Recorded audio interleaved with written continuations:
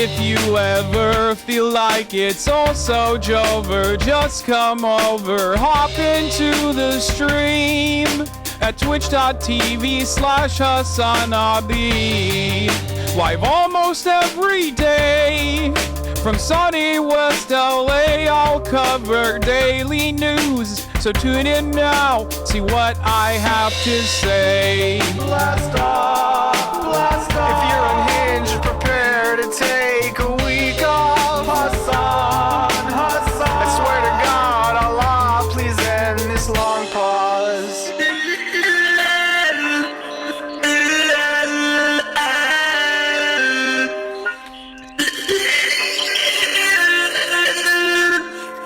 Boss makes $1 and I only make a dime.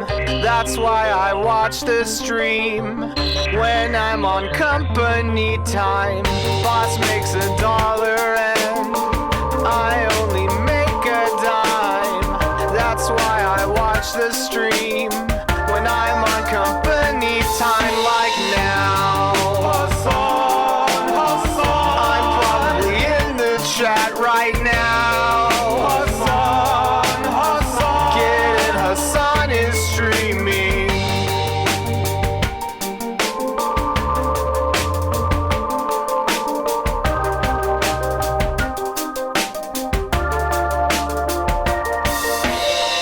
I'm just a gamer frog, of course I hate myself. If there's just one stunlock more, my hopes will go up on the shelf.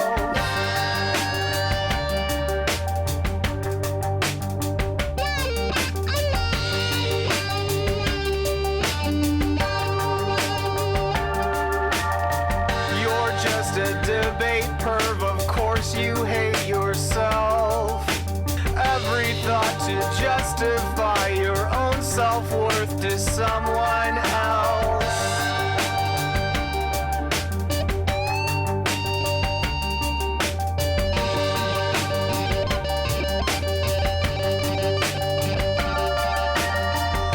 Again, what do I always say?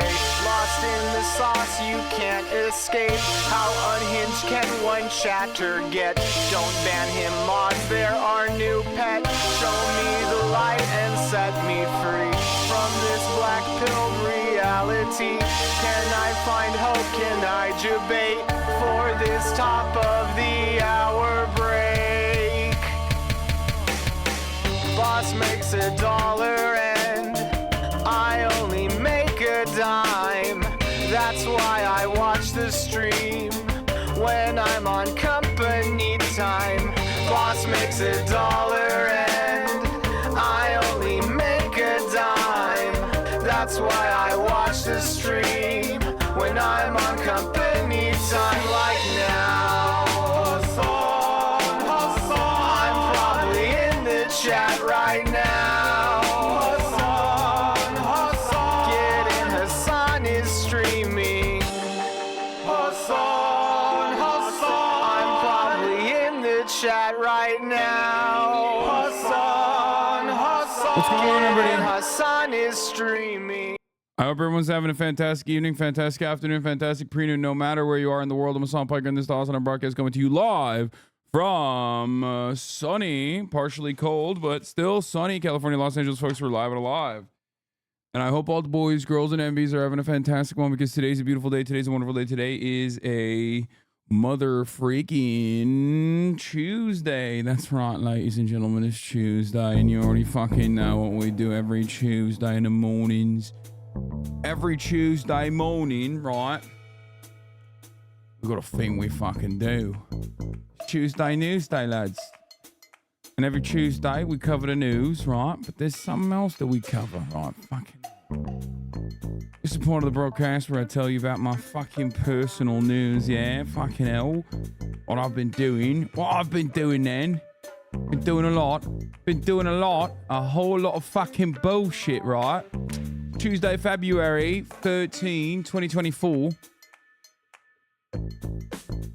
There's a lot going on in the fucking universe, right? And Kaya is afraid going on a fucking thing, going on a fucking green space. Why is she afraid of this? Well, because sometimes when she jumps on it, all excited, right? She ends up fucking breaking the shit back there. Things start falling. So on this fucking Tuesday, we're going to make him enthusiastic by bringing him on a fucking heist. That's right. Kaya's coming on a fucking heist. We're stealing this.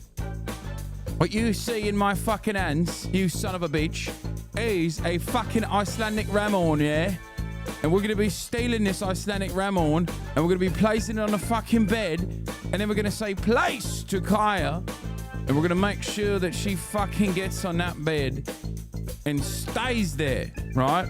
Fucking terrified of the bed right now, because she keeps fucking falling. When she keeps jumping on it, things keep falling off the fucking shelves. So let's do it now then, right? Fucking hell, let's do it. Kaya, please. Come on. Go. Kaya. Please. Up. Please. There we go. Good girl. Good place. Here you go.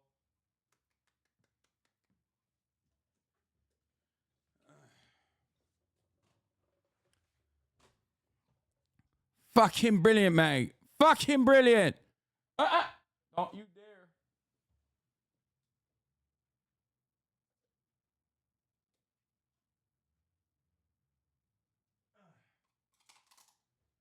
Ooh, she cracking that. She cracking that already. It's crazy.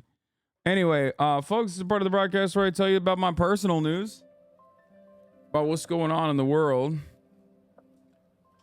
Please fill the horn with beer so Kaya lab feel like me German ad right now. Dude, you are so drunk. German chatter. Holy moly, you are so drunk. Look at this German chatter and what they wrote.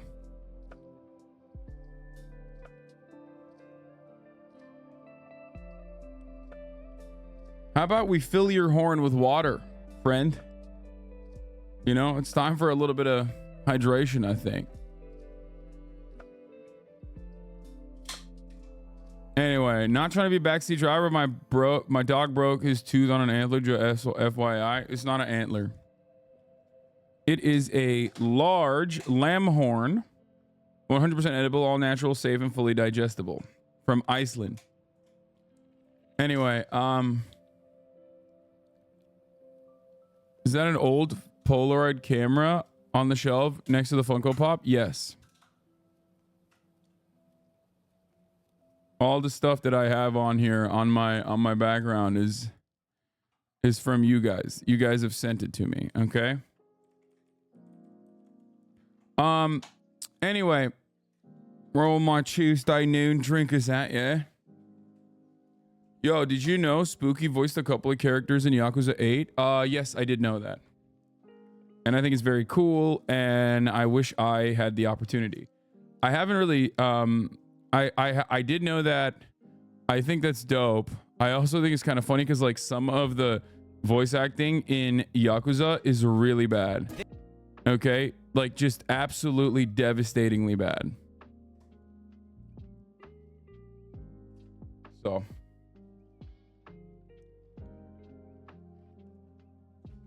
It's not even called Yakuza anymore, though.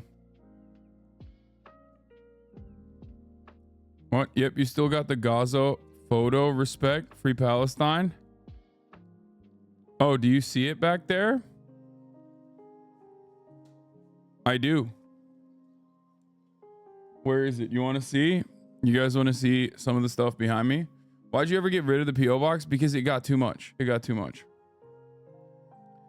Oh, feed me DKM. This I saw this morning. Oh my God, it's so good. You are so cracked. Hasan of Comradia. You're so cracked. It's fucking crazy. You know what? I'm gonna repost this shit. Yakuza has always been the American name for the series.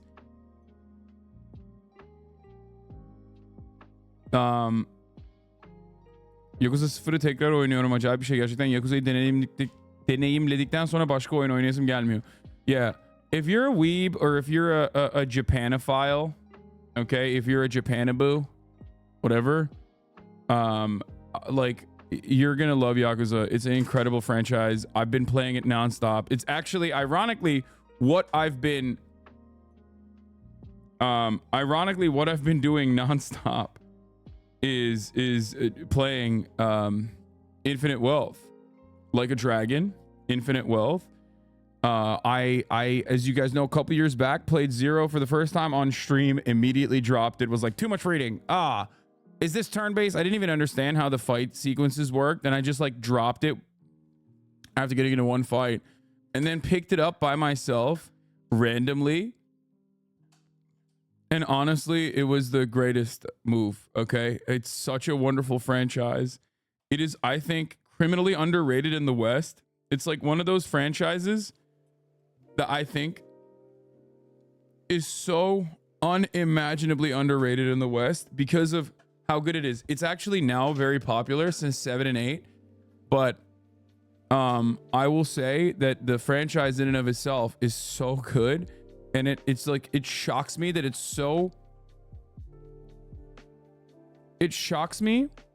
is so perfectly positioned to be a banger in the West in general. But I think like maybe the language barrier seems like too big of a hurdle to overcome for many people.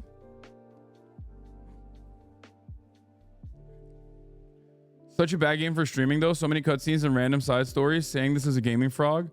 Popularity actually spiked with Zero because people looking to get in realized this was an entry point, and the popularity of Zero made them remake 1 and 2.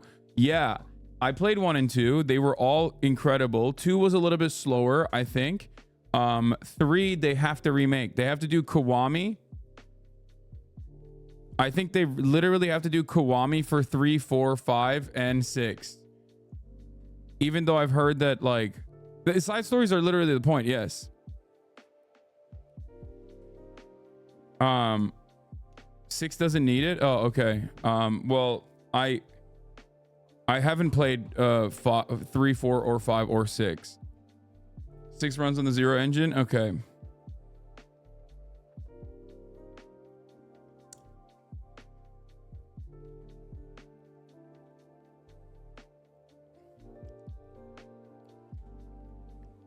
Did you hear that Israeli occupying force currently shooting at and near the Nasser hospital in Han Yunis? No, but it's not surprising.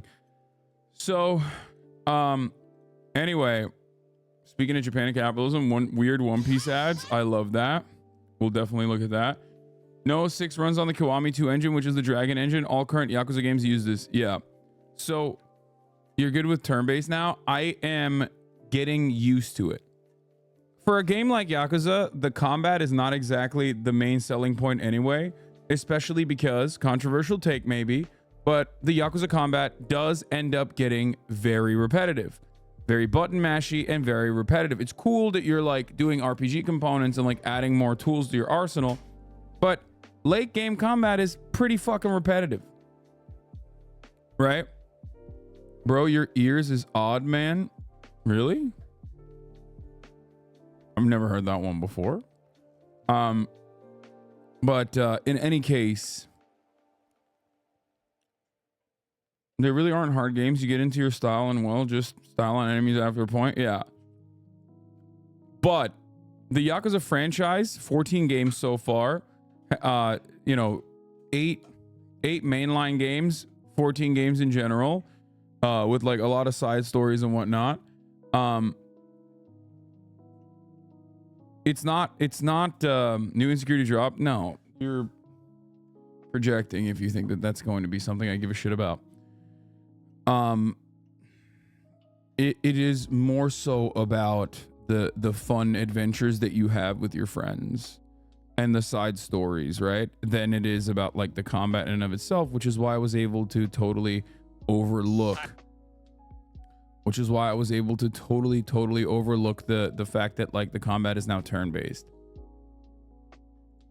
Anyway, I'm your biggest hater. No, your ears look normal. Thank you.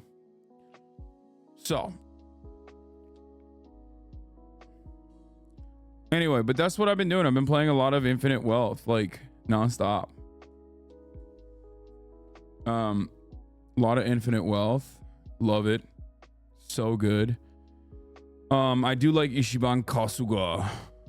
He's great. Great characters overall. And it's a lot of fun. And this morning, what did I do this morning? Well, this morning I woke up. Last night I ended the broadcast. Watched a little bit more of Better Call Saul, which has become like a slower burn than I like. I'm trying to finish it. I'm on like season 6, episode 9 at this point. And like season 6 is certainly a crawl. Like I burned through all the other seasons, but the last season is definitely a lot slower and a lot darker overall. So while I was watching that, I immediately dove back in to my Yakuza, started playing that. I also insane take. No, I think it's not an insane take. I think it's a pretty valid take. Season 5 gets slower too, pacing wise. And I think season 6 is also follows through on that pacing and like, you know, really scales it back. So, but it's great. It's still great. I still enjoy it. But I'm just saying that it's you know, whatever. It's fucking slower. Anyway, made myself my breakfast sandwich, had that, little protein shake on the side. Woke up this morning and was feeling pretty good. Took Kaya out to the park, played a little bit of basketball, and got back, did some big business deals, as always on the phone. Offline chatted a little bit, which was devastating. But having said that, overall excited for another day. Bro woke up feeling like the baddie he is. Yes, I did feel like the baddies that I am. You have to watch the new season of True Detective with Jodie Foster. It is good. Absolutely not. For me, True Detective ended at True Detective season 1. Okay, Nick Pizzolatto put his entire life's work into that, and then everything else after that sucks, and I don't care, and I'm never going to touch it. You will never get me to touch it. Okay, the only thing I'm touching is right now the blast off button. Okay, we're blasting off.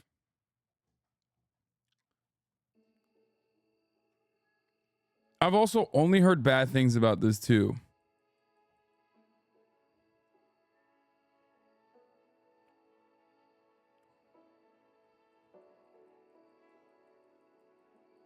So seasons 2 to 4 don't actually exist. Wano update? No updates on Wano. All right.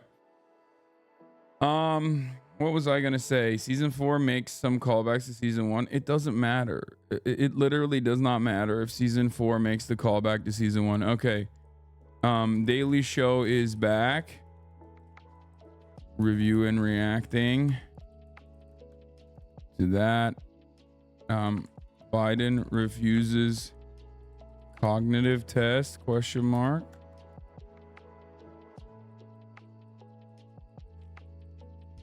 Are you reading anything at the moment? The only thing I read is the news, baby, every day. Non-stop. Senate passes controversial foreign aid bill.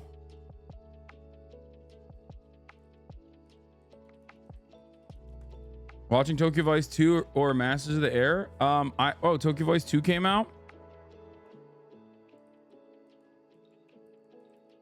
Israel plus Ukraine aid weapon package.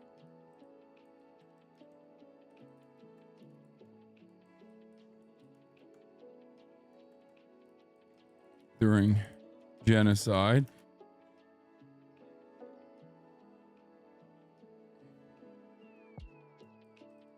Hogwatch is happening and get in now.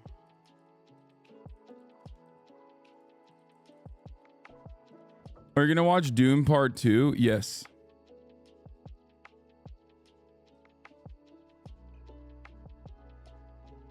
When do we get a HasanAbi AI version of Bakamitai? It exists, but it's not that good. This TikToker made a skit of your literal life.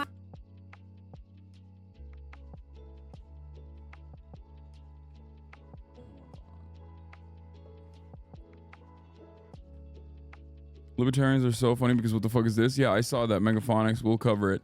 Anyway, here it is. We're blasting off, folks. We're blasting off. Let the people know. Let everybody know. We're doing the damn thing, okay?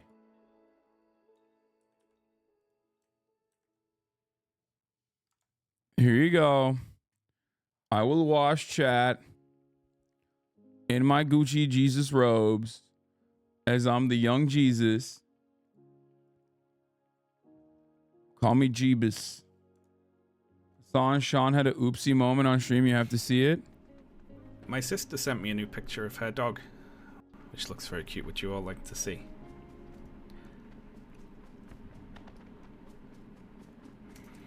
Okay, one sec. Let me just let me capture the window here. Oh no!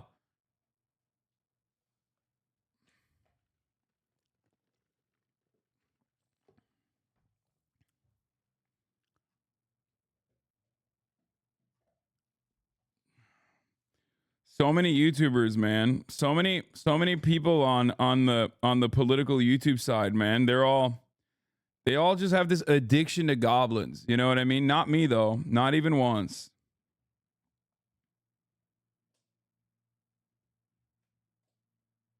Okay.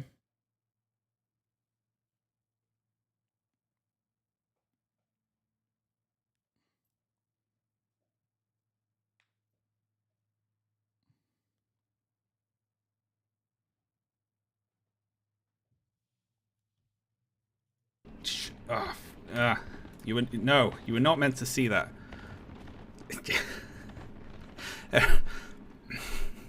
Everyone forget that right now. Nobody clip that. Listen. In my defense, I thought they were all human children. Oh no. Okay. Jesus Christ. Okay. Jesus fucking Christ, dude. All right. Listen. God damn.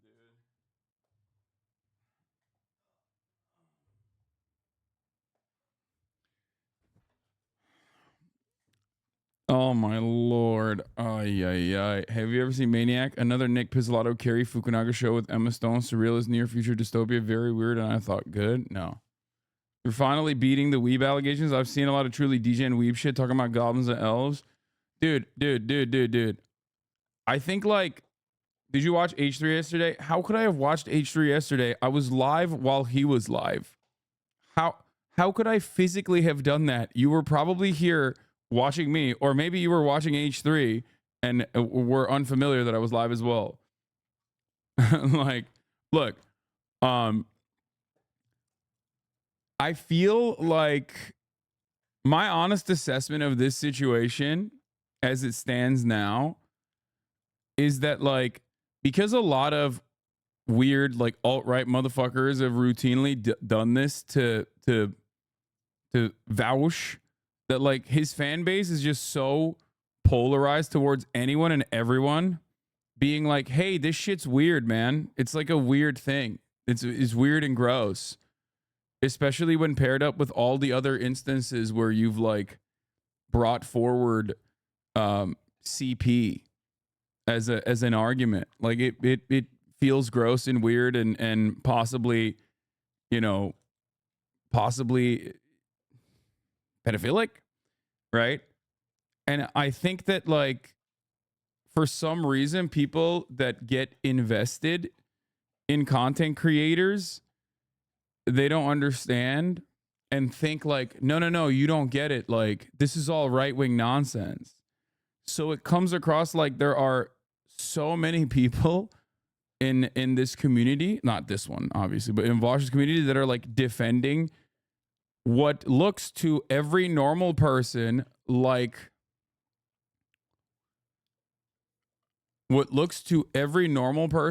you are defending child pornography.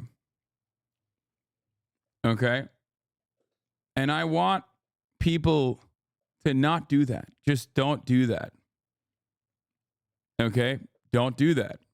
Like, why are you voluntarily defending Lolly? Why are you voluntarily defending, like, fucking and sucking a horse? It's very weird. Please stop doing this. Okay. Don't do it. People in his community literally called you transphobic for calling out Keffels for defending him. Yes. But as everybody knows, I am obviously a transphobic person. So that's what it is. Famously.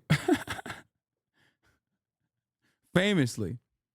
Yeah, I think that I think that people don't understand that no matter what your purpose is, like no matter why you're trying to like correct a record or whatever, you are definitely, I don't know what your like I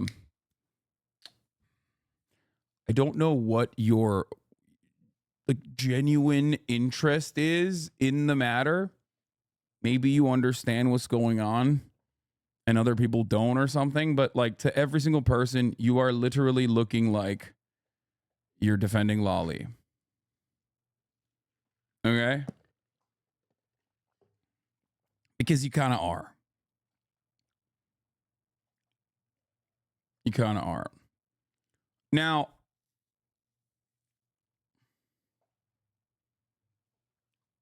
it's just, I don't know what else to say about it. Okay.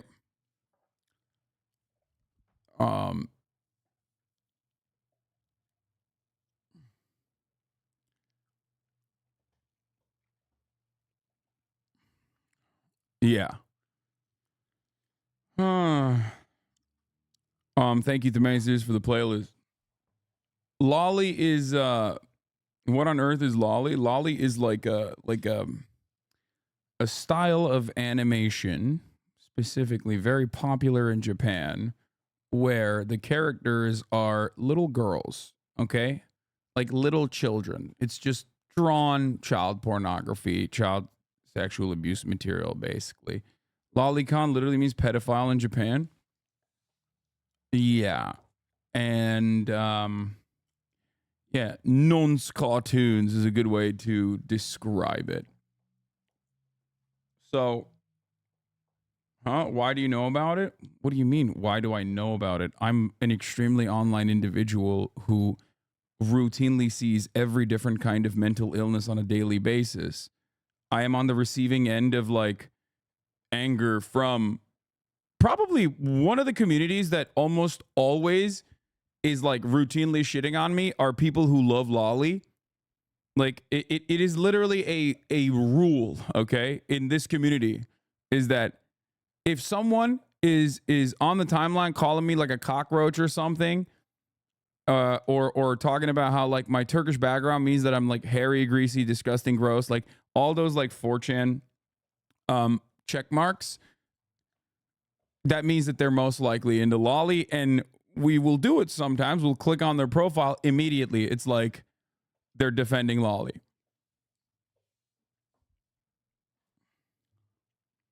Almost always. Okay?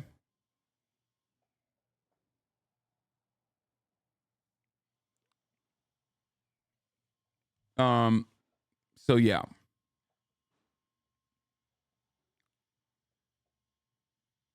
Lolly Groiper 826. Wow, Hasan, you are such a rich grifter every time. Yeah, exactly. It's like a lot of people following Debate Bros are just not that reformed 4chan weirdos. I think in some ways, yes. But it's gross and it's weird and I don't understand it, and you should probably stop debating those things. It's like one of those things where it's like you're just doing yourself a disservice if your goal is to basically make yourself look you know, if your goal is to make yourself look really, really weird to like and incredibly toxic to the broadest community, like you're not showing that you're ethically or morally consistent at all. You're just showing that you're gross. So yeah, that's it.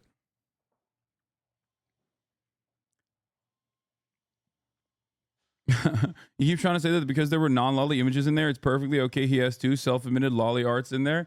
Yeah, it's like, dude, you fuck one goat and then you're known as a goat fucker, okay? Or what the hell? That's the same vibes.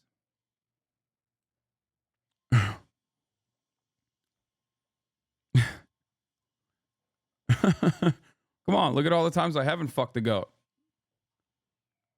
I think it's odd to already have a porn folder on your computer, but I guess a lot of you motherfuckers are crazy. Okay? A lot of you motherfuckers are crazy and have that sort of shit. Like, you're real gooners. Okay? What's a goon to a goblin is the question I have for you. Okay? What's a goon to a goblin is the question here. And the answer is like, it's a lot, apparently. If you're a gooner, goblins and gooning goes hand in hand, as a matter of fact. So, you have a fap top. I jokingly call my personal laptop a fap top, but I don't have like actual pornographic material saved on it.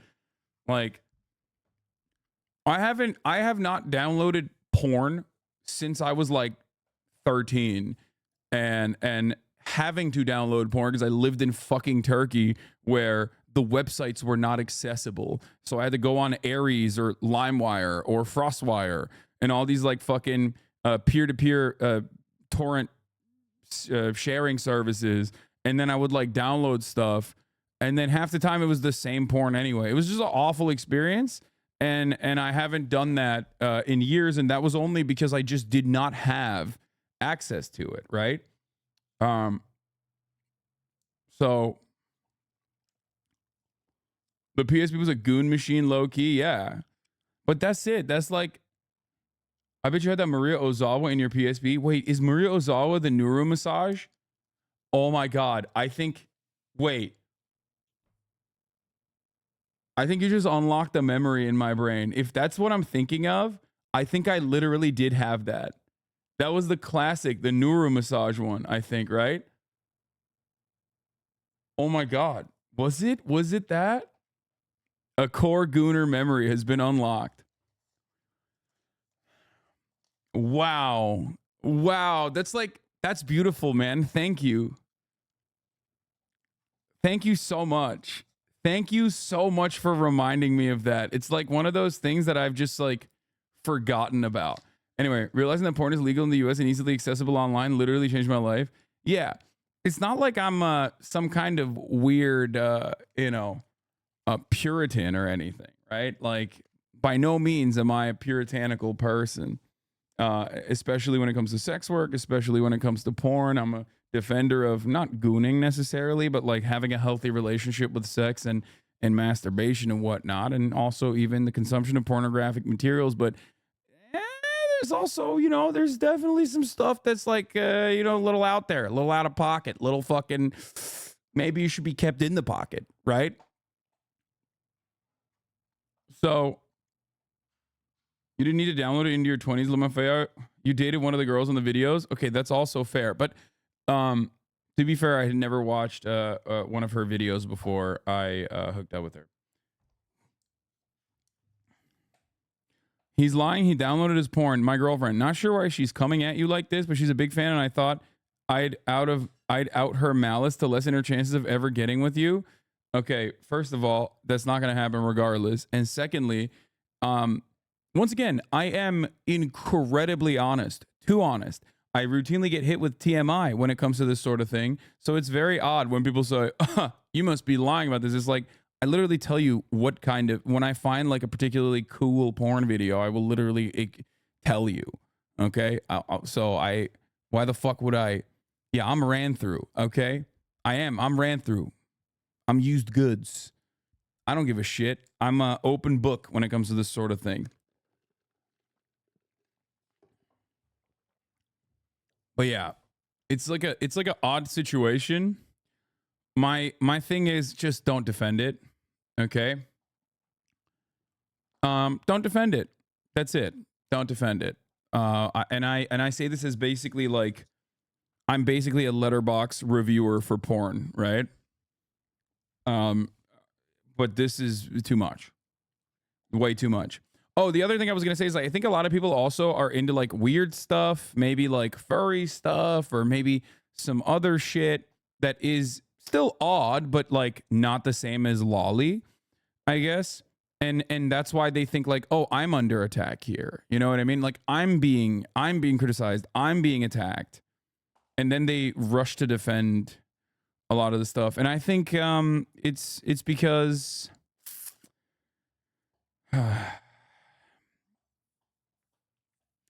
yeah, I don't know. It's just like an extremely online predicament. And people who are extremely online are into, I guess, some of this like gross, weird stuff. And for that reason, there's like a lot more momentum than you would think. Right? There's a lot more momentum surrounding it than you would think. And that comes across as confusing to many who many who are looking at this and going, why the fuck are so many people defending this kind of stuff? Like, what's happening? Am I just like surrounded by a bunch of lolly defenders? What the fuck's happening? And yeah, that's a weird situation overall. So where do you draw the line? Just curious. Furries are low-key weird in my opinion. Harm. I draw the line at harm. I draw the line at like people being weird. It's I have a call me the Supreme Court of the United States because I'll know it when I see it, right? That is a literal legal designation that is from a Supreme Court decision that found out that porn is still protected under the First Amendment. However, there is like degeneracy that goes beyond it. I think blood, gore, those sorts of things are not often protected by the First Amendment. There's like obscene materials. And when asked, what do you like, is there a clear-cut definition of obscene materials? I think the Supreme Court Justice decision was, I'll know it when I see it. So I definitely have that same approach as well. But having said that, I think that if you were to have like the broadest, if you have like the broadest approach, it's more like consenting adults, or a depiction of consenting adults. You know? And I say this as a massive anime fan. I think it's like one of those couple things. Like, I love Japan. I'm a weeb. You guys all know this. It's shameful. Took me many years to come out of the weeb closet. And things that I don't like about anime or Japanese style videos and whatnot, like Japanese adult video, for example. Javs, I can't watch. One, because the penis and the vaginas are censored. I think that's weird. But also, more importantly, Javs have just a woman not having a good time almost always. Like, I don't know if it's deliberate. Like, I feel like if I were to describe Jav to people, it would be two people kissing for the first time in their entire lives. Not like each other. I mean, like literally first kiss territory, which is always weird. And then, like, it always feels like two people that have never fucked and have never kissed, never done any like physical contact to one another or anyone else for that matter, doing it for the first time ever. And I'm always like, this makes no sense to me. And then after that, it's always like very creepy. And I mean, the plots are phenomenal. That's like the one thing, I guess. They go really heavy on the plot. Like, it'll be like 65 minutes of like plot followed up by 25 minutes of like a dude in the most liberal ways, I will explain. Just the worst looking dude you've ever seen tickling the nipples of a beautiful woman who is just straight up not having a good time. And then another 65 minutes of the worst kissing and fucking you've ever seen in your entire life, where once again, the woman is having straight up not a good time at all. So I don't really understand why people enjoy it, but more power to them as long as they are consensually, making this as two consensual adults.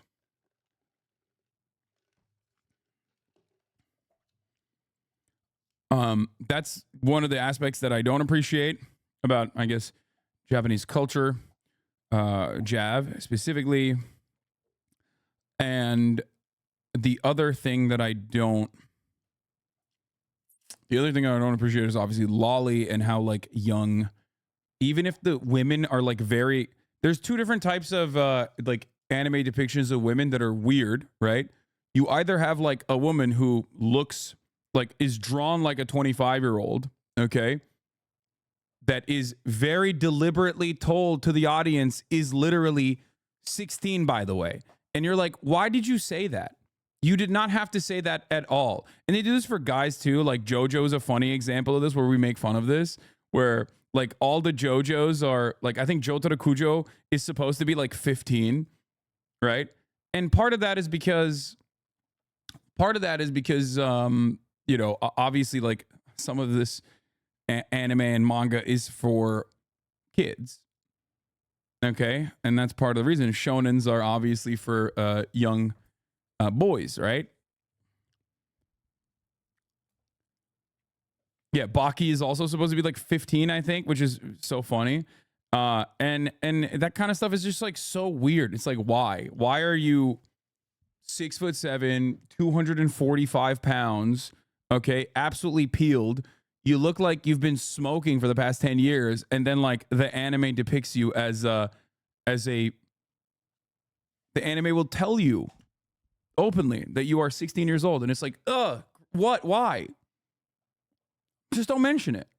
You know what I mean? Same thing with a lot of the female characters, and then the other side of it that is even more weird, because this side of it is like more manageable, I guess, where it's like they'll be like, yeah, this very clearly adult drawn woman is actually 17 years old. Make no mistake, we will keep repeating that she is 17 years old. And it's like, why did you do that? That's weird. That's a weird thing that you keep repeating for no reason. Like Zelda is a great example of this, where they'll always be like, guys, remember, Zelda is 17. Do not forget this, okay? And it's like, odd. Okay, fine. Weird.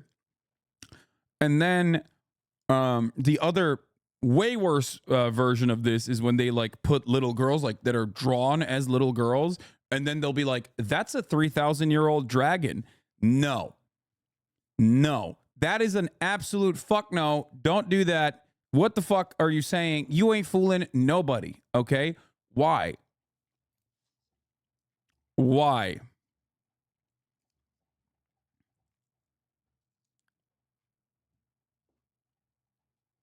Why did you do that? Why are you saying that?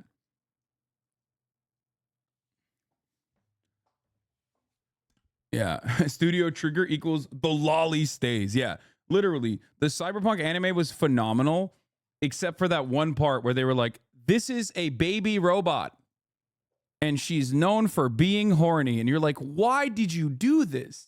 There is no reason to do this. Who is this for? Like, what are you doing? It is a weird thing that you're doing.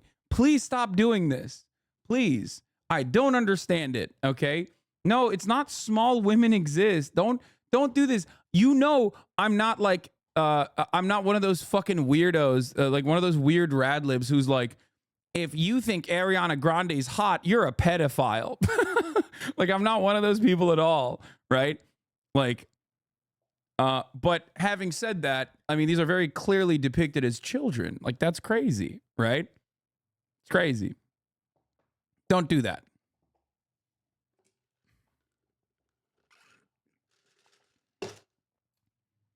Yeah.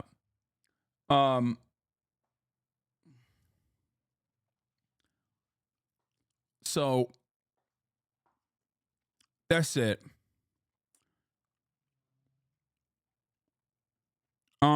Wait, what is this? I mean, isn't it part of the cyberpunk theme to highlight the point of the perversion? Guys, I'm not saying you can't have like actual pedophilic characters in a fucking movie or art. Of course you can. The point is that it shouldn't be promoted as like a positive. Like it's the Hisoka dynamic, right? Like, bro, you're selling t-shirts with this motherfucker on it. You know what I mean? What the fuck? You got a pedophile on the t-shirt. What's happening? Why'd you make the pedophile so cool? That's weird, man. Why are you doing that? And I love Hunter x Hunter. I love Hunter x Hunter. Okay. You know, I'm a fan of the show, but it's like weird that they made the pedophile cool and like not even directly a villain. You know what I mean? And see, the problem with that is then you got motherfuckers going, Hisoka is not a pedophile. Come on, dog. Don't do this. He's like a combat file or whatever. Don't do that.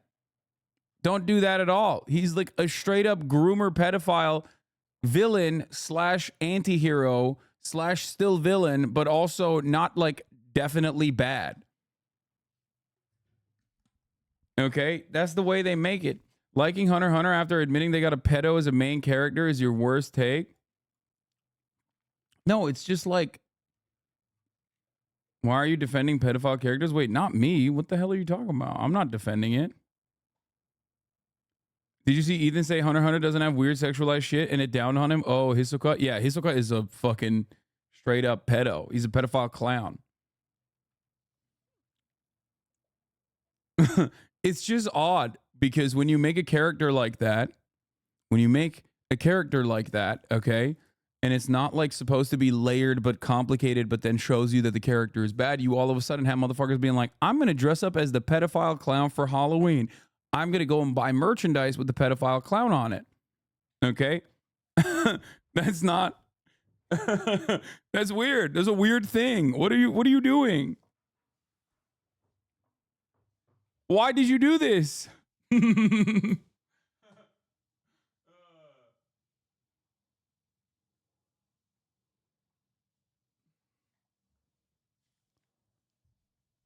Anyway.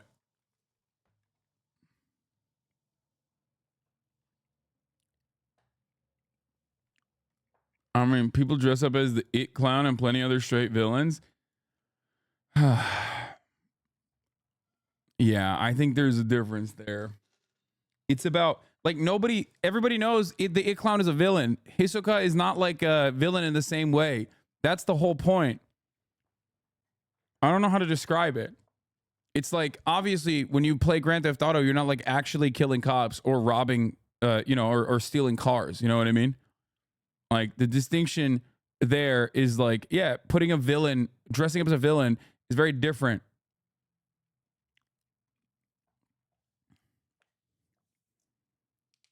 Dressing up as there's like an obvious villain in a scary movie is like very different.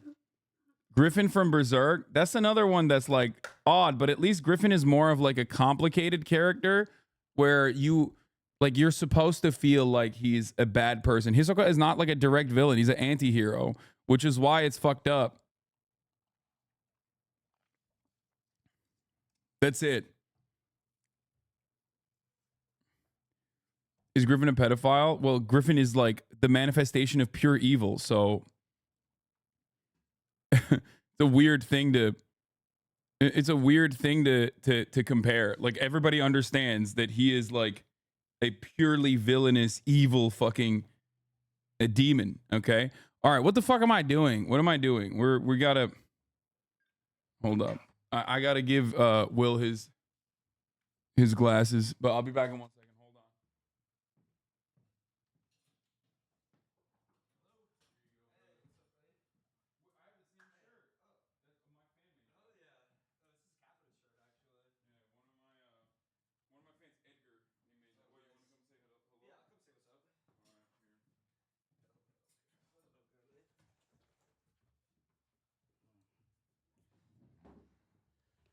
Will is only here for a brief second.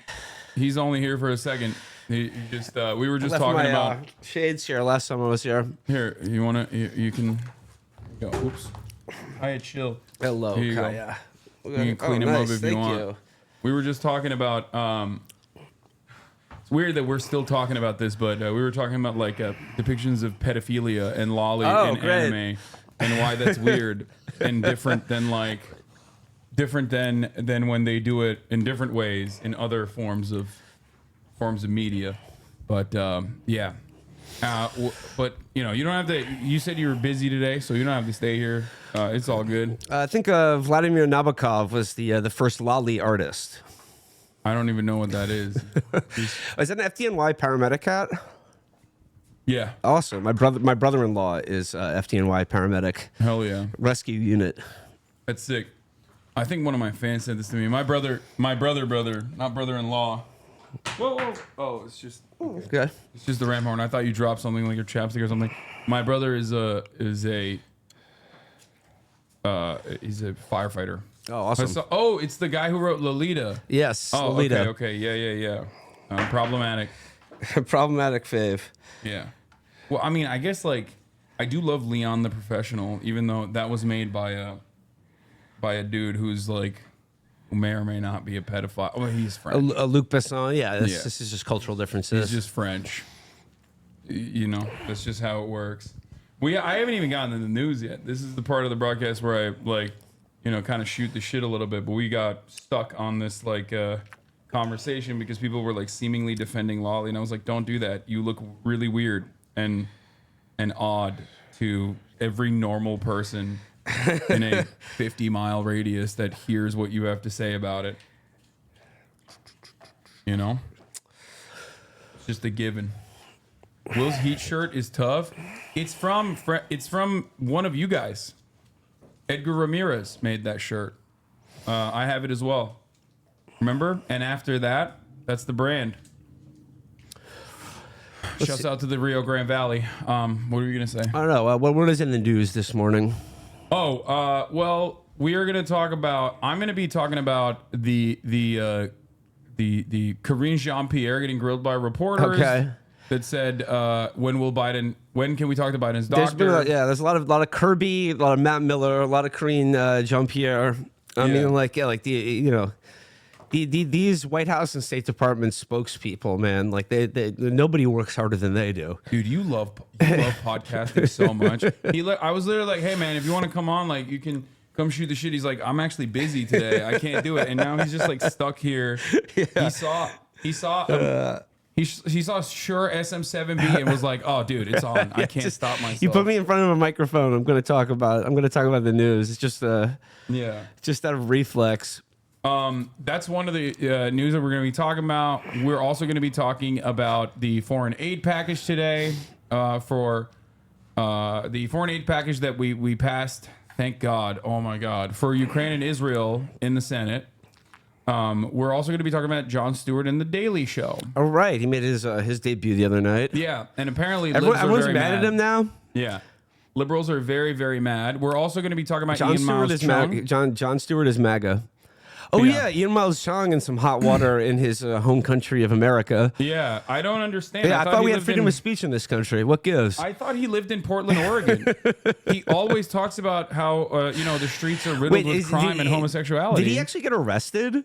It seems like according to New Straits Times, controversial Malaysian influencer Ian Miles Chong has clarified that he does not advocate for Israel despite claims circulating on social media. So I think they popped him a little bit. They came after him, and he immediately started being like, "No, you don't understand. I love how conservative Malaysia is. No gays here. I love that. That's why I love." Yeah. So he's run afoul of the morality police, the bad posting police in Malaysia, which that's not freedom of speech. We should bring here. I'll button my lips on Ian Miles and his rather precarious legal future.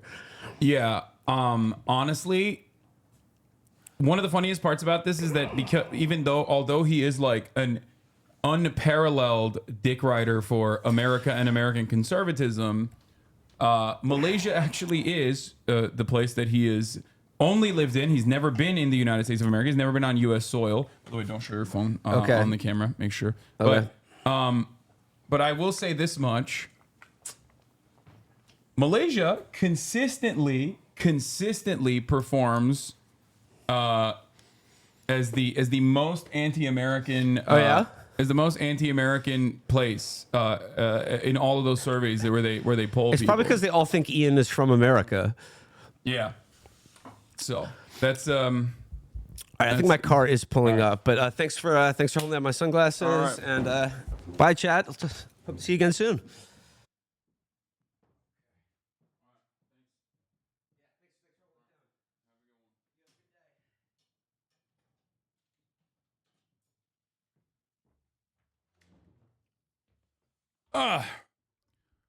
Yep.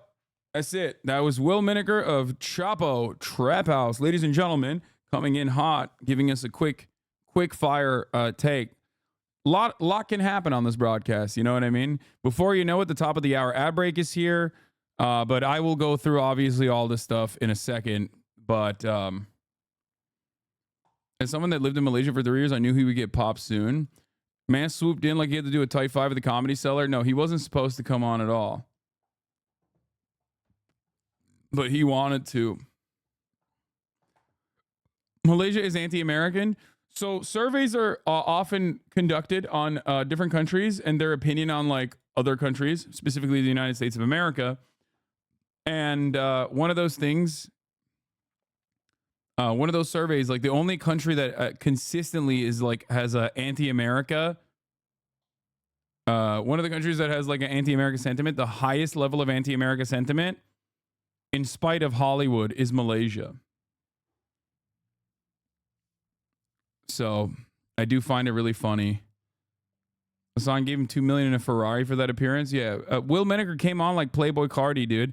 All right, let's get started on the aid package. That's right, we have a new aid package, folks, and our not so old Presidente. Our not so old Presidente, who definitely isn't senile. Please don't say that, Jon Stewart. I hope Jon Stewart didn't say that because I haven't watched it yet. He delivered some remarks on the incredible bill because guess what, dude? America fights on a lot of issues. Okay, Travis Kelce versus Ron Purdy or whatever that guy's name is. Okay. Did Jesus Christ win or lose at the Super Bowl? Did Satan win or lose at the Super Bowl? These are the things that divide us. But if there's one thing that unites us, at least our politicians, it is always whatever his name is, Brock Purdy, Ron Purdy. I don't care. Okay. I don't watch football and I don't even need to act like I do any longer because the Super Bowl already happened. Okay. Now, on to the real news. The one thing that Americans do unite on is giving money and weapons to Israel. That's right, ladies and gentlemen. While Israel is conducting an ongoing genocide, Joseph Robinette Brandon has come out and is delivering a signature policy accomplishment. To be very blunt about it. Not that you wouldn't just focus on the statement. Earlier this morning, the United States Senate, as you all know, voted over. You reposted Jon Stewart on Twitter? You definitely watched it? No, I reposted without watching it. No. I actually felt really lame because I was going to say I'm saving myself for the stream to watch it. And I felt really lame tweeting that. So I just like tweeted some praise for Jon Stewart without actually talking about like the details. Sure. Malaysia is actually a U.S. ally. What the fuck are you talking about, man? The Malaysian government are in love with the American government. What the fuck are you talking? Okay. Where are you going? I'm just going off the lib reaction. Yes, I have not seen it. My eyes are virgin eyes. And as far as the Malaysian government goes, I'm letting you know, I don't care about the Malaysian government. I'm talking about the Malaysian people's public opinion. Okay? The Malaysian people's public opinion on America in polling is consistently shitty. Now, this doesn't mean that like people of other nations don't like America either. A lot of people don't like America's foreign policy. As a matter of fact, one of the most consistent polls conducted is like, who's the number one danger to the world? And they almost always consistently say the United States of America is the biggest danger to the rest of the world. Okay. However, the reason why a lot of countries still have a much more favorable opinion of the United States of America is because countries only care about the output. And America's cultural output in the form of Hollywood is incredibly positive. Everybody loves American culture. I myself am an Ameribu. I know so much about American culture despite growing up in Turkey for the first 18 years of my life, okay? And that is because I love Hollywood. That just doesn't mean that I have a favorable opinion of the United States, because guess what? I know what the American government does around the world. So these numbers actually don't show the full picture. However, unless we're talking about Poland, which dick rides the United States into oblivion, okay, obviously, but they also don't know how to fucking screw on a light bulb. So of course they're going to have a 3% unfavorability rating for the United States of America. They're not exactly who I would point to when thinking about like a nation state full of brilliant foreign policy analysts, okay? Now, having said that, in spite of this list, the only country that has a net negative approval rating for the United States of America is Malaysia, as you can see.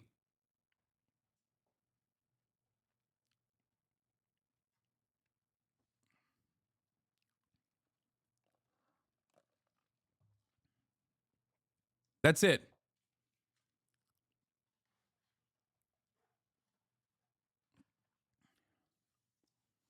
This is what I was simply talking about. I hope you guys understand.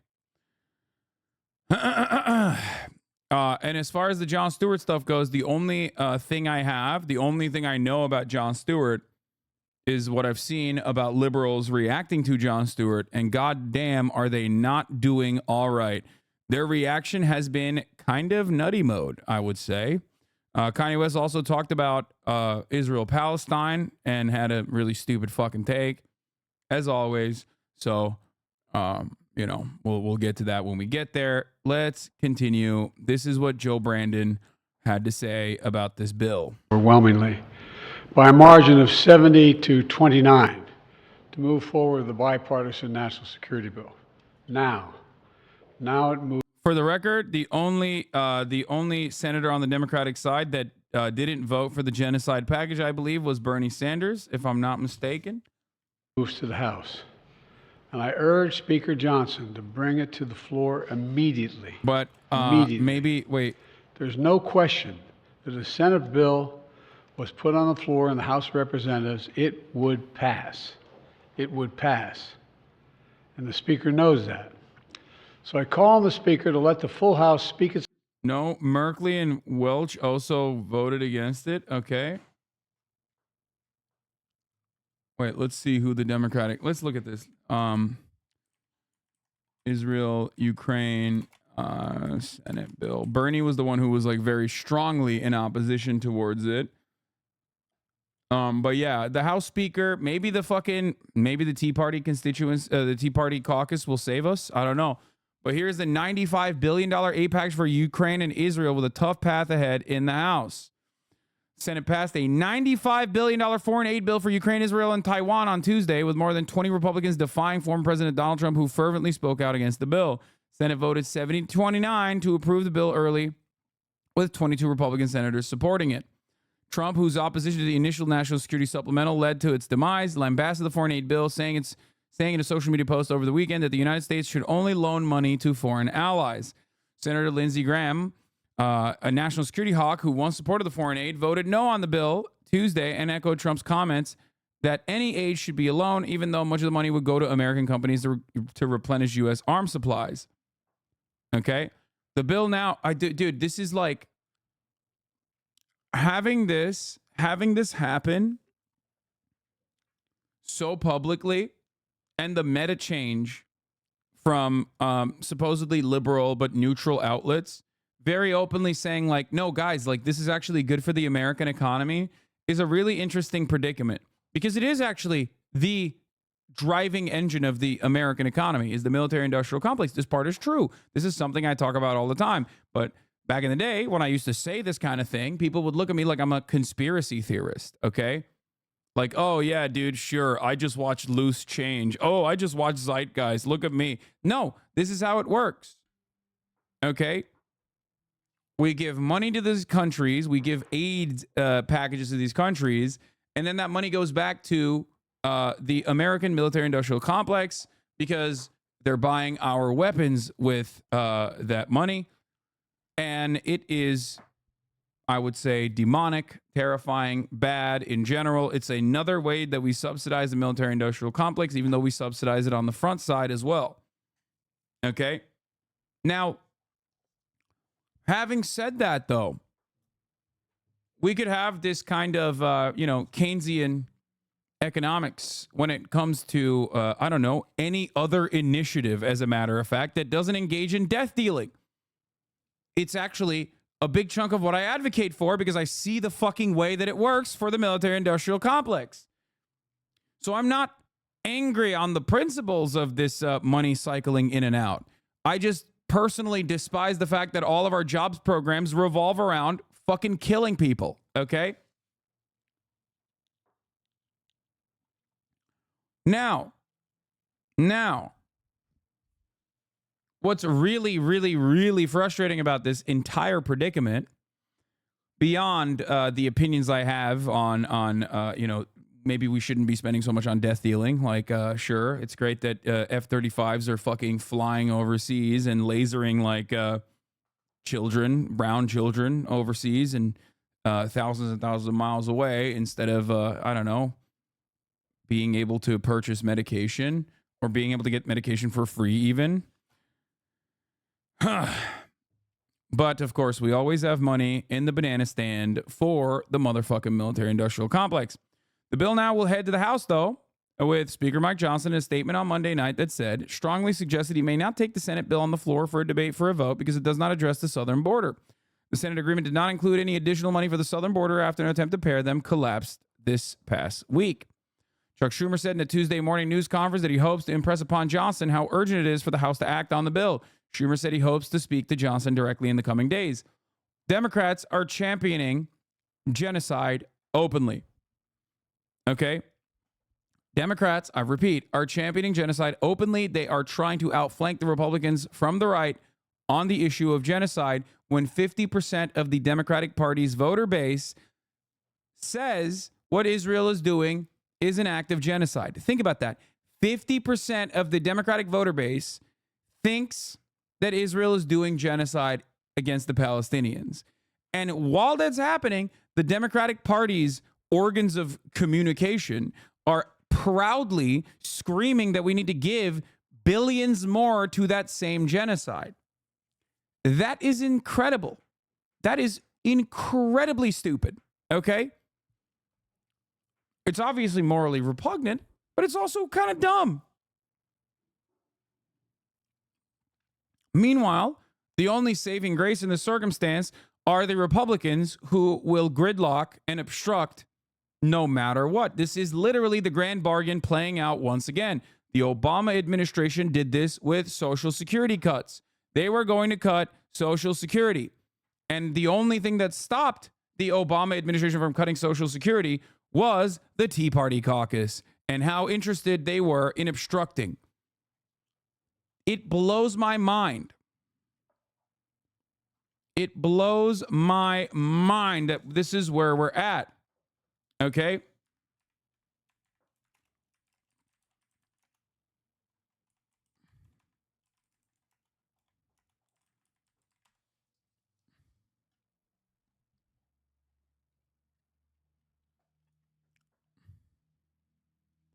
Sorry, it's not 50% of Democrats. It's half of Americans that think Israel is committing genocide in Gaza, according to a UMass Amherst WCVB poll. Slightly more than half of Americans support Israel's military operation in Gaza. Half of Americans also believe Israel is probably or definitely committing genocide.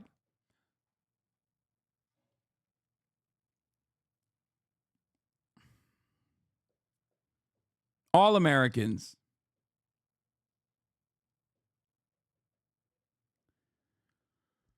It's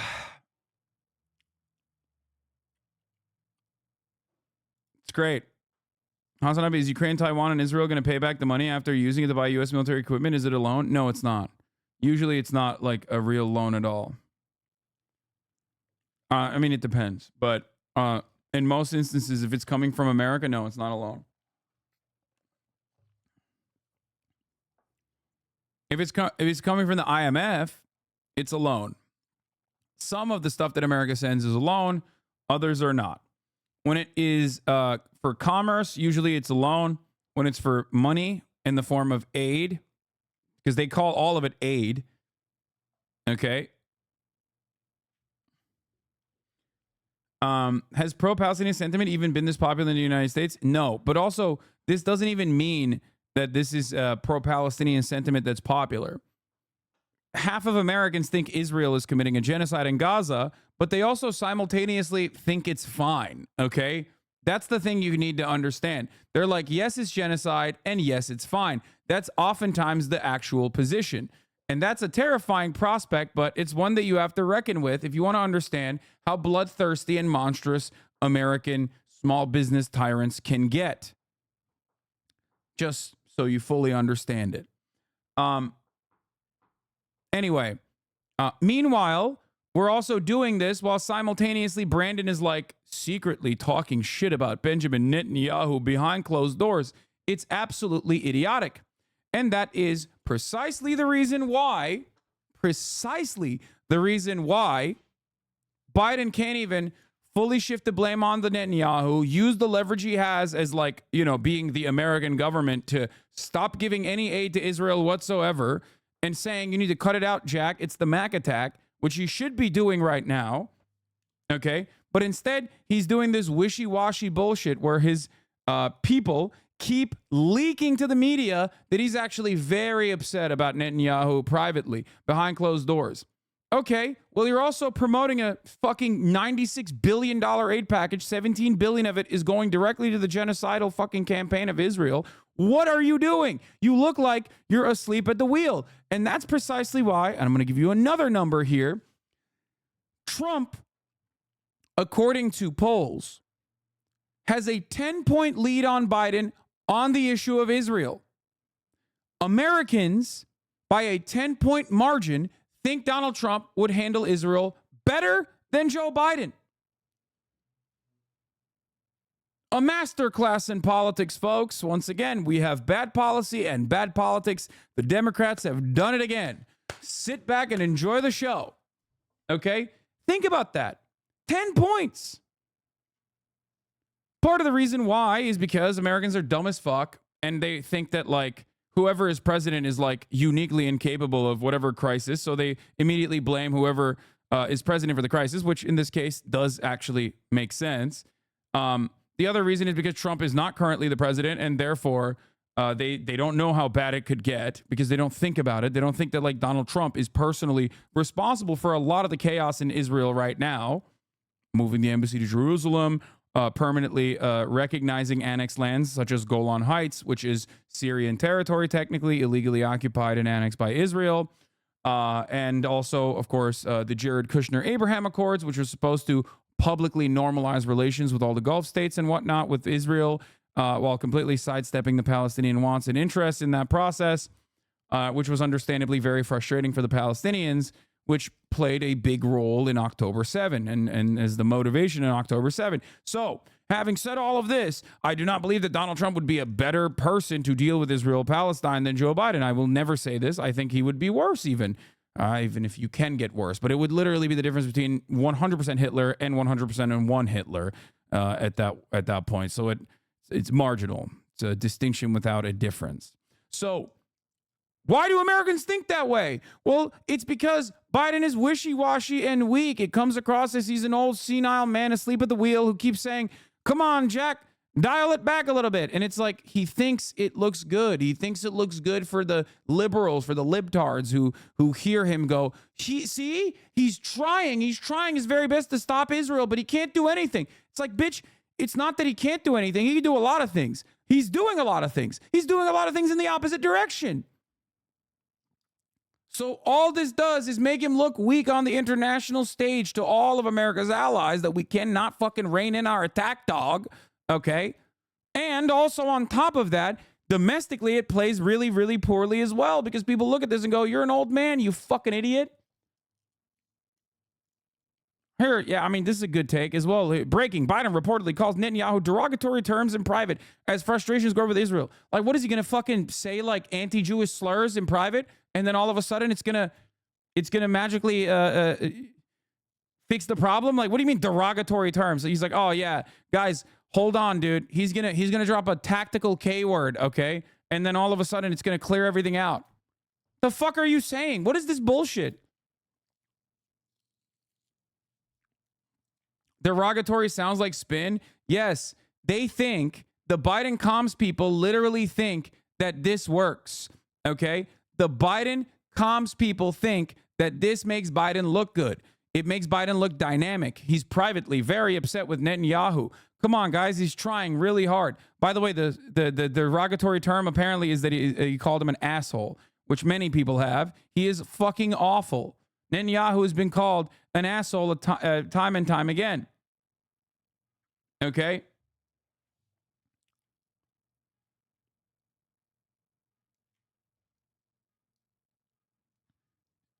Regardless, though, wasn't the U.S. very isolationist? And do you think this sentiment is returning through Trump? The U.S. has never been isolationist. I laugh at anyone who ever thought the United States was isolationist. We have 17 years in our entire fucking history where we haven't been in war. It is a laughable notion to think that the United States has ever been fucking isolationist. And also, isolationism should not be mistaken with like an anti-internationalist perspective, I guess. Like, many people think differently about isolationism. I believe that the United States should not be involved in other people's affairs in the ways that it does, in a violent military or with violent military action, occupying the country with boots on the ground military warfare, or funding and funneling weapons into the country, or doing coups and stuff like that. All of that I consider to be bad, okay? This does not mean I'm an isolationist. I believe in global commerce. I believe in internationalism. I believe in uplifting every country on the planet unconditionally so that we can all prosper together. I believe that we cannot achieve that through capitalism. I believe that we can only achieve that through socialism. But that's besides the point.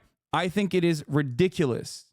Okay, I think it's ridiculous to keep assuming that the way that we have been operating for as long as we have, in the violent ways that we have become the hegemonic superpower, should continue, must continue, and will continue without any kind of interference or without any kind of backlash. And that's why we say America is basically at the precipice of dying. It is the death rattle of an empire in decay. And there is no better person to be the leader of said dying empire than a dying man. Every time I open this stream, you're talking about socialism. I don't have any answer to that. You're right. The only answer I have is sometimes I'm talking about the top of the hour ad break and how it comes at the middle of the hour sometimes when I forget to run it at the top of the hour. Okay, so here you go. If you no longer want to see those ads, all you need to do is subscribe. No, we are not like Rome. Let me tell you why we're not like Rome. The Roman Empire lasted thousands of fucking years, okay? Its death played out over hundreds and hundreds of years. Roman Empire's death rattle or death spiral would be considered the entire length of the American Empire, not just like its death rattle. So the notion that that we can make this comparison is I think, ahistorical. But to be fair, you could make a Roman Empire analogy by saying the Roman Empire technically ended in 1453 when the Ottoman Empire destroyed Byzantine and took over Constantinople and turned into Istanbul. And America is a continuation of the British Empire in the same way. If you want, you can continue it like that. If Byzantine is a continuation of the OG Roman Empire as they found themselves to be, then America could be a continuation of the British Empire. Well, technically, I guess you could say the British Empire is a continuation of the Roman Empire, maybe, as well. Who knows?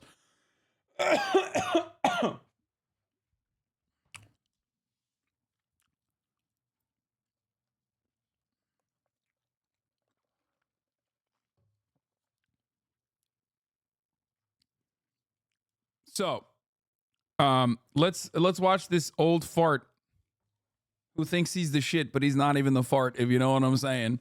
Talk about this aid package while I go pee. Its mind and not allow a minority of most extreme voices in the House to block this bill even from being voted on. even from being voted on. This is a critical act for the House to move. It needs to move. The bill provides urgent funding for Ukraine so it can keep defending itself against Putin's vicious, vicious onslaught. We've all seen the terrible stories in recent weeks. Ukrainian soldiers out of artillery shells, Ukrainian units rationing rounds of ammunition to defend themselves, Ukrainian families worried that the next Russian strike will permanently plunge them into darkness or worse. This bipartisan bill sends a clear message to Ukrainians and to our partners and to our allies around the world. America can be trusted. America can be relied upon. And America stands up for freedom. We stand strong for our allies. We never bow down to anyone, and certainly not to Vladimir Putin. So let's get on with this. Remember, the United States pulled together a coalition of nearly 50 nations to support Ukraine. We unified NATO, expanded it. We can't walk away now. That's what Putin's betting on. He just flatly said that. Supporting this bill is standing up to Putin. Opposing it is playing into Putin's hands. As I've said before, the stakes in this fight extend far beyond Ukraine. If we don't stop Putin's appetite for power and control in Ukraine, he won't limit himself just to Ukraine. And the cost for America and our allies and partners is going to rise. For Republicans in Congress who think they can oppose funding for Ukraine and not be held accountable, history is watching. History is watching. History is watching. Failure to support Ukraine at this critical moment will never be forgotten. I want to be clear about something, because I know it's important to the American people. While this bill sends military equipment to Ukraine, it spends the money right here in the United States of America, in places like Arizona, where the Patriot missiles are built, in Alabama, where the Javelin missiles are built, in Pennsylvania, Ohio, and Texas, where artillery shells are made. And the way it works is we supply Ukraine with military equipment from our stockpiles, and then we spend our money replenishing those stockpiles so our military has access to them. Stockpiles that are made right here in America by American workers. That not only supports American jobs and American communities, it allows us to invest in maintaining and strengthening our... Dude, this is literally the most frustrating. One, you're openly complicit in genocide and saying that this genocide is like giving us money and therefore it's like pretty sick. And secondly, it's like a literal, oh my God, he admitted moment. Okay? It's a straight up, oh my God, he admitted moment. What a major difference. Look at where we're at. Look at what has happened to American culture, American commentary, American politics since, and this guy is not exactly infallible either, but President Dwight D. Eisenhower's military-industrial complex farewell address.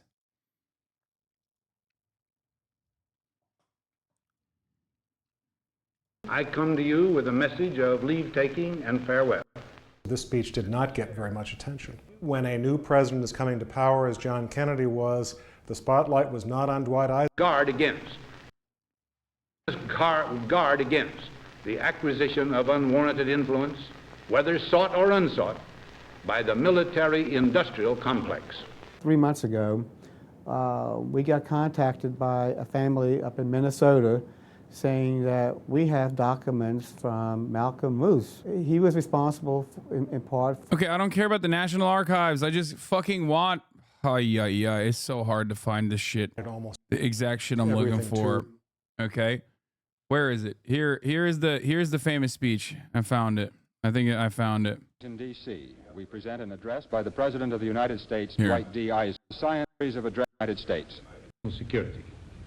Originally, this talk was to be part of... This is not it. This is the Science and National Security speech. Oh my God, I'm going to lose my mind. Oh my God. Why is it so hard to find this kind of stuff always? Jesus Christ, dude. Meanwhile, while I'm talking about American politics and what we're doing here, you have people in the chat going, What would be your solution to the problem? Let Russia take UA because that would happen without the supplies. Brother, Russia has already taken Ukraine with the supplies. Okay? What are you talking about? Eastern Ukraine has been taken over by Russia. Okay? Russia has invaded Eastern Ukraine. In their eyes, they've also openly annexed it as well.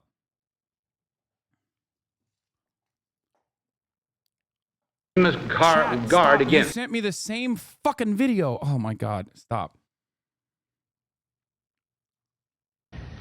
A vital element in keeping the peace is our military establishment. Here, this is Our arms must be mighty, ready for instant action, so that no potential aggressor may be tempted to risk his own destruction.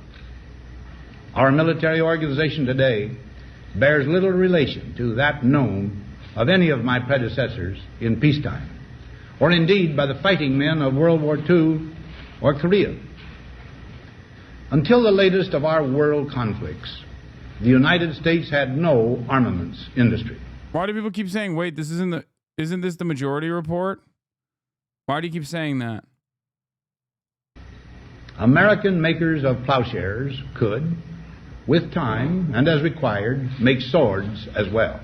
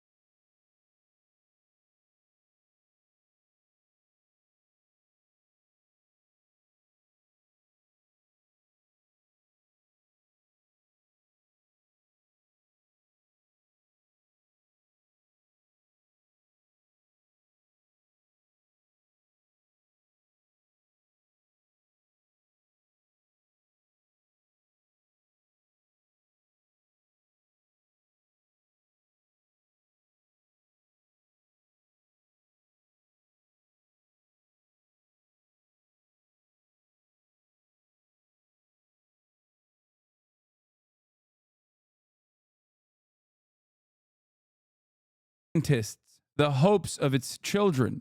The cost of one modern heavy bomber is this: a modern brick school in more than 30 cities. It is 2 electric power plants, each serving a town of 60,000 population. It is 2 fine, fully equipped hospitals.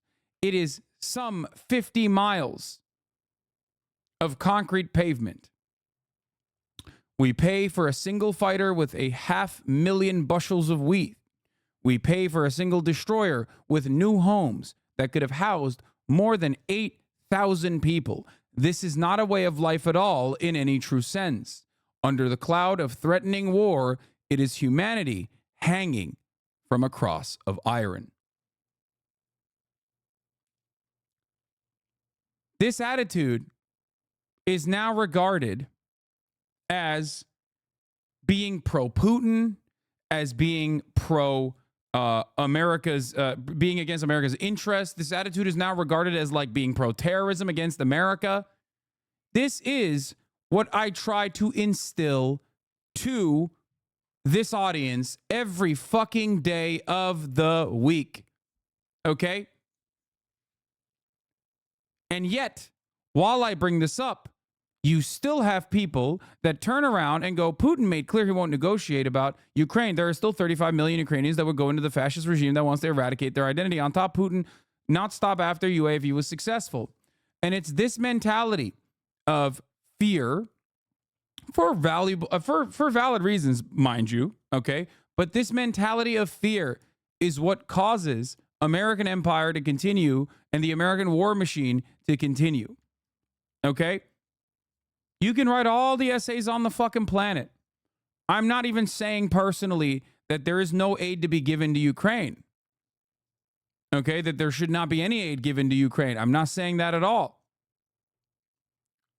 However, the issue here is if our reasoning for giving aid to Ukraine is simply to, as Biden also personally admitted here, when I say it, I'm a fucking tanky. When Biden says it, you're like, I can't wait to vote for him. Is that it cycles through the American economy and you personally cope and seethe and make it seem as though, oh, he's only saying that because he wants to win over votes. That's why he's trying to sell the idea of giving more money to a genocidal state like Israel, okay? Or weapons to a genocidal state like Israel. If that's your cope and seethe moment here, well, you have to also reckon with the reality that every dollar that goes to the military-industrial complex is a dollar that could have gone to fixing our roads, to fixing our housing problem, our housing crisis, to fixing our infrastructure, to fixing our power grid, to fixing our public transit opportunities. All of that demonstrates once again that America's motivation overall is to keep the military-industrial complex running, no matter what.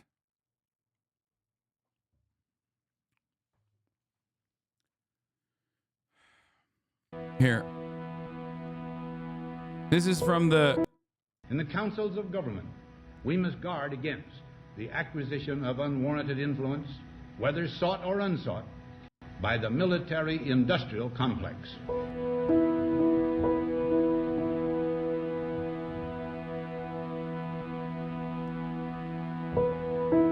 Every gun that is made, He hasn't mentioned Israel yet. He's trying to convince Americans that Ukraine aid isn't going entirely in the form of pallets of cash. I know that. I've known that since day one. I don't care what Americans know and don't know. What I care about is the fact that it's still happening. I don't want it to happen.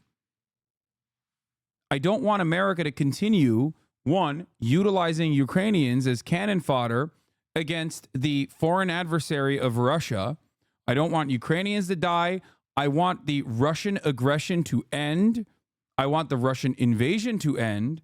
And the only solution to that is either nuclear holocaust on the one hand, greatly escalating conflict and tensions and going in full blown with the American military as though Ukraine is a Article 5 NATO country. Okay. This is the wish of the Ukrainians in general, right? And it's an understandable wish that Ukrainians have. Or aiding Ukraine simply to rebuild Ukraine and not aiding Ukraine militarily in the way that we are aiding Ukraine militarily while simultaneously going to the bargaining table with Putin, telling our Ukrainian allies that, yes, you can do it now. I know it's not the best position, but we will do everything in our power to help you get through this. And we will do everything in our power to bargain and ensure that this war ends. Okay? You have to give peace a shot. It is very frustrating to have to consistently deal with the hypotheticals that people come in here with, okay? Putin will not do that for Biden. Yeah, well, maybe Putin will do that for Trump then. Because here's what I predict, okay? Here's what I predict. I predict potentially, okay, this is wee-woo prediction time. I predict potentially when Trump wins, it's going to be much more favorable terms for Donald Trump in the way that Russia continues to meddle in the affairs of Ukraine, but won't militarily continue meddling in the affairs of Ukraine because it gets the assurances from Donald Trump. Trump looks like a fucking peaceful dove in that situation.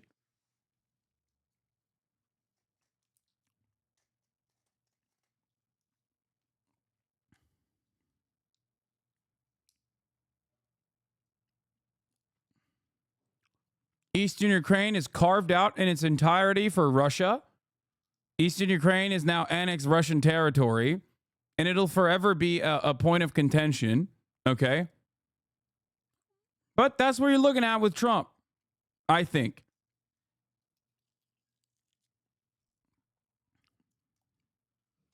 And then it will be packaged as like, look how peaceful Trump was. He brought about peace. Joe Biden is the war party. Democrats are the war party. Trump is the peace party.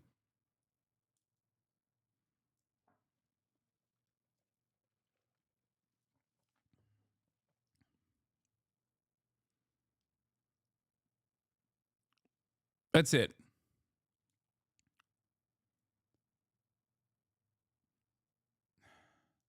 Have we just skipped the Trump winning? No.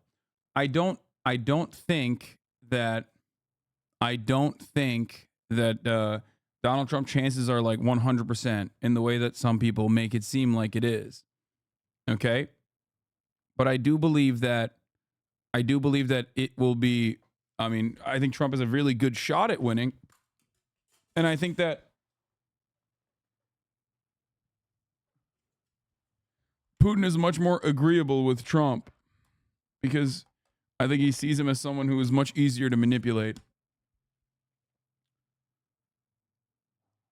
If companies like Lockheed Martin is doing so well, why don't they just donate some of their missiles instead of making taxpayers buy them? We could have a G-style donation.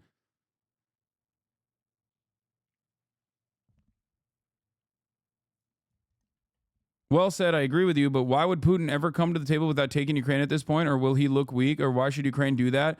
And if Trump wins, he will 100% side with Putin and Israel, and it will be the worst. I think that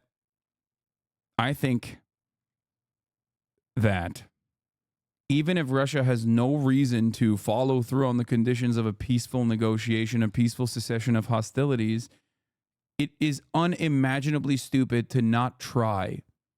Okay? And if the Western world's approach up until this moment was like, no, we got you. We got you all the way. We got you all the way, fam. We'll give you all the weapons you can at a time when Ukraine is not even just running out of weapons, but also now has a problem with just straight up military, okay? When there's not enough military-aged men that are in the military to defend, to use the weapons that are going in.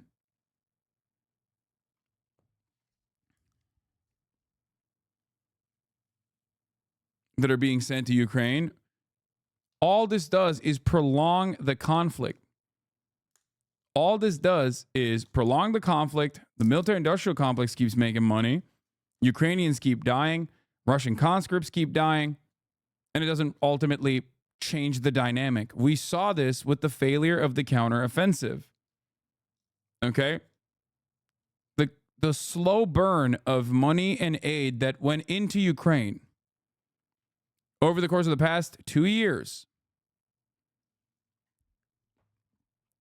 created a perfect environment for the American military-industrial complex. Okay? And at the time, I said that our interests in Ukraine are not honest or just, even though we are on the right side morally of this conflict, because Ukraine is being invaded. Russians are the ones doing the invasion. They're in the wrong. because our interests are simply prolonging the conflict and crippling the Russian military, everyone fucking yelled at me and said I'm a Vladimir Putin defender. Over and over and over again. My opinion on this has not changed. That's not true. Ukraine has not mobilized men below the age of 27. They try to avoid it, but if they still have a lot of young men. Bro, why don't you go? Why don't you fight? What's stopping you? Like, this is the thing that I hate the most. People are constantly fucking chirping about like, yeah, let's mobilize all the young people in Ukraine. Yeah, dude, totally. It's been so great so far. Why don't you go? No, I don't want the war. Don't get me wrong.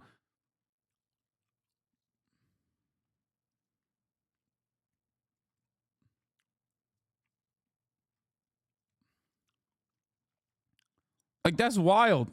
Let's just rip out the entirety of the fucking young male population of Ukraine. Fuck it. Conscript women too.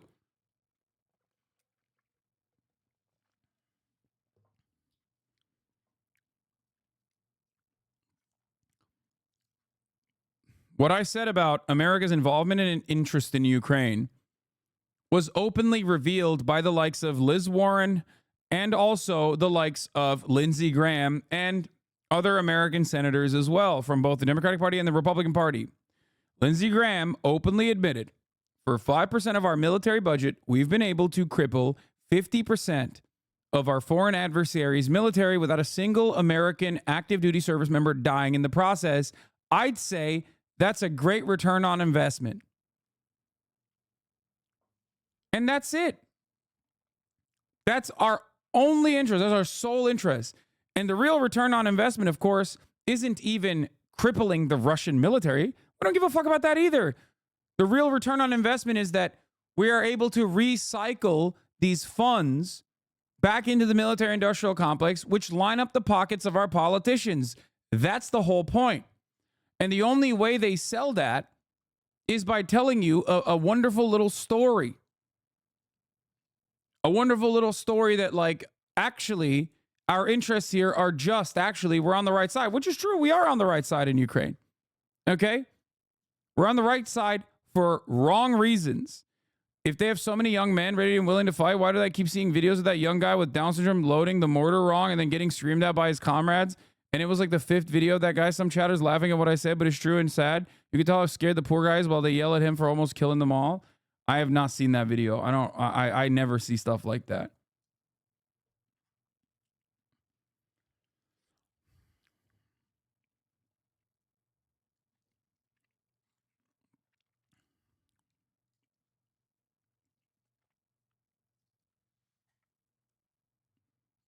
What do you think Ukraine can put on the table to negotiate at this point? Dismantle Azov? Abolish ad breaks? Oh, fuck. Agree not to join NATO? No. Ukraine could never abolish the top of the hour ad breaks, okay? They're going to come regardless. But if you want to abolish top of the hour ad breaks, you might not get a $96 billion spending package coming your way, but maybe you can get gifted a sub if you're lucky. If not, you can subscribe for $5 or for free with a Twitch Prime. Here's the 3-minute ad break now.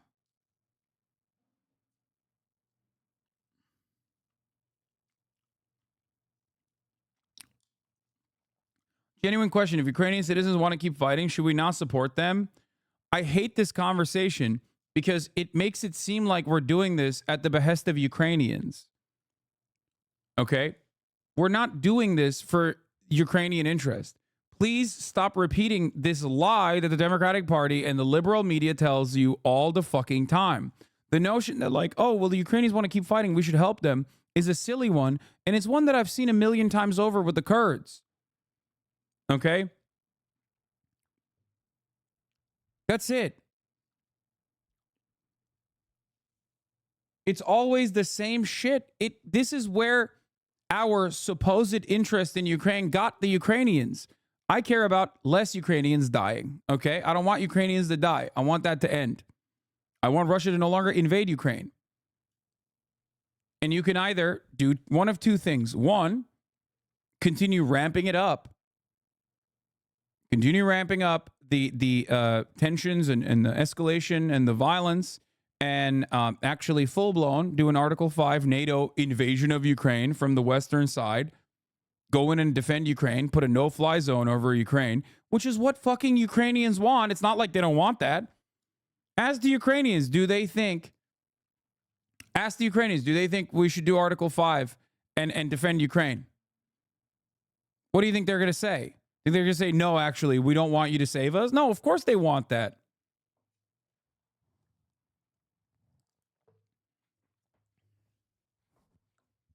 This is what I keep mentioning to people, and they don't see it. They don't understand it. Since day one, the number one thing that Ukrainians want is defense from NATO forces. Why haven't we given that to them? And we just keep sending them fucking refurbished weapons and going, all right, go ahead. Fight on your own. You got this. All the while, we make a tidy profit. That's it. Serious question. Do the Kurds, even despite the inevitable betrayals, regret U.S. aid? Like, I get that our motives aren't pure, but it also feels shitty going, I know you want help, but it's worse for you in the long run. If America was genuinely honest and in the interest of like a Ukrainian emancipation or even Kurdish nation state building, they would allow, or they would create an environment with our NATO ally, Turkey, okay, where there can be a Kurdish nation state designed and built whole cloth, not dissimilar to the autonomous Kurdish region in Iraq. Of course, that would most likely resemble Israel in some ways, and that would obviously be a destabilizing force in the region that Iran and Turkey would definitely be against. But the problem is, they're not doing that. They don't want to do that. They don't want to allow there to be any kind of nation state because it's better. It's better for America to utilize the Kurds in the region as a militia force when they see fit, when they want to destabilize, when they want to fucking use them against like our allies and partners in the area, in the region.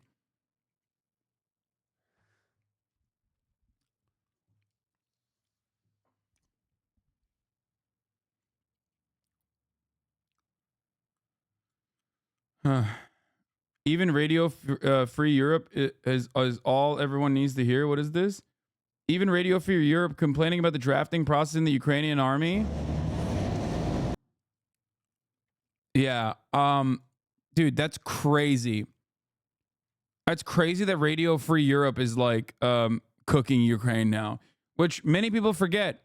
Ukraine used to get a lot of bad press before the Russian invasion about how corrupt it was, how corrupt the Zelensky administration was. All of this, and this is from 11 months ago, is a telltale sign that we're pulling out of our unconditional support for Ukraine.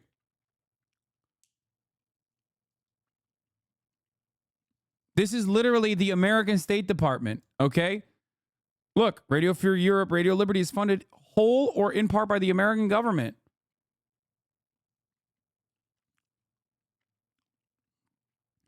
Vladimir Putin went out and straight up said a whole bunch of nonsensical bullshit like Ukraine is all Russian. I'm invading Ukraine because, or he didn't really mention that part, even though he is doing that. But he kept saying like, oh yeah, Ukraine is Russian. We are one people. We are one people. We'll get over this. We'll get over this. Meanwhile, he's like fucking bombing the shit out of Eastern Territories, took over the Eastern Territories entirely by force. Okay.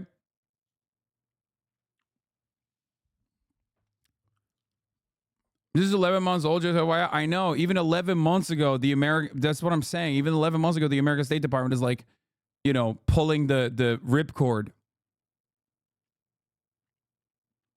All that stuff is irredentist and completely nonsensical. Okay? All of what Vladimir Putin said about Ukraine in the first 36 minutes of his fucking conversation with Tucker Carlson was nonsensical, irredentist bullshit. Okay? Russian Empire shit. But there were plenty of parts after that where he talked about the many different instances where he wanted to turn Russia into Israel, okay, for America. I don't know if he was honest about it or not, but he isn't wrong when he says Russia is a bourgeois state. Like, we are not. We are a capitalist state. We are not a fucking communist state.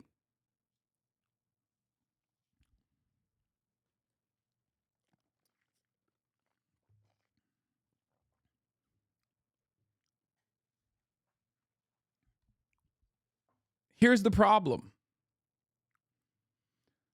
You either go full tilt and go to war, okay, and do Article 5, and there are literally chatters in here who are fantasizing about that prospect, which spells doom and gloom and potential nuclear holocaust, which is something that I don't know if you want to take a shot on, but I guess it's like pretty suicidal.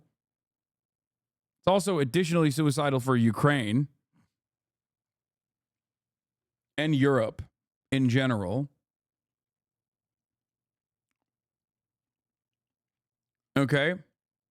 Or you tell Ukraine, all right, we have to come to the table and start the bargaining process to stop this war from continuing. But why would America do that? Why would the United States of America do that? Why should they do that? The Democratic Party is perfectly valid and perfectly happy when they see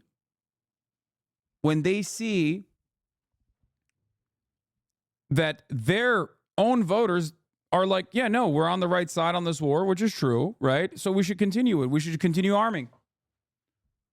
Even independent outlets such as this one still have a shit ton of people in here that come in here to say, no, you're right. We have to just keep prolonging this process, delaying the inevitable.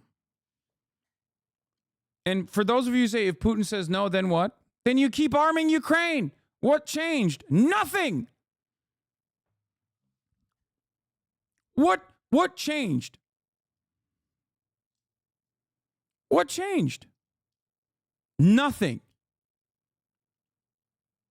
We still ended up at 0.1, 0.0. Is there really a right side to the Russia-Ukraine conflict? Yes. 100%. There is. I don't give a shit that Zelensky is a bad leader or whatever. I don't care. I'm not one of these people who's like, oh my God, Zelensky's so hot. He can clap my ass cheeks. And he's the greatest leader anyone's ever seen. He's so charismatic, all the shit. Okay. But yeah, there is definitely a right side of this. Yes. The Ukrainian people are invaded by the Russian military. Okay. Ukrainian emancipation is a just cause. It is the righteous cause.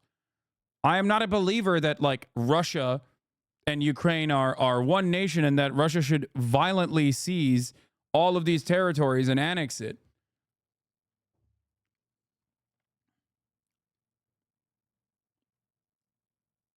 So there is a real right side to this, okay?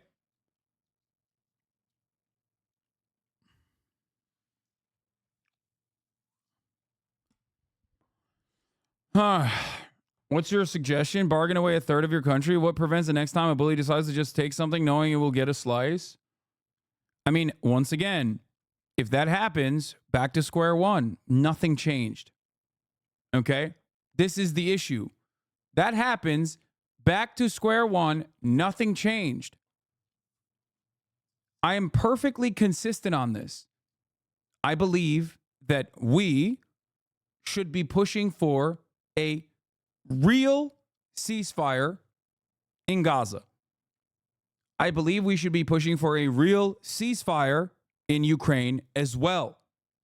On the one side, obviously, our allies are the ones who are under attack. On the other side, our allies are the ones doing ethnic cleansing. So we have even more power to stop the Israeli genocide than we do when we do with respect to Russia's invasion of Ukraine. However, that shouldn't stop us from trying.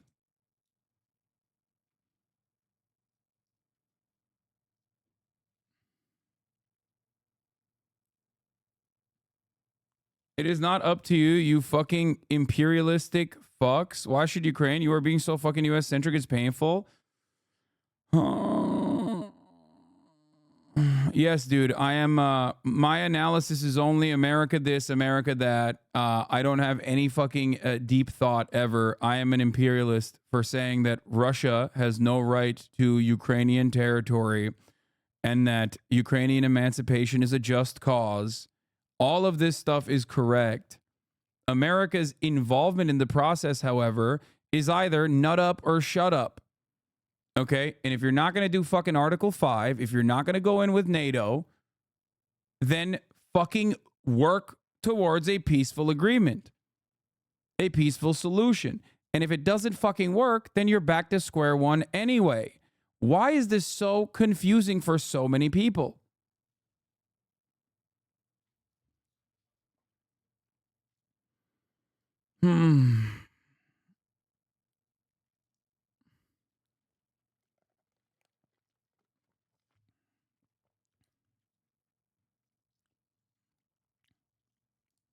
America, on the other hand, has no interest in actual peace in Ukraine.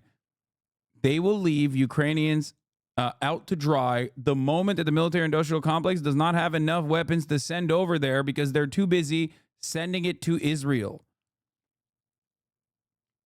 Even the money that we have now recycled back into the military-industrial complex does not immediately magically translate to weapons for Ukraine tomorrow. There's a runway here for production, okay? There is a runway. If we didn't have such a hostile economic relation with Russia, they wouldn't have as much as a reason to invade other nations. When the genocidal Tempur-Pedic Joe loses in November by 9 p.m. election day, very few libs will recall any of this stuff as a part of the problem, and several of them will write articles asking what went wrong. Yeah, and then many of them will come to the conclusion that it was actually the left that wasn't sufficiently pro-genocide Joe.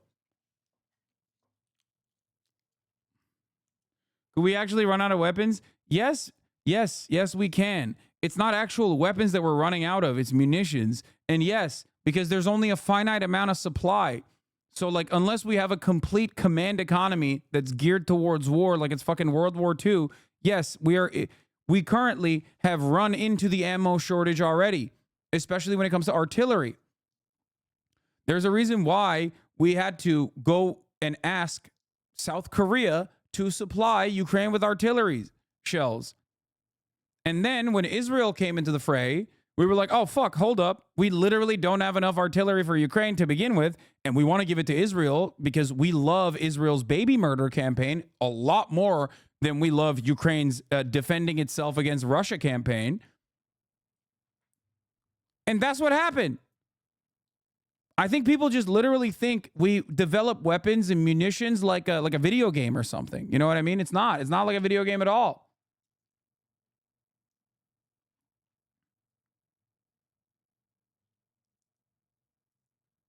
People don't understand Ukraine cannot win this without full NATO Article 5, so the only true option is ceasefire. They think real-life battlefield is a video game. Exactly.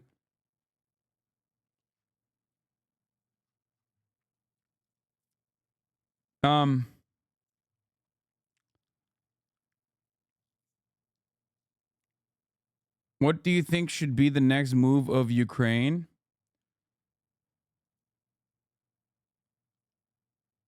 It's not a cookie clicker. You can't scale infinitely. Yes, you also you literally run out of materials too.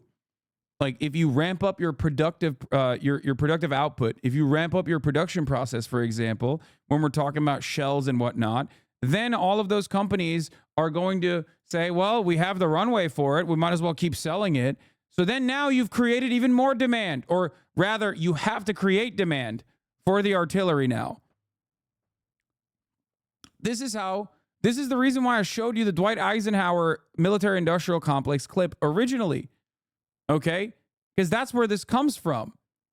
It didn't magically appear out of nowhere. There's a reason why it has consistently grown and grown and grown. Our budgets keep growing. We have a permanent growth strategy under capitalism. And if the military industrial complex is our most significant, most viable industry, our industrial output is always going to reflect that permanent growth. And if our industrial output is just weapons, then we have to keep finding new conflicts to sell more weapons to. The Ukrainian military aid package budget was almost identical to the Afghanistan budget, down to the last fucking number. All you had to do was like move a couple places in the Excel spreadsheet and then boom. Numbers wise, we moved all of those resources that we needed to continue the the occupation in Afghanistan to aiding and abetting the Ukrainian emancipatory movement. Okay? Obviously, one is unjust and one is just. Okay? But understand that the main motivation within the United States military-industrial complex is not to defend Ukraine at all. It's to simply keep manufacturing more weapons. And every dollar, as Dwight D. Eisenhower said, every dollar that goes into making an artillery shell is a dollar that could have gone to building a new house.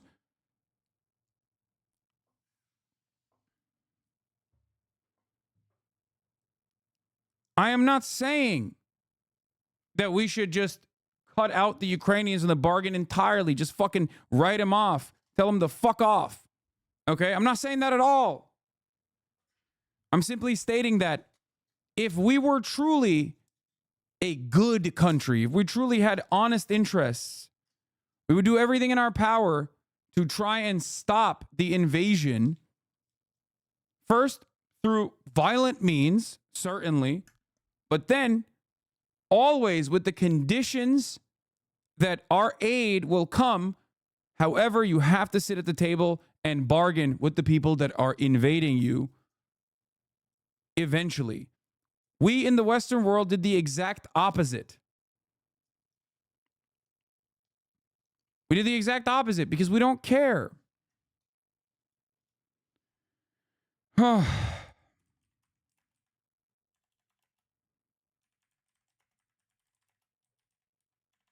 Here. I will never forgive this take. And I will never forget this take. We haven't lost one soldier in the Ukraine war, spent less than 5% of our military budget. 50% of the Russian army has been destroyed by the Ukrainians, so they would be at Crimea already if the administration hadn't been so slow and giving weapons.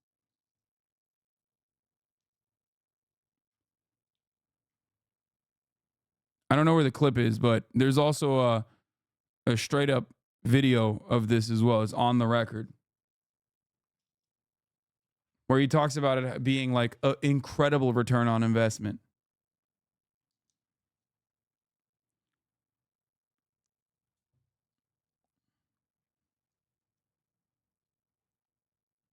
I think people are pushing back because there's nothing to bargain about. What needs to happen to prevent the annexation of Ukraine is for Russia to pull out. Russia has all the control over peace. I agree. I know.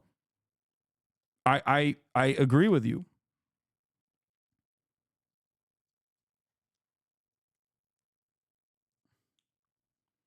People hear you criticizing the intention behind the American aid, are unable to hold that in parallel with the fact that it's a just cause. All the media narrative squash nuance so that you're either for or against them. Exactly. When it comes to American foreign policy, you have to have a black and white approach. You have to have a good and evil approach, right? Because if you don't have that, you actually start looking into the nuances and what we must do.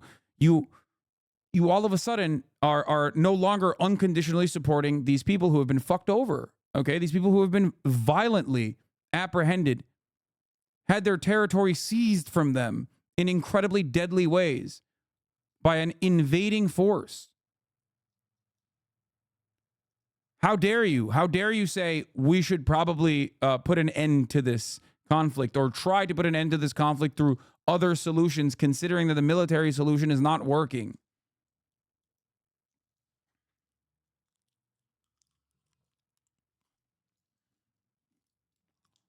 Libs need to give up on Crimea. Zelensky already has given up on Crimea, or at least has said we'll push the annexation of Crimea 15 years into the future. That was one of the conditions discussed in the 15-point plan in Istanbul or in Turkey.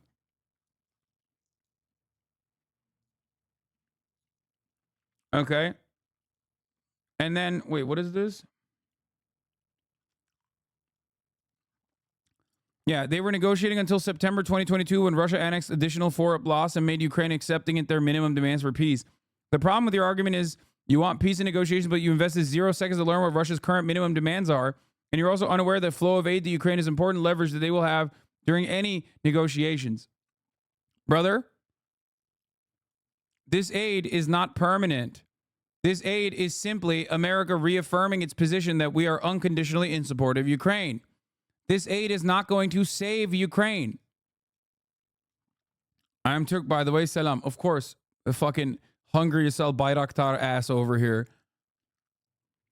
I agree, it's for the wrong reasons, but I don't really care about reasoning when it's needed. I don't care if it's a ghost dog told them to send it as long as they do. Yeah, 3 girls on 1 pudge. You also earlier readily admitted that you want Article 5 to happen. So I know what your interest in it is. It's quite bloodthirsty, as a matter of fact.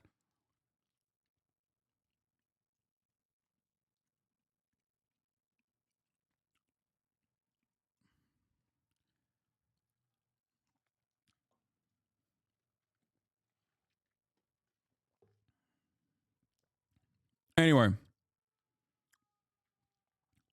I think the Russian annexation of the 4 oblasts being permanent as a minimum guarantee is, in my assessment, probably a bargaining chip because Russia currently has the leverage. Like you say, nut up or shut up. Yeah, except nutting up in this circumstance means possible nuclear holocaust.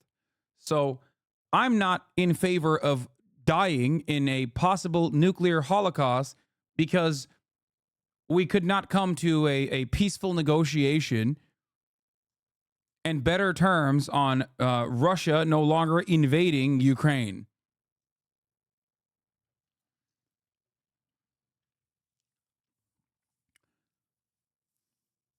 LA's not getting nuked, man. It's okay. Yeah, it doesn't matter. What's getting nuked is probably Europe, by the way. So to all my European chatters in here who are really fucking salivating with their NATO support, because I have noticed that a lot of like EU chatters who love American politics turn into like bloodthirsty Hitlerian monsters when it comes to NATO for some weird fucking reason. That obsession with being like a socialist, leftist, or social democrat in an EU country also weirdly translates to being like the most bloodthirsty NATO Hitlerite for some reason. I don't know what it is. Let me tell you, there's a reason why France and other countries originally, with the exception of Western Germany, of course, they were literally the Nazis and also were very excited at the prospect of being involved in NATO. Many of those countries originally did not appreciate the fact that they would be giving up their own personal autonomy by joining NATO and becoming basically a territory for America to utilize against the USSR early on, especially when America started putting weapon systems in Europe. Europe was not as horny and as bloodthirsty back then. Now, obviously, the attitudes have shifted dramatically. If you ask them, if you ask many people now, they're fine being a vassal state because that's the only reality that they do know. But there was a reason why this was a tricky predicament originally. What is your issue with NATO? I always thought it was a good thing, but you seem to be against it. Yes. My issue with NATO is that it is another wing of American empire. It is perhaps one of the most important wings of the American empire. It's a security racket. It's a protection racket. It is in its inception. It was created completely to fight against the prevailing influence of communism and socialism. And I have talked about it many times over. It should have been dissolved and disbanded after the USSR was illegally, after the dissolution of the USSR. And yet it never did because that wasn't the major reason. The major reason was fight communism tooth and nail, fight socialism tooth and nail everywhere around the world, and bring all of these countries directly under the arm of the American empire, and then keep refeeding our military industrial complex.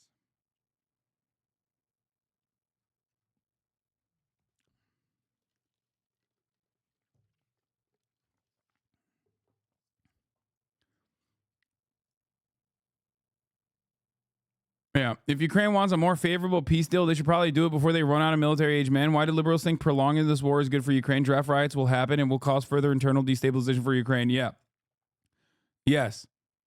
Imagine having forcible conscription and fucking additional, like, expanding on the forcible conscription. Many people trying to escape Ukraine as a consequence of that, which is already happening in slower, in like, smaller versions of that are already occurring. And then having massive destabilization as a consequence of that, having to give up happier military police to like dealing with that shit, while simultaneously working on defending your territories, what remains of your territories from the Russian military. Okay.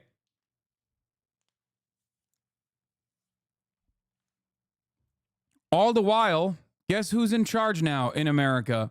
Motherfucking Donald Trump, who is infinitely more agreeable to the terms and conditions of Vladimir fucking Putin.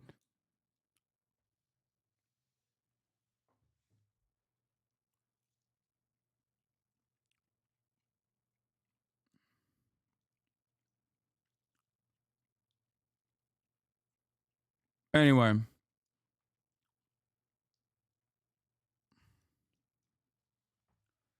Trump is anti-NATO. That's your candidate? Yeah, you know me. I fucking love Donald Trump, dude. Yeah.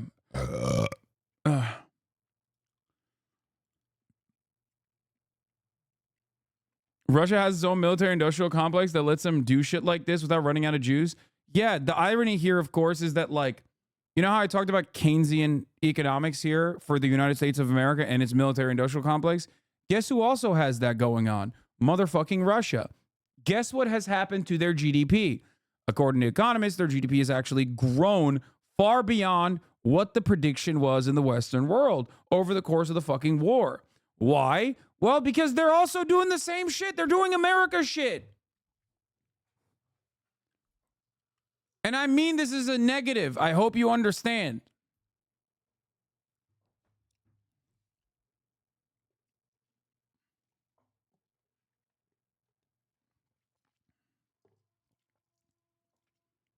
The greatest way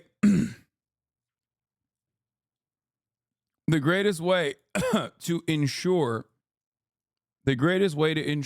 that there isn't real hot war with any foreign adversary is through securing trade partnerships. That's it. The way to stop violence at the domestic level is by fixing the underlying material problems.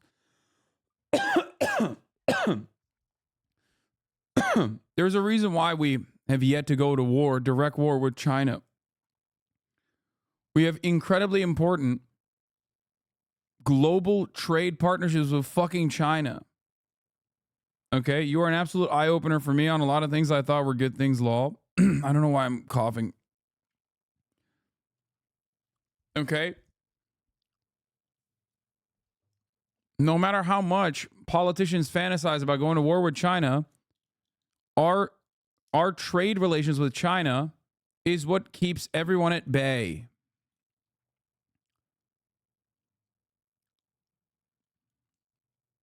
That's it.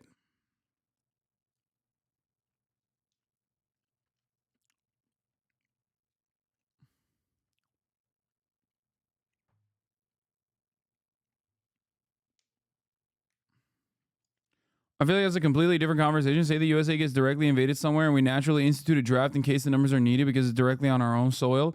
Are we a failed state because of some people with fleet and not to be drafted? I think it's different when people's cousin's house got blown up down the road. They're not being drafted and sent to Iraq. No, I understand that, but like, that's a really cool fucking take to have from the United States of America. You're not in Ukraine. You know what I mean?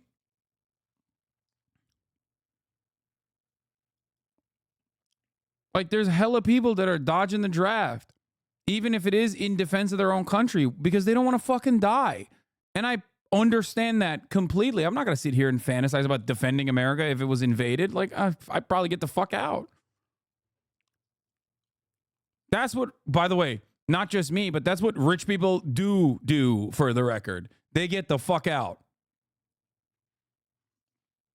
You think rich people are being conscripted to fucking fight in Ukraine? Fuck no. Whichever rich people are remaining in Ukraine, they fucking got out long ass time ago.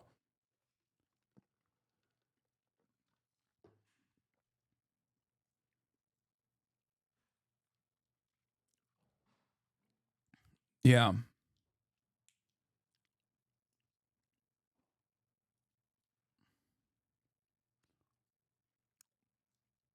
I knew like 4 Russians who spent all of March 2022 in Sri Lanka on the southern coast, all parents of doctors and shit. Yeah, exactly. I mean, you already saw this in Russia. Motherfuckers who could get out immediately got out because they're like, I'm not trying to get conscripted to go fucking kill Ukrainians. Like, get the fuck out of here, dude. Like, no shot, which makes sense.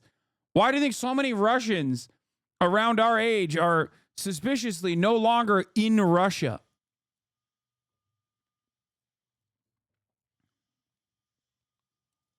Dying valiantly holding Naperville from the Red Invasion.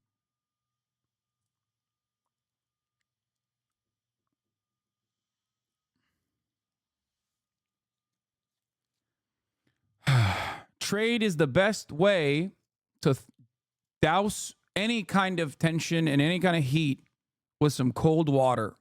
Okay? That's it. That's how you stop all the shit. Of course, we have an antagonistic trade relationship that is like otherwise very competitive against Russia, which allows us to continue playing the role of Russia being a foreign adversary. We do not have that same kind of approach with China.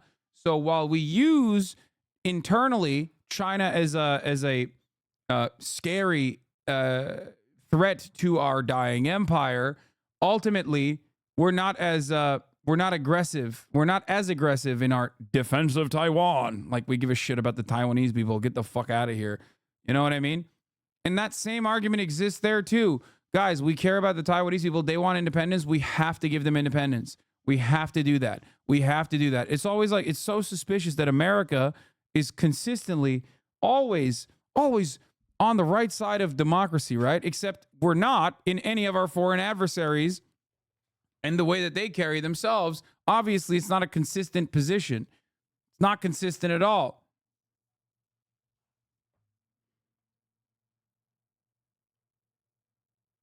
The only thing that's consistent is we get to sell weapons, okay? We get to sell weapons.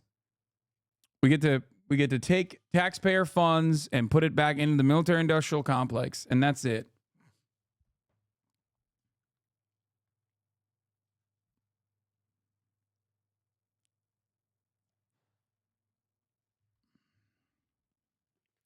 Anyway.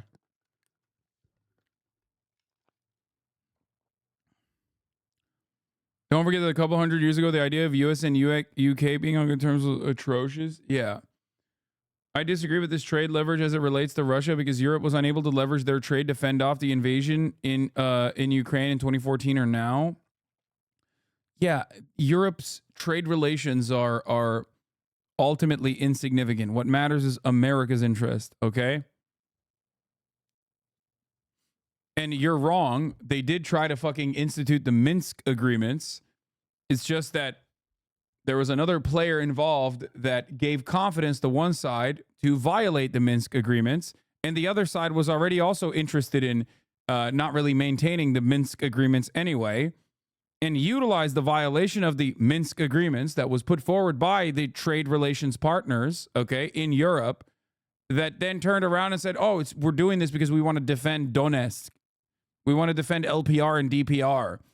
Look at all the people that died there. We have to defend them because Ukraine is killing them. Ukraine is killing their own people with artillery. Okay, 13,000 people had died at that point. Now how many fucking people have died? Now how many Russians have died? Now how many Ukrainians have died in that exact same fucking territory? The number is 10x. Was that a good defense of LPR and DPR by Russia? Fuck no, of course not. It was bullshit. It was a bullshit reason.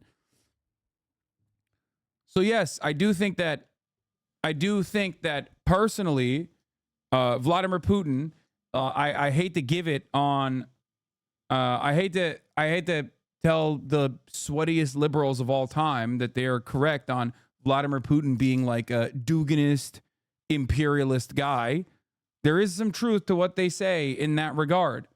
However, his own horniness to take over Ukraine will always be met with the reality that a takeover of Ukraine is going to be impossible for Russia. That has not changed.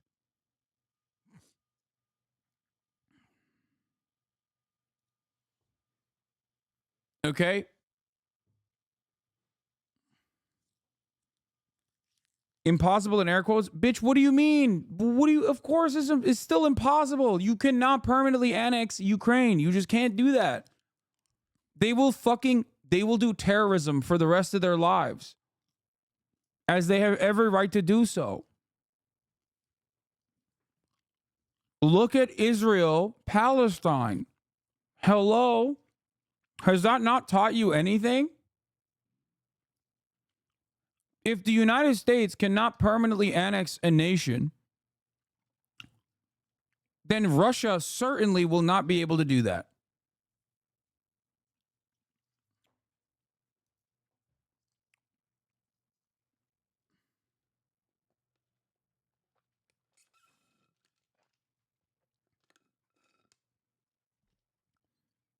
That's it.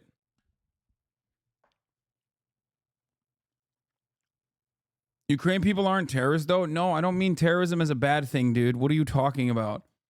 Okay, I mean terrorism as a means of, like, emancipation from Russian invasion, okay? I'm talking Russia permanently annexes Ukraine. What the fuck do you think the Ukrainians are going to do? They're going to do terrorism, okay, as a means of liberation, an insurgency. Like non-state actors fighting against a state actor.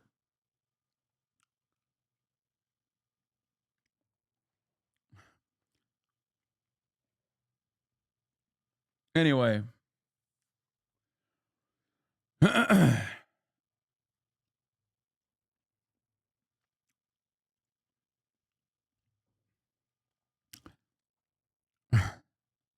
This stuff is so dumb. But this is simply just the Ukrainian side of the equation. The real other side of the conversation is the Israel side, which we haven't even talked about. Because while we are technically on the right side, even for the wrong reasons in Ukraine, we are definitely on the wrong side when it comes to Israel's ongoing ethnic cleansing campaign in Gaza. Our own defense manufacturing capacity. Look, this bill meets our national security priorities in the Middle East as well. It includes greater support for our troops serving in the region, who continue to defend against militia attacks backed by Iran. It also provides Israel with what it needs to protect its people against a terrorist group like Hamas and Hezbollah and others. And it will provide life-saving humanitarian aid to the Palestinian people, who desperately need food, water, and shelter. They need help. And finally, this bill includes critical funding for our national security priorities in Asia, because even as we focus on the conflicts in Gaza and Ukraine, we must not take our eye off our national security challenges in the Pacific. It's the responsibility of a great nation, and we are a great nation. Bro just said Ukrainians aren't terrorists, heavily implying they aren't brown. European brains need to be studied. I don't want to study European brains because I'm afraid of what I will see. Okay? I don't want the Hitlerite particles Geiger counter to break so fast. That the rest of the world looks to. And I mean that. The rest of the world looks to us. The stakes are already high for American security before this bill was passed in the Senate last night. But in recent days, those stakes have risen. And that's because the former president has sent a dangerous and shockingly, frankly, un-American signal to the world. Just a few days ago, Trump gave an invitation to Putin to invade some of our allies, NATO allies. He said, if an ally didn't spend enough money on defense... Boys, what's happening in Asia now? What do you mean? Taiwan, which is our weapon that we wield. It's gross, man. It's fucking gross. Here's why it's gross, okay? I don't think China is ever going to, according to what Xi Jinping has said, is ever going to be like, all right, fuck it. Make Taiwan an American military base. Go ahead. Okay? Its closest point is a mile off the shoreline. It's technically the main bulk of the island is 100 miles off the coast. Its airspace is intertwined with mainland China. And they're a very important trade partner for Taiwan anyway. I'm saying China is. America's own personal opinion on the matter, or at least the way that they communicate to the rest of the world, is called strategic ambiguity. What does this mean? It means that, yes, we will keep funneling weapons into Taiwan. We will keep saying, Taiwan will defend you, will defend you, will defend you, will defend you, while also simultaneously saying, guess what? Taiwan and China are one nation, as a matter of fact. That is the official policy, but that's not what you hear if you listen to the media or if you listen to any number of these fucking American empire is better than anything else. Andy's out here. Okay?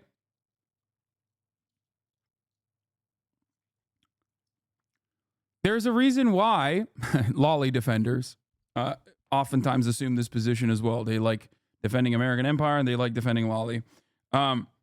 There's a There's a reason why, while yes, the Taiwanese population does want independence inevitably, okay? And that is understandable. Because why the fuck would they want more stringent, more rigorous Chinese control over their own civil liberties that they've gotten used to? Okay? Why would they? Nobody wants that. Hong Kong, similar situation there.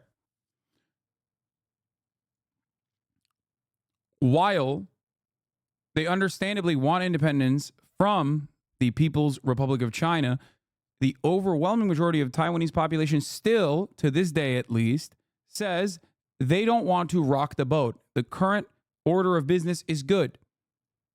Okay? That's it.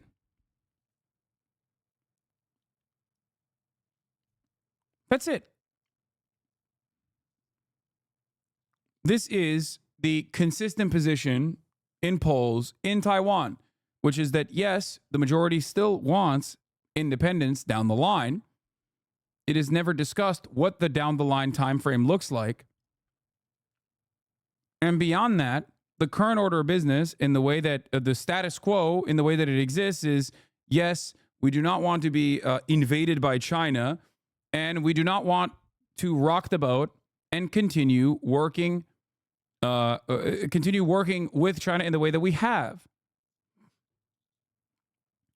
If I am Taiwanese or a Taiwanese politician, I'm looking at Ukraine, I'm like, I am trying desperately not to do shit.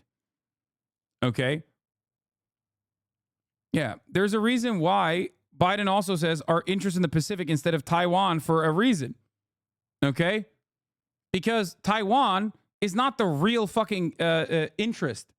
Our interest is trying to have stress points, pressure points against a foreign adversary that we're gearing up in terms of war against.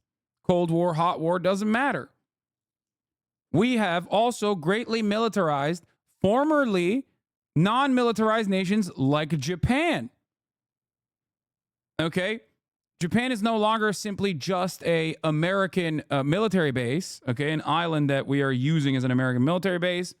But we also on top of that are allowing Japan to also militarize again. South Korea obviously has been militarized since day one. It was a literal military dictatorship originally.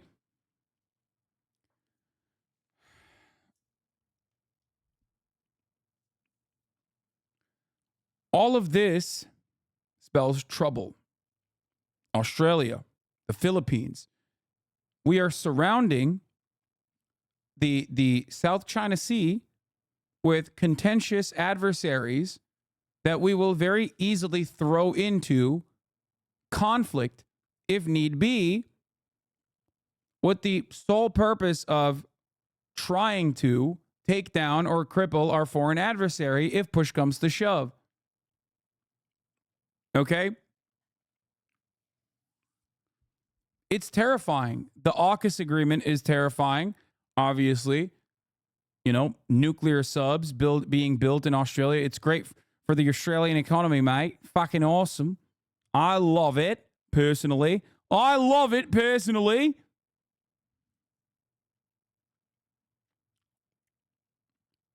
Yeah.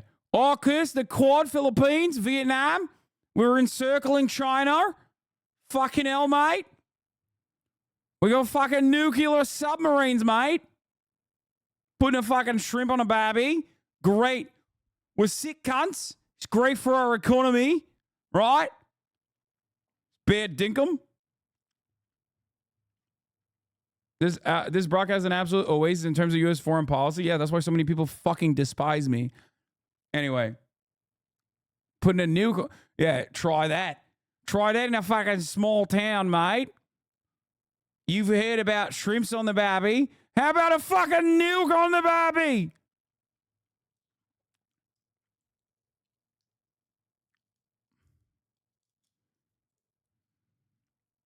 Prawn, not shrimp. Smudge. Okay. All right, let's finish all this. He would encourage Russia to, quote, do whatever the hell they want, end of quote. Can you imagine a former president of the United States saying that? The whole world heard it. The worst thing is he means it. No other president in our history has ever bowed down to a Russian dictator. Well, let me say this as clearly as I can. I never will. Oh, hell yeah, Brandon. It's dumb, it's shameful, it's dangerous, it's un-American. When America gives us word, it means something. When we make a commitment, we keep it. Dang right. And NATO is a sacred commitment. Donald Trump looks at this as if it's a burden.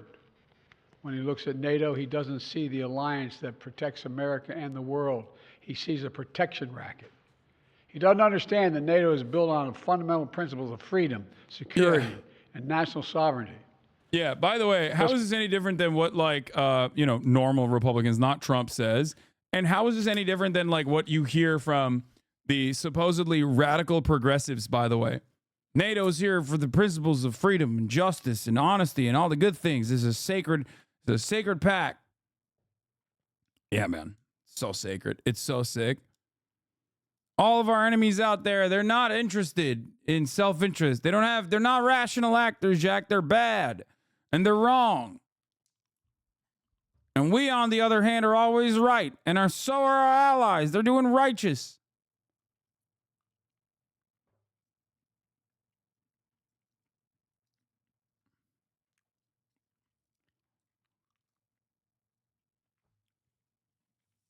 I don't know. Look, I don't know where this goes with China, okay? I don't know where we go with China. I am not excited to find out. Looking at America's track record, it's not somewhere good, okay? That's all I'm going to say. As for Trump, principles never matter. Everything is transactional. He doesn't understand that the sacred commitment we've given works for us as well. In fact, I would remind Trump and all those who would walk away from NATO, Article 5 has only been invoked once, just once in our NATO history, and it was done to stand with America after we were attacked on 9/11. We should never forget it. You know, our adversaries have long sought to create cracks in the alliance. Yeah, that was real sick that we did that, by the way. Yeah, that was cool. The greatest hope of all those who wish America harm is for NATO to fall apart. And you can be sure that they all cheered when they heard Donald Trump, when they heard what he said. I know this. I will not walk away. I can't imagine any other president walking away. For as long as I'm president, if Putin attacks a NATO ally, the United States will defend every inch of NATO territory. Let me close with this. You've heard me say this before. Our nation stands at an inflection point in history, where the decisions we make now are going to determine the course of our future for decades to come. This is one of those moments. And I say to the House members, House Republicans, you got to decide. Are you going to stand up for freedom? Or are you going to side with terror and tyranny? You're going to stand with Ukraine? You're going to stand with Putin? Will you stand with America or with Trump? Republicans and Democrats in the Senate came together to send a message of unity to the world. It's time for the House Republicans to do the same thing, to pass this bill immediately, to stand for decency, stand for democracy, to stand up to a so-called leader hell-bent on weakening American security. And I mean it sincerely. History is watching. History is watching. In moments like this, we have to remember who we are. We're the United States of America. The world is looking to us. There's nothing beyond our. Okay, I don't care about any of this. All right. We're going to talk about Biden's doctor in a second, and then we're going to get to the good stuff. Jon freaking Stewart, baby. That's right. The Israel-Ukraine aid package is a big one, obviously. However, before I move off from that, House Speaker Mike Johnson, okay, House Speaker Mike Penis has cast doubts on Ukraine and Israel aid package as senators push through the final vote. Now, are libs back? Fuck no. We'll see. Libs are very mad at Jon Stewart, it turns out. So I'm very excited. Oh my God, Yo at CN is back though. Daily delivery for HasanAbi. I got a sandwich from Yo at CN. Chatters that are behaving themselves. Stay safe, gang. Yo at CN says. Thank you. Yo, it's CN. The bill now heads to the House over Speaker Mike Penis, in a statement Monday night, strongly suggests he may not take the Senate bill to the floor. Chuck Schumer said in Tuesday morning news conference that he hopes to impress upon Johnson how urgent it is for the House to act on the bill. Schumer said he hopes to speak to Johnson directly in the coming days. My message to Johnson is that this is a rare moment where history is looking upon the United States and seeing if we will stand up for our values, stand up to bullies like Putin, and do the right thing. I will say to Speaker Johnson, I am confident that there's a large majority in the House who will vote for this bill. I'm confident there are many Republicans in this caucus. I know I've spoken to a whole bunch of them who feel strongly we ought to pass this bill, and I will urge Speaker Johnson to step up to the moment and do the right thing. Schumer said House Republicans will be giving an enormous gift of Vladimir Putin if they do not act. The responsibility now falls on Speaker Speaker Penis, and House Republicans to approve this bill swiftly. And I call on Speaker Penis to rise to the occasion, to do the right thing, bring this bill to the floor. As I said, given the large majority, robust majority here in the Senate, it is clear that this bill was brought on the floor. This bill is brought to the floor. It will pass. Schumer's asked a number of questions about possible House amendments to this package. While he didn't fully rule out considering a House amendment version of the bill, he did repeatedly state that he believes the House ought to pass the Senate version. I mean, no one even knows how this loan program would work because Donald Trump says something doesn't mean Republicans should march into lockstep to do it.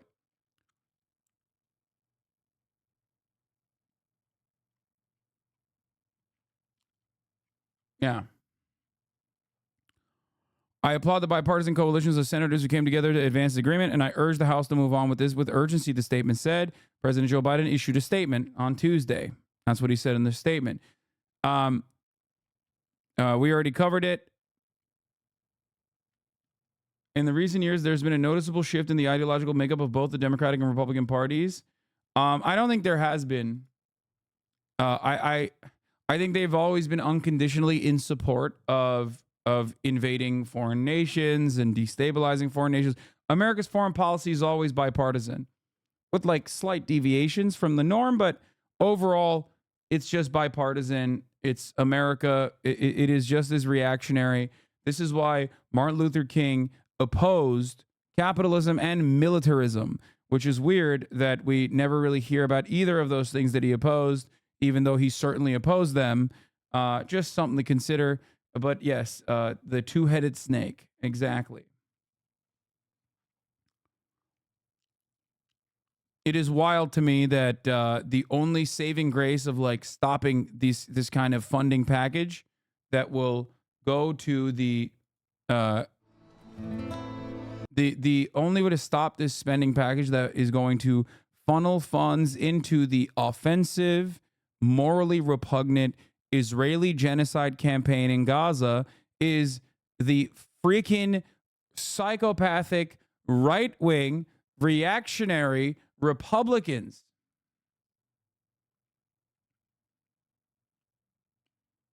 That might say like silly things like, oh, we need conditional loans, or this isn't aggro enough, or whatever the fuck. I don't know. Or it's not working to do baby murder in the way that we wanted. It's not like they're peaceful doves themselves, but they simply will oppose it for silly reasons.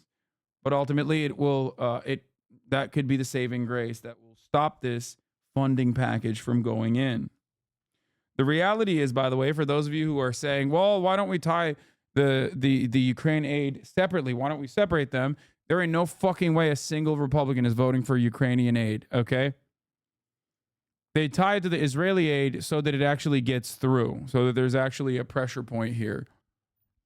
Republicans are not fucking voting for another single dime of Ukrainian aid, okay? They don't give a shit. Israel is the motivator here. Israel is the reason why even Republicans are voting for it. And Israel is the reason why they have a harder time not voting for it.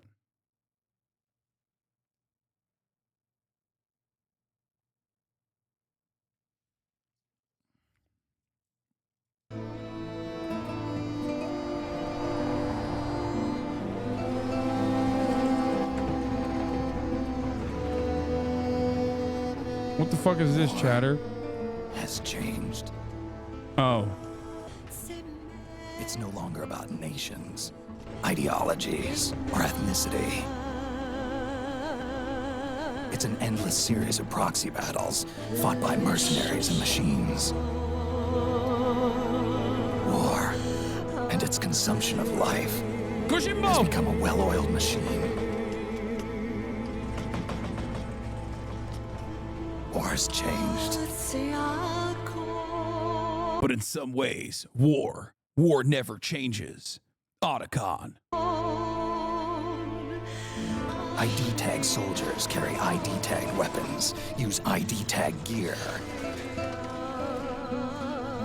Nanomachines inside their bodies. Yeah, the actual intro is so much better graphically. No need to change Kojimbo's version. I agree. And regulate their abilities. Dude, remember when video games were non-political like this? Like, what the fuck? I hate Gamergate, man. They really changed up our beautiful, non-political, apolitical video games, dude.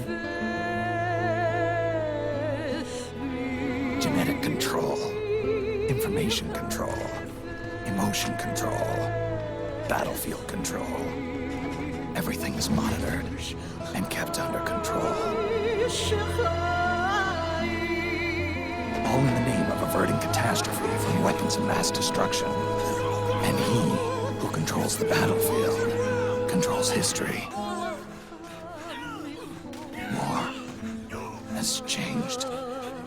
When the battlefield is under total control, war becomes routine. Delali Lule Low. Gamergate was dumb. Still think Anissa Sarkeesian is annoying, though. I agree. I fucking hate politics in my video games, baby. So, you know, that's Kojimbo being his non-political self, as always. Okay.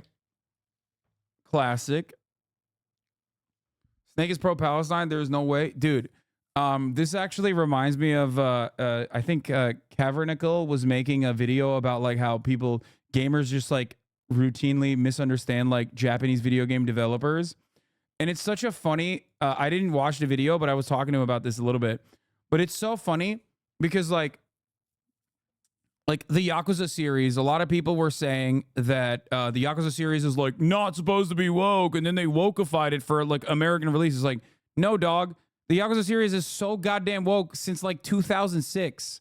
Okay, they had like positive trans characters since Yakuza 3. Okay, so the notion that like it's not fucking a woke game or whatever is really dumb.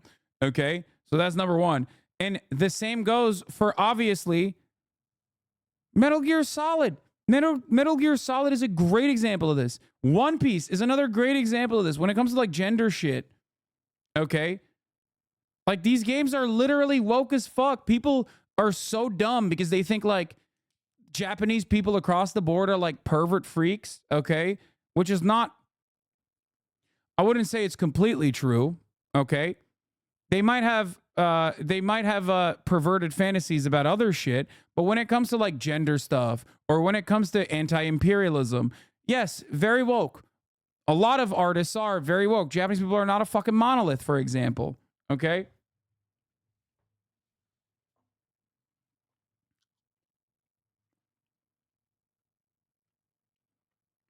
Yeah, you're also a terrorist in Final Fantasy VII, an environmental terrorist. Anyway. Most Yakuza games literally deal with corrupt cops and in systemic injustice. Yes.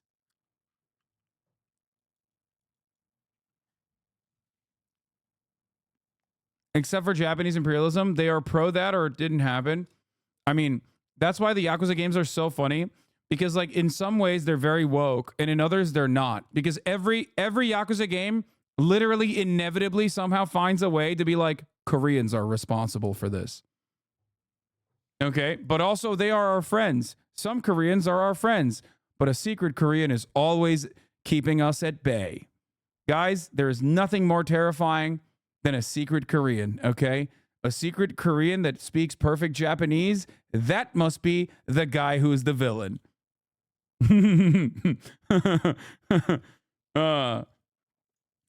Anyway, that's like a deep lore about Yakuza. Every fucking game, every goddamn game, it's like a secret Chinese or a secret Korean in Japan, okay? You better watch out. You're like, wow, this is kind of like a soap opera. And they're like, wait a minute, what? Why is this guy secretly Korean? Wait, what? The Chinese and the secret Koreans are working hand in hand?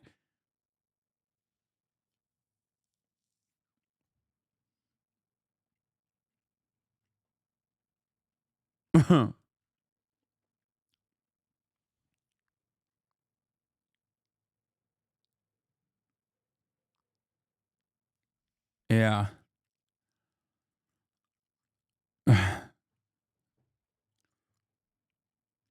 Can I start anywhere in the series? I would definitely. Isn't the evil assassin from Zero Chinese? Yes. But also, I think even in Zero, there's like still secret Koreans, I'm pretty sure, right? There's always, start with Zero. And also, there's always secret Koreans. Okay? There are always, bro, in Yakuza, there are always secret Koreans. Okay? You're either half Korean and it's a secret, or you're full Korean and it's a secret. And maybe sometimes you're Korean and you don't even know it, and then that gets revealed. It's a huge part. Koreans always play a role in Yakuza games, and it is almost always in an antagonistic way.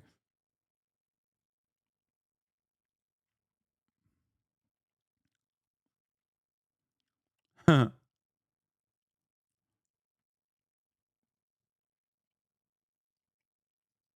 So.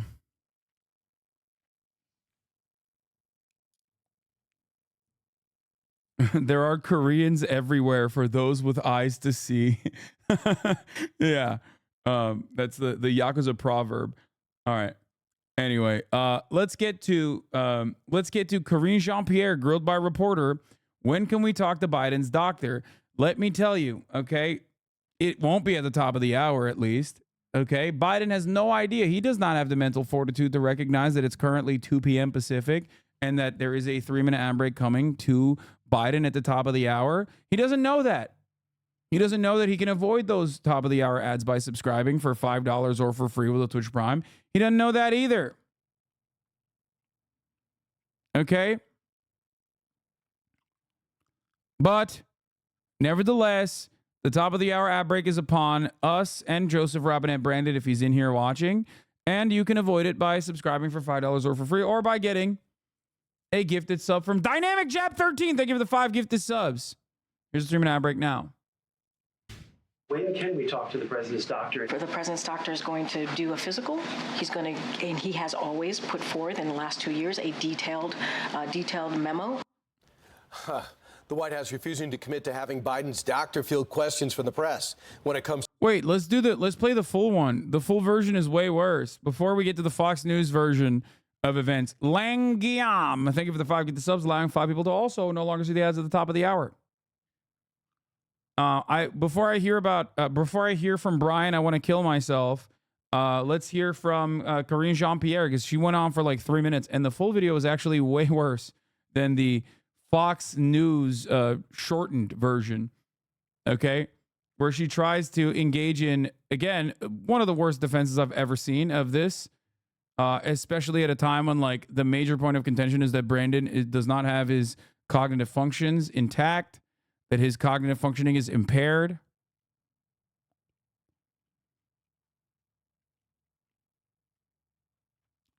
Let's see if I can find it. Where is it? Does anyone have it? Does anyone have the link, chat? Do you guys have the link? Where are my secret Koreans at? Secretly send me the link that I'm looking for of Karine Jean-Pierre's longer video describing why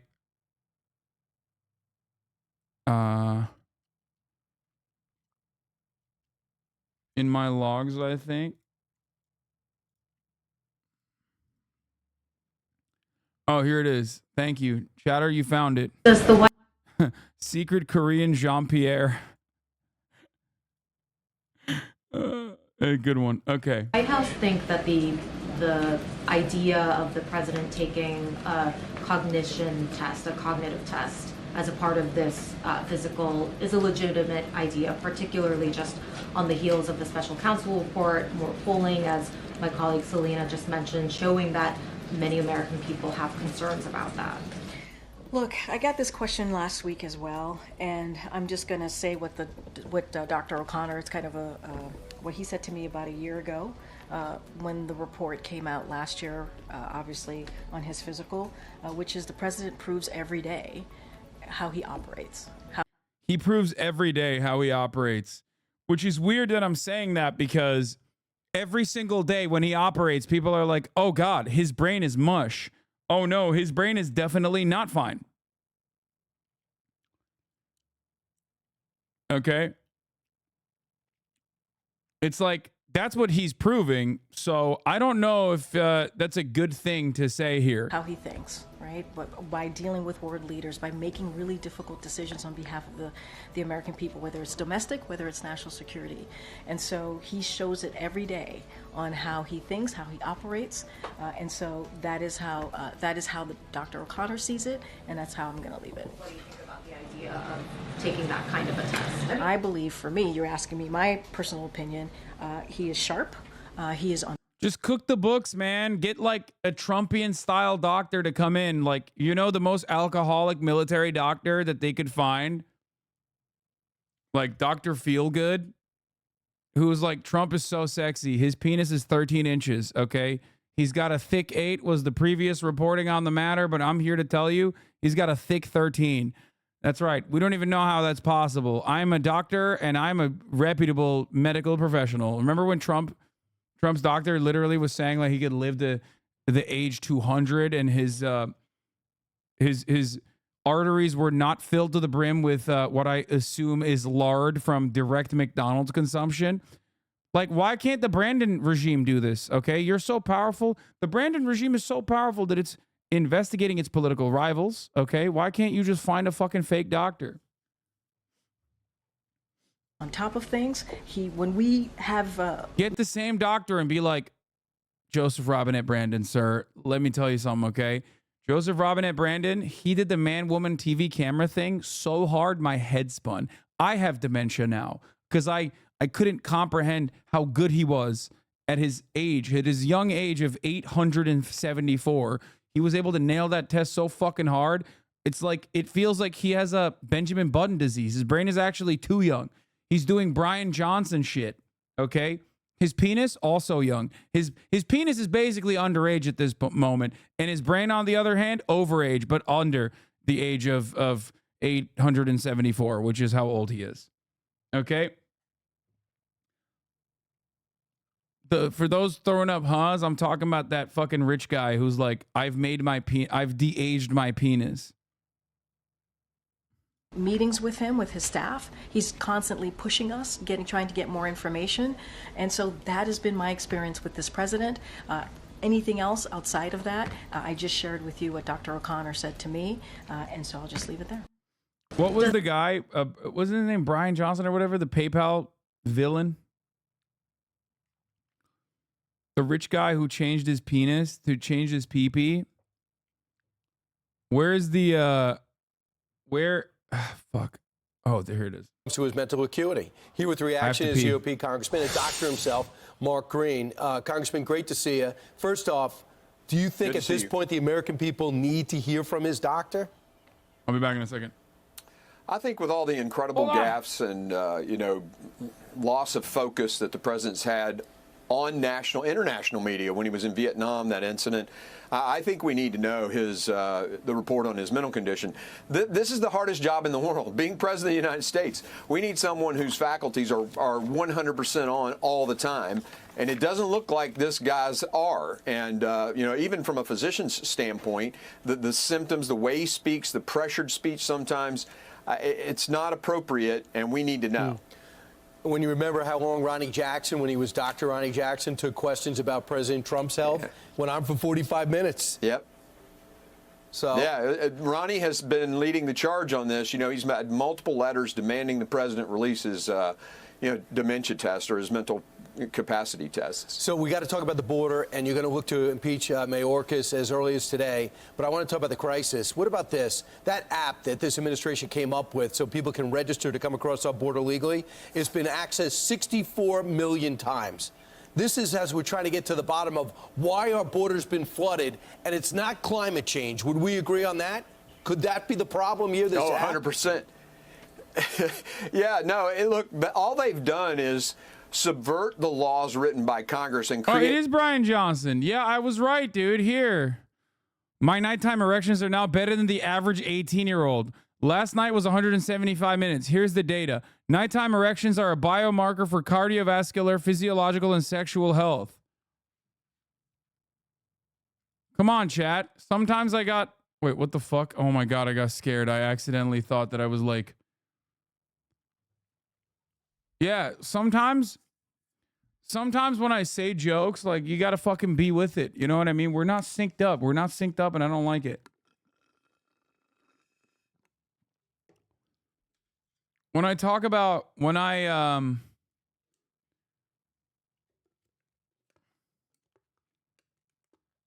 Yakuza, the man who changed his penis.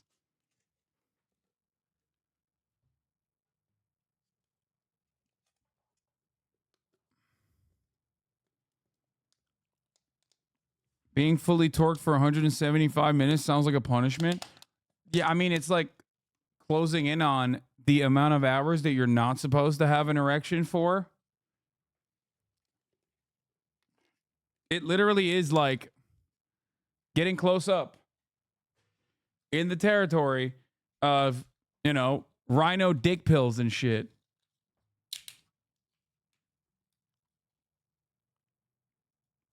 Jon Stewart is every white man in America. Okay, we're going to get to Jon Stewart in a second. All right, let's finish this. Mechanisms where people can get instant parole, and that is absolutely against the Immigration and Nationality Act. And that CBP1 app that you're talking about, I mean, the coyotes and the drug cartels just fill it out for an extra fee. I mean, it's absolutely absurd.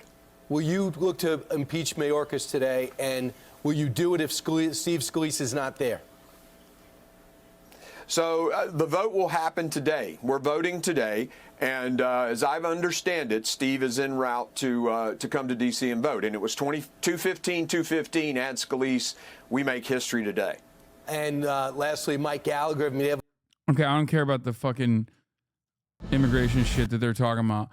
All right, ladies and gentlemen, The Daily Show is back. Jon Stewart is back on The Daily Show. Now, let me tell you something, okay? Before we get into this, I haven't watched this. Okay? I haven't personally watched this, but I did see stuff like this. This is obviously a meme. Pretty certain that this is a meme. M. HUD was saying this is one of his friends. Jon Stewart is every white man in America that thinks he's irreplaceable. He saw black, brown, and yellow and women doing his job better and expanding the platform and got mad and decided to come back due to his ego. Now, that's actually a joke. However, it's not a joke. That Jon Stewart is 20 years younger than Joe Biden, but they look the same age. I'm just adding to that discourse.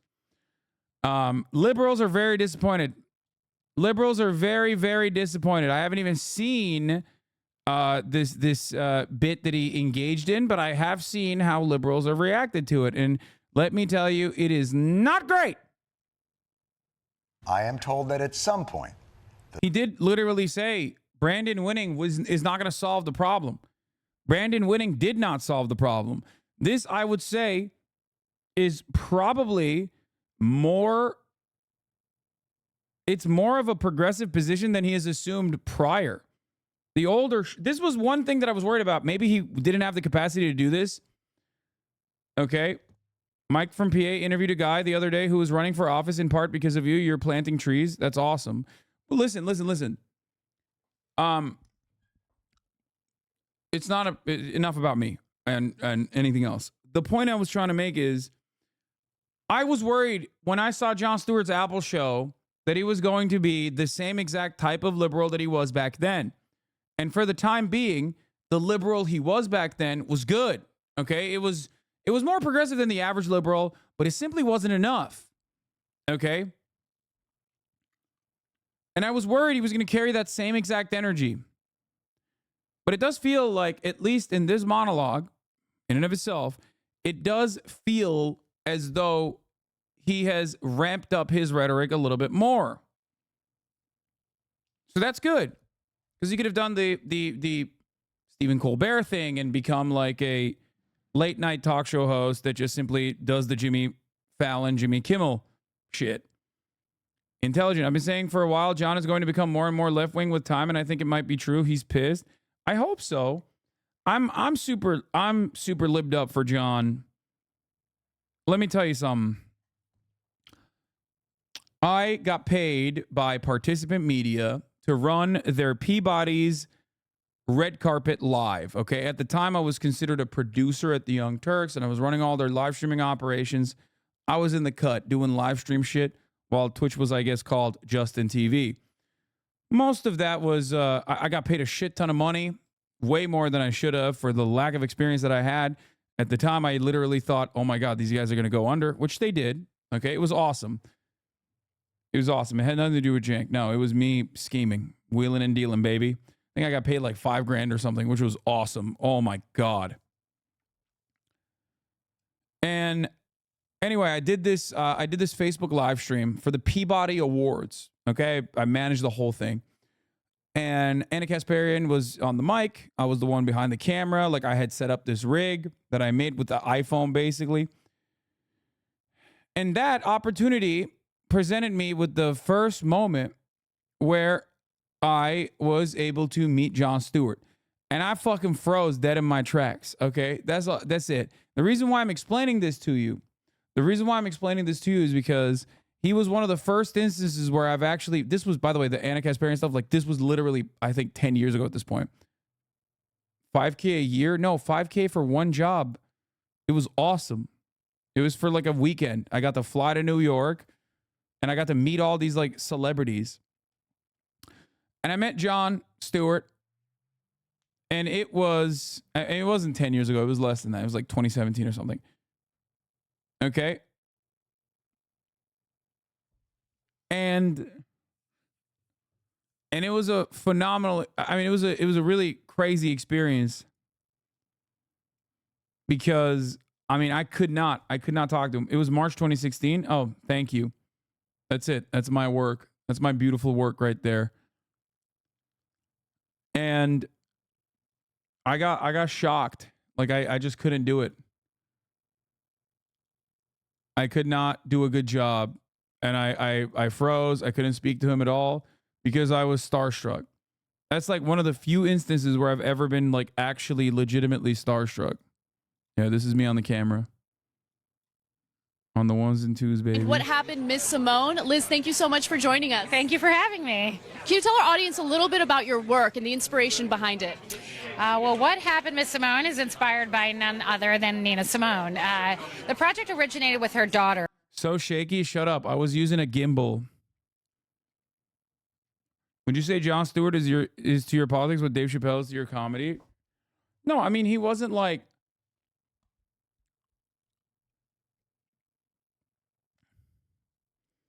I don't get it. He was very progressive on his Apple show, talked constantly about how corporate profits contribute to inflation, fear-mongering on socialism, talking about covenant corruption, corporate corruption, transition, so many other progressives and leftist talking points.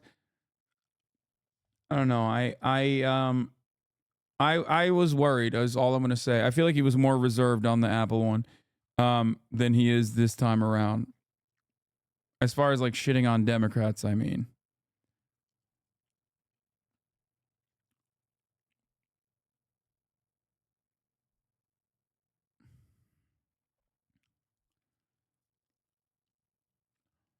Zoomer chatters don't understand how great he was during the Iraq wars. I bumped into John on the street a couple years ago. Swedish guy who actually remembered meeting you. Says your ad breaks are mid. Still, wow, the guy's got such a good memory. Shut the fuck up. Why did you do that to me? Why did you do that to me? Why did you do that to me? You fucking asshole. God damn it, dude. I thought you had a fun moment of meeting Jon Stewart, and you fucking cooked me for no reason. Okay? He did not remember meeting me at all. He will never remember meeting me. I barely remember meeting him. Okay? I was also like not a person at that point. Like I was not like a famous person at all. I had no notoriety whatsoever. I barely have notoriety now. Okay? I froze up. And I was cooked. I couldn't say anything to him.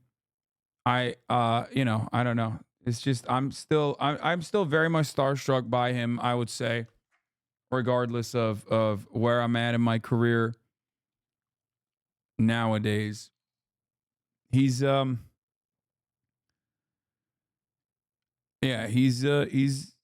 very important figure for me personally. Here's the 3-minute ad break now, by the way. That chatter cooked me. Should we get you on a show? I would love to go on a show. I don't think he would have me on a show. But here, let's watch. I mean, there are some takes that he's had that's like wishy-washy, middle of the ground when it comes to foreign policy, but you have to remember for the time and place, like even humanizing Arabs a little bit was like above and beyond. You're in your apartment and some emotionally disturbed person is banging on the door, screaming, "I'm going to come through this door and kill you." Do you want us to respond with one police officer, which is proportional, or with all the resources at our command? I guess it depends if I force that guy to live in my hallway and make him go through checkpoints every time he has to take. By the way, that's like, you have to remember what he's saying right now about Israel is in like 2006 or 2007 or some shit. Okay. I don't even know what year he's saying this in, but you have to remember this is like fucking 20 years old at this point, pretty much. The one thing is true, though, is one part of being a good friend to a country like Israel is constructive criticism of any of its policies that may not be in the best interest of the world. So let's hear the candidate's critiques of current Israeli policy.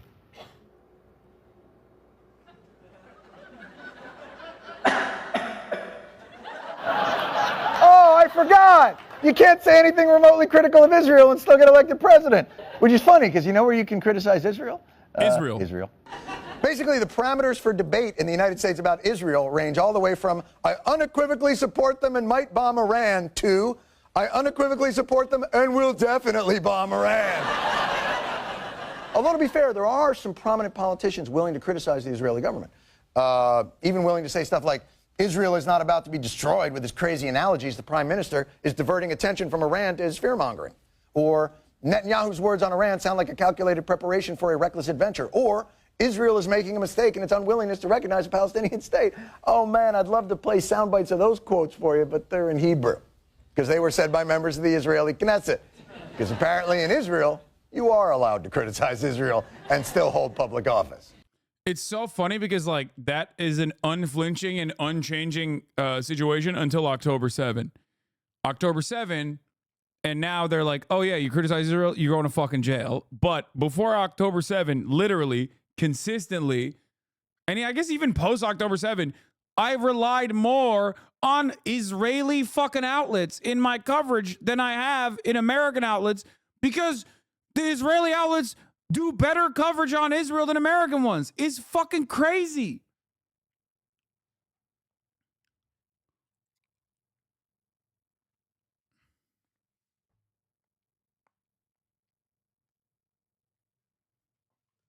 We'll start tonight in the Middle East, where Israel... What? Israel isn't supposed to defend itself? Oh, yeah, if Mexico bombed Texas, will we exercise... This part was most libbed up. What other country is held to the same standard as Israel? People that want to destroy her terrorists? What is the 4,000-year matter claim. with you? The only democracy in the Middle East, you claim! Self-hating Jew? Do you agree with 100% of what... See, Omar cut off the other side. That is like a both sides' ass take that he has on that one. I remember. Because then he says like... Because then he shows the other side too. Yeah, that was Michael Che. Israel did? Well, not 100%. How dare you? Today, the Israeli government announced that it was easing the blockade to allow snack food, like potato chips and soft drinks, into Gaza. What made them suddenly less dangerous? Israel is for Israelis. If anything, the Palestinians should go back to where they came from. I think... Do you agree? Do you agree, sir? I do it's not time agree. to get them back. Oh, man. They did do this. Dude. Oh, God. The fucking fall of Colbert. Jesus Christ. Listen, at least the Zoomers have Hank Pecker, baby. Okay? I would love to do that. I would love to do a Hank Pecker character permanently for a television. That's not even a joke. I would do it 100%. It's so cool the Zoomers can find this and wonder what went wrong. Yeah. Yeah. Jihad or death, inshallah. Takbir. That segment is SNL'd up. No, Colbert was awesome. Can you elaborate on the fall of Colbert? I don't know. Go look at fucking Stephen Colbert's new stuff. What is he doing? Have you seen his late night show? It is the most libbed up garbage I've ever seen, brother.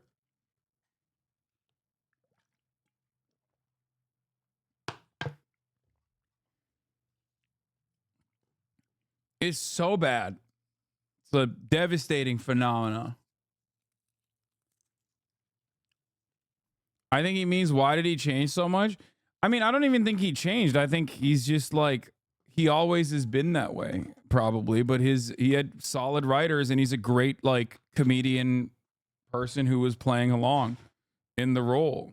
Like, he's always been a bit of a trad guy anyway. But he was in character when he was doing Stephen Colbert. He was great at doing that character.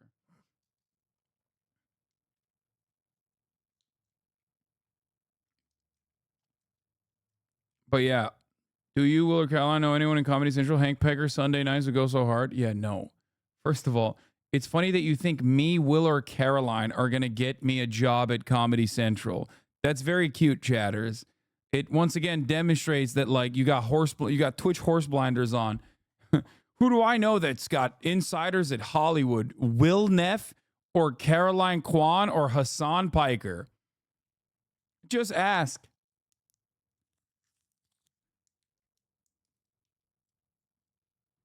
Anyway. Caroline could? No, she couldn't. If Caroline could, she'd get herself that job. What are you talking about?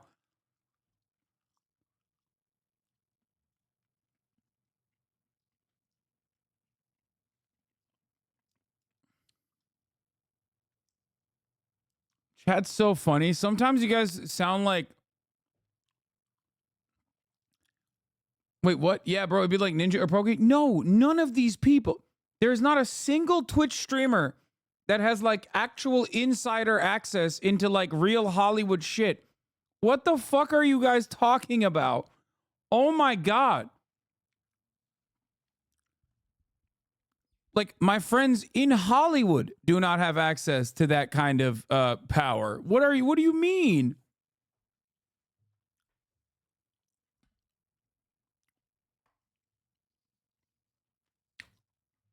Like, Adam Conover would not be able to get us a job together at Comedy Central, and he'd be probably the closest person.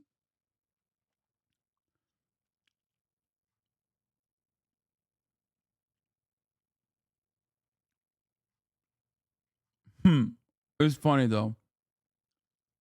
Chat thinks Hollywood works like streamer collabs. Yeah. Valkyrie did a movie. Oh, okay. Never mind then. Oh, Valkyrie did a movie. So I guess that means like everyone is now best friends with every Hollywood celebrity and can be in every movie. Like, that's crazy.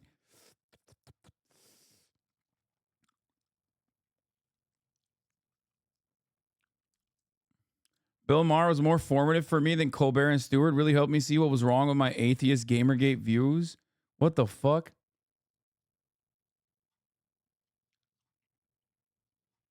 Anyway.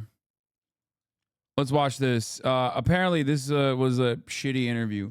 I mean, bro, he's interviewing someone from The Economist. Like, you should interview Twitch streamers, is what I'm saying. Jon Stewart, you should interview Twitch streamers. I don't know. Maybe like a fan of yours as a Twitch streamer. Who knows? That could be sick. It's never gonna happen, but I mean, it would be great. I didn't like this as a first guest, but whatever. All right, let's watch this. The best fucking news team meets real America. So, for the record, Jordan Klepper is also going to be a host on The Daily Show.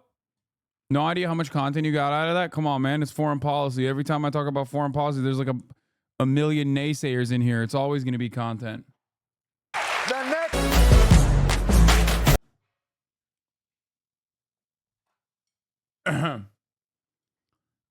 I didn't realize it was him hosting all 4 days. That kind of sucks. I thought it was Jon Stewart hosting 4 days and then Jordan Klepper hosting one of those days.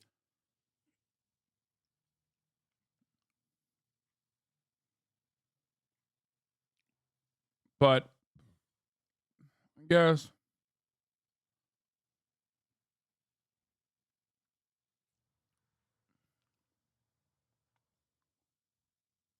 What is this? While I have this attention, I'll say this. There's a really disgusting VOD predator streaming on Kick on a regular basis. It needs to be looked into.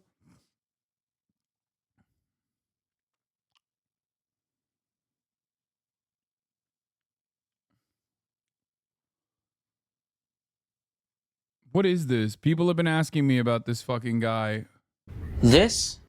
Who made this? To catch a Kick This? predator? Something about chickens.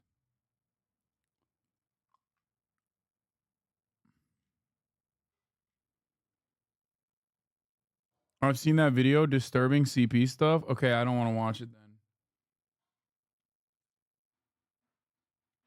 He's an Omegle content creator. Another one of your enemies got taken down. I don't know if this is about him. Which enemy of mine got taken down?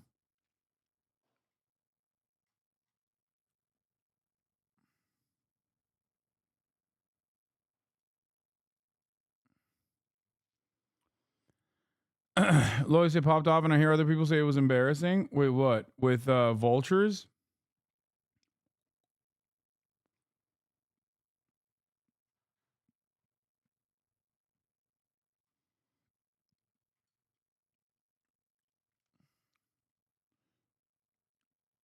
I mean, you should.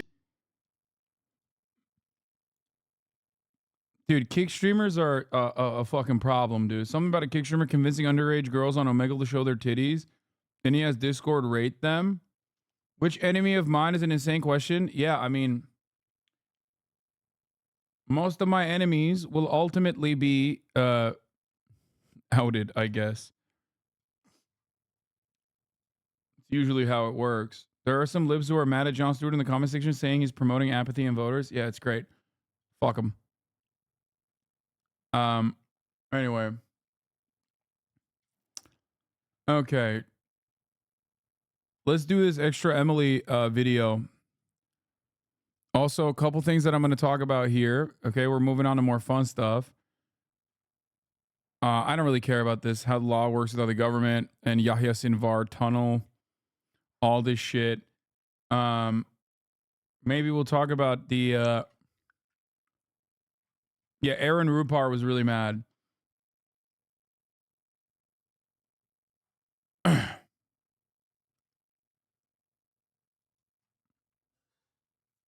Vulture's unreviewable. This is completely unreviewable trash, and here's why. Question, what is even the purpose of a music review in the first place? I can say, at least in terms of my own intent, that when I do a music review, I hope to achieve a couple of things. One, give the viewer pause and cause them to think about why it is they do or don't like the piece of music or art that I'm doing an overview of. Or two, excite people to give the music that I'm talking about a try. Those are the two things I want to do. problem, neither of those goals are possible in any scenario that involves reviewing this album. Newsflash, since 2022, Kanye has made it his mission to go full-on anti-Semite, spouting insane conspiracy theories, talking about how he loves Hitler, and at some point I think he realized how much he fucked up with all of that, so now he has to own this total dumpster fire he's created and boast about how people think he's anti-Semitic now, because yeah, they do. Even if he does genuinely apologize and change his behavior past this point, his public image is forever altered by all of this. I mean, you platformed a booger-eating white supremacist and have guys like this repping for you on a highway overpass. This is not a can of worms a guy like Kanye is capable of closing, not without help from someone who is willing to tell him no. But he spent this same period of time pushing away anybody who could possibly do that at this point, especially his wife, who he has now replaced with somebody who he just like kind of parades around like she's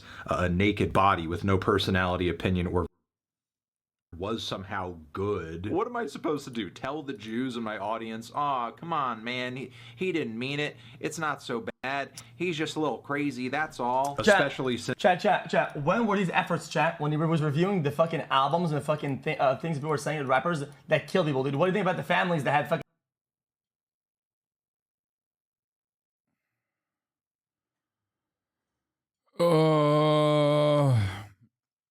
Bro, I'm sorry. This is the dumbest fucking take of all time, dude. Holy fuck. Think about the families. Yeah. No, the reason why this is a fucking idiotic argument is because it basically says like, well, you don't care about the families, and I don't care about someone saying they love Adolf Hitler. Okay? So unless you literally love Adolf Hitler, don't make this argument. Okay? It's such a weird fucking take. I don't think Felix is a Nazi sympathizer, so why is he assuming the role of one in this circumstance? Okay? Because he is such a fucking product of the internet that he thinks, well, a gotcha of assumed hypocrisy is actually pretty solid. That's it. That's enough. There is a gotcha here that I believe exists, like someone is a rich socialist or some shit like that. What rappers is he talking about? I would love to find out what rappers he thinks Anthony Fantano is like talking about with respect to like who they've murdered and how they've written about how they've murdered people versus, I guess, like King Von, maybe? I don't know. Or what's the name of the other guy? Probably think about why I said people. That doesn't count because that wasn't out when he was reviewing those albums. But as far as like, I guess like Melly, yeah, YW Melly, that could be another one. But I think it was after, like the King Von stuff came out after he died. TK, maybe, I don't know. Regardless. Fantano reviewed Burzum. It's definitely a King Von reference. Most rappers are fake anyways. They actually don't hit the dirt. Anyway, as far as like Burzum goes, it wasn't when Burzum came out, was it?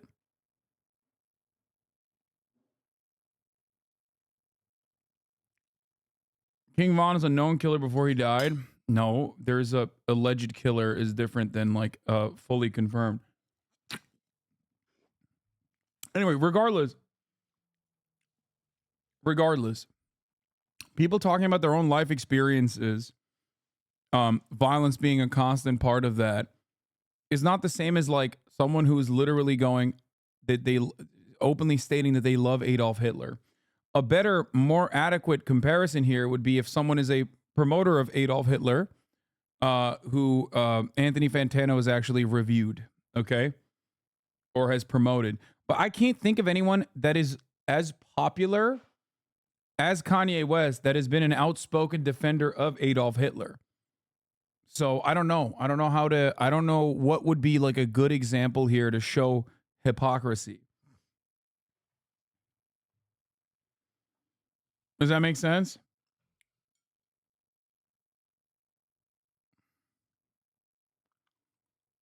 Voice. Something that on some level I think he's weirdly proud of, as on the very lyrics to this record, he calls her just a reference, which is maybe one of the grossest and most dehumanizing. Wait, what? That on some level I think he's weirdly proud of, as on the very lyrics to this record, he calls her just a reference, which is maybe one of the grossest and most dehumanizing things Kanye has said about a woman on any of his songs, and it's being directed at his wife. So this trajectory Kanye has been on as of late has left him with an interesting mix of fans. One, hateful psychos that actually agree with some of the stuff that he's been saying, and are actually in my Twitter mentions theorizing that I'm a Jew, and that's the reason I don't really like his recent music. Two, anonymous nihilistic teenagers that don't really think anything he says or does has any greater consequence in the world, and are most likely bored and lonely and will just defend Kanye because watching him unravel is more entertaining than most things, and I guess brings some kind of meaning to their otherwise meaningless lives. And three, cultish weirdos who parasocially obsess over him and everything he does, and would basically follow him to the ends of the earth. Keep in mind, these individuals have always been in his fan base to some degree, but prior they were at least mixed in with genuine hip-hop heads. Now, these three types of people, and there is overlap between them in Kanye's fan base, don't want to hear anything critical about him at all, ever. They've openly rejected any good faith effort I've made to make them aware of Kanye's downward spiral into Nazi adjacent rhetoric and now imagery in the promotion of this record. The point is, there's no hope of having any level-headed conversation with somebody who is like deep into the Kanye fandom at this point. People who literally think anything and everything he does is great and will write off any bit of dissent as just being biased and unfair to him, as if he's Jesus Christ and can do no wrong. So yeah, there's no convincing them, which I will say is also the case for people who have left the Kanye reservation over the past several years, because there are a fair share of people who are validly pissed off about everything Kanye's been saying and doing recently, and feel like it's totally beyond the pale, and even if this record was somehow good, what am I supposed to do? Tell the Jews in my audience, "Aw, come on, man, he didn't mean it. It's not so bad. He's just a little crazy, that's all." Especially since he's not doing anything to gain forgiveness. He is very apparently not sorry for anything he's been saying or doing, and the apologies he has given aren't worth a lick of shit, because he'll think nothing of saying Jesus Christ, Hitler, yay, sponsor that, not too long after. Now, there are some people who will say, "Anthony, you're being unfair here.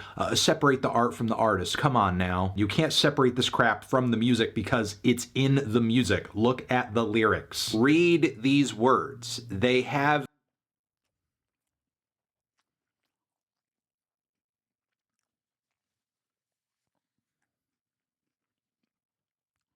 How I'm anti-Semitic? I just fucked a Jewish bitch. I just fucked Scooter's bitch and we ran her like Olympics. Meaning, and they are saying things that are not good or normal. You would have to expect me to separate my brain from my skull if you think I'm just going to ignore it. I think this comment here pretty much sums things up. We don't care as long as the album is good. His personality and what he says doesn't matter to me. I only care about the music. How do you penetrate this level of self-imposed ignorance? This person is not listening to Kanye. He's not listening to anything I or anyone has to say about Kanye. And this comment was posted after the album was released, so he's apparently not even listening to the content of the music that he supposedly cares so much about. So this argument about, "I only care about the music," can't possibly be true, especially since the music too is shit. The song Paid is one of the most unintentionally hilarious tracks I think Kanye has ever put out. It's just a crappier version of Fade. Why wouldn't you just listen to Fade? You'd have to be delusional to think anything else, especially with this trash-ass verse from Ye, and Ty Dolla $ign on it is just amazing, saying that he's just here to get paid. At least he's honest. Then Back to Me with that Jay and Silent Bob chorus has to be one of the dumbest things I've heard on any Kanye album ever. I feel like I'm being punked. But naked, beautiful, big titty bitches don't just fly into the sky, you know. At least Freddie Gibbs somehow made it flow, but yeah, that dude is as good as he is at rapping, he cannot save this track. Then Hood Rat has maybe one of the most excruciatingly bad instrumentals on any Kanye album ever. The mix is a mess, and God, those repetitions of Hood Rat, Hood. Reminder that Fantano has done Burzum album reviews. A band led by a literal Nazi who's burnt down churches and synagogues and murdered a man for being homosexual. Fantano's a smug hack telling you what you want to hear for engagement when he has no moral backbone. Reminder, I talked about what an asshole he is in those reviews and stopped covering his music because his fans pretty much act the same way Ye's most toxic fans act now. Nazi shit and all. Lies by omission are still lies, buddy.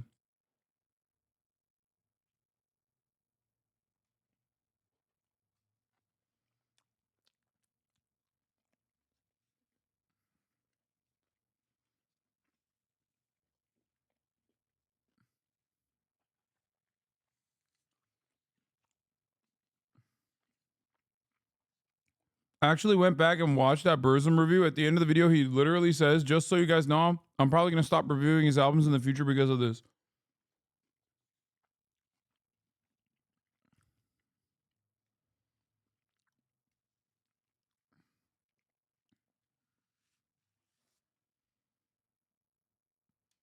It's so funny that people are mad, but he like actually said he wasn't going to review the album and he then reviewed the album. Like, I guess they're just mad he doesn't give it a score at the end. Is that what it is? It's pretty funny that Kanye dick riders, for some weird reason, I guess don't listen to the music, but still ride for Kanye on principle. And then they don't even fucking, it's not really a review. It's just a response to everything. Everyone telling him to review it. I mean, he's saying it's a bit of a review to be like, it is unreviewable and here's why. Heard rat. I mean, I guess it kind of drowns out all the other stuff about the track. So that's kind of a silver lining. But almost none of that matters because there is so little to praise with this record. And if Kanye's delusional fans are not hearing that this record is awful on its face as they just kind of listen to it by themselves, nothing I'm going to say is going to convince them. But if you really want a general assessment of this thing, it sounds like a slightly more finished Donda 2. Somehow Jesus is King had more songs on it that sounded more cohesive, well put together, which is saying something because that was previously Kanye's shortest, messiest, most unhinged and crappy record yet. And somehow this surpassed it. And at least in my mind, has achieved the status of being Kanye's worst album. And given that the sequel tends to be a step down from the original in Kanye's case most of the time, the rest of the Vultures series from this point is not looking good. But yeah, that's all I have to say. Thank you. Bye.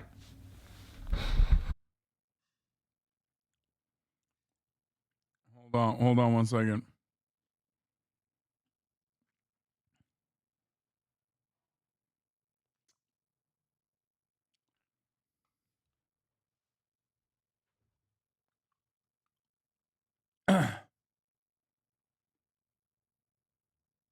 I still have not heard any full album after Life of Pablo.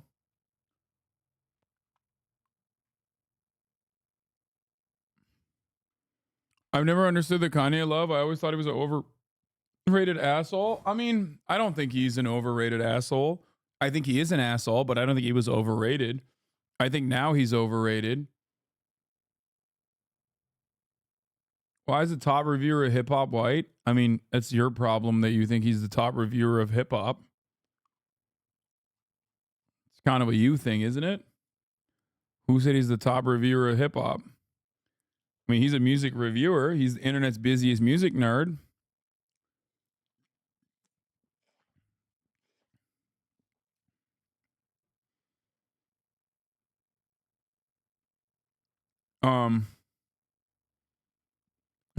We get it, Slatty. He didn't fucking review Cardi. Oh my god.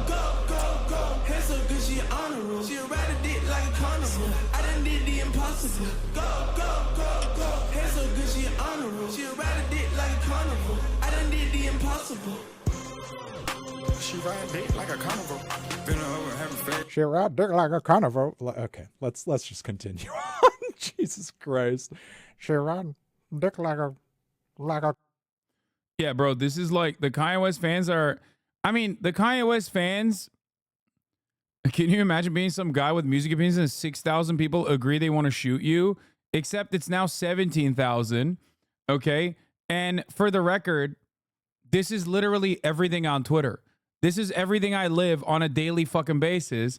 Ironically, by those who are probably also Kanye fans, because it's mostly just like Twitter is just a Nazi shithole.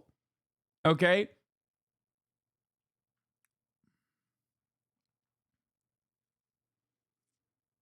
Also, people have absolutely hated Fantano for a very long time for this specific reason. But I think like the intensity and the severity of the death threats absolutely has gotten way worse as a consequence of who he's up against here, Kanye being the guy.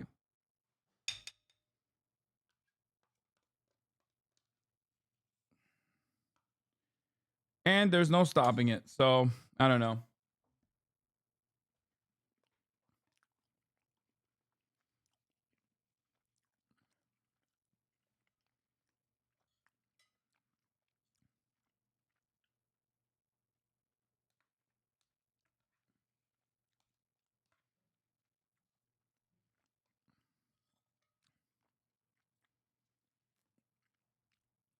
Dude raps in a really ugly place at the moment.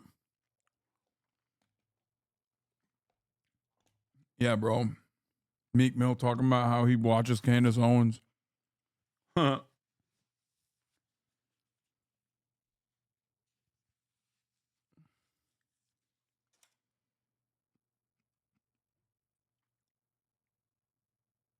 pay Elon $8 a month? No, dude. Obviously not. That would be fucking idiotic. Elon Musk gave me a blue check mark for free so that many other dumbasses will go and pay Elon Musk $8 a month thinking like, oh no, the check mark still actually means something.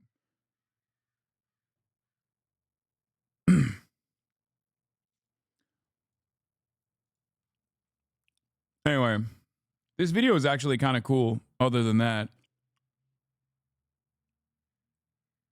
Like, this guy's obviously very good.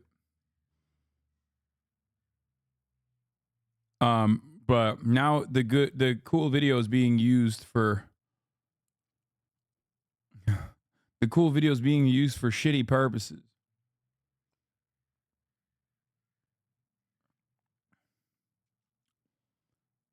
Oh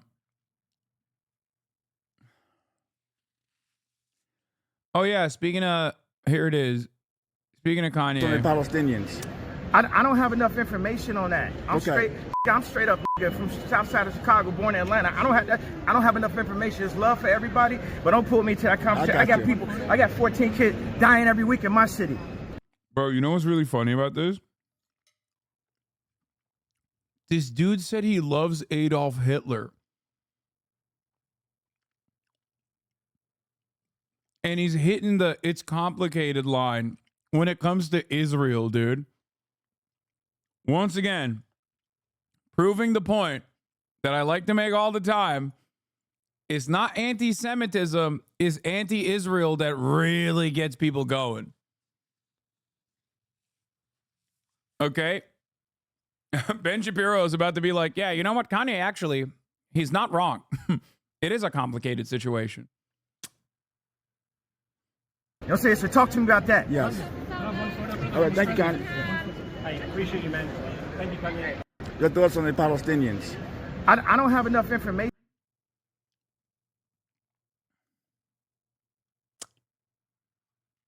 Anyway, to be fair, he did not say he loved Hitler because of the Holocaust.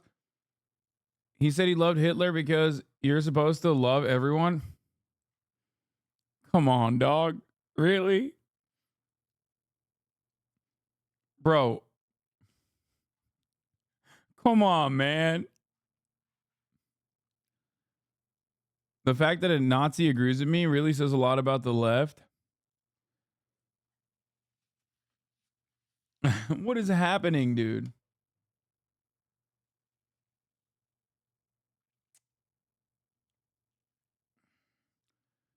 He says something different about Palestine in a leak. Yeah, I think he knows.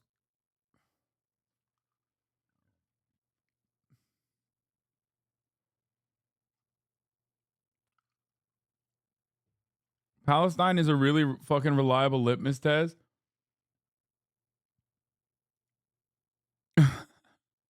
Kanye becoming a Zionist after realizing it's the most anti-Semitic thing you can be.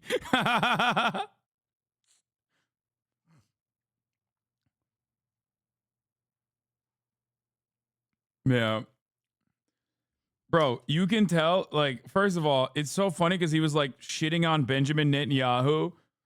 And I think it was literally because he was like, well, that's like the king of the Jews, right? Like in his mind, he thought like, yeah, that's the president of Jewish people. That's why, like, he's like, you know, my trainer who's Jewish, and then Benjamin Netanyahu, the king of the Jews. Of course, I'm going to shit on him. Like, it was nothing beyond that. You know what I mean? Like, there was no real political reason for why he brought up Netanyahu's name, other than the fact that he probably thought like he's somehow associated with Judaism.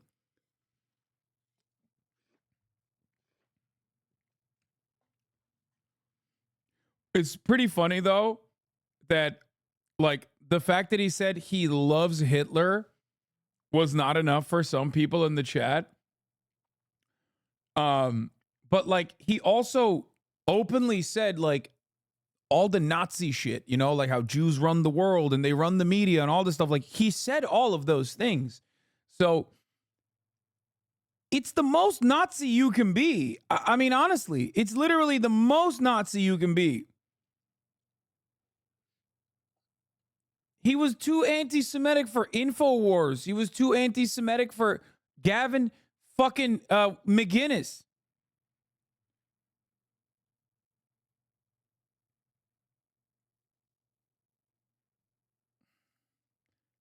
He said things that a lot of Nazis don't say out loud. He was running for president and had a real neo-Nazi be his campaign manager.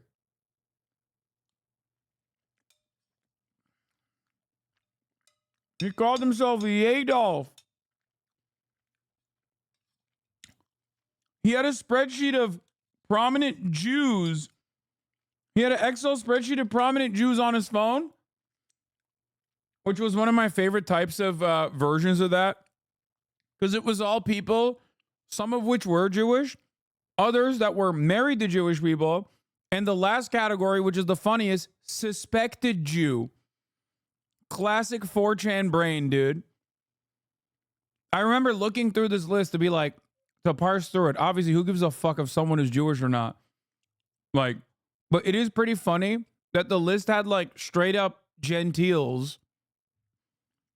And they just had like literally fucking next to the straight up Gentile guys. It'll be like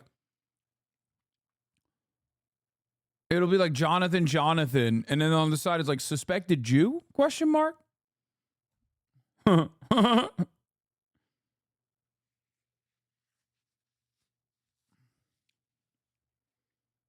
south side of Chicago, born in Atlanta. I don't have enough information. Also, I do think that he has information. I think he's just not saying it because he realizes like he just released the album and like anti-Semitism and loving Adolf Hitler is one thing. But if he's out here fucking criticizing Israel, that's a whole different thing. She fight for Palestine because it's her people, and she said, you have no idea how much this means to me. It's been a conversation for me and my family since my father was... What are you talking about? This is literally fucking AI, dude.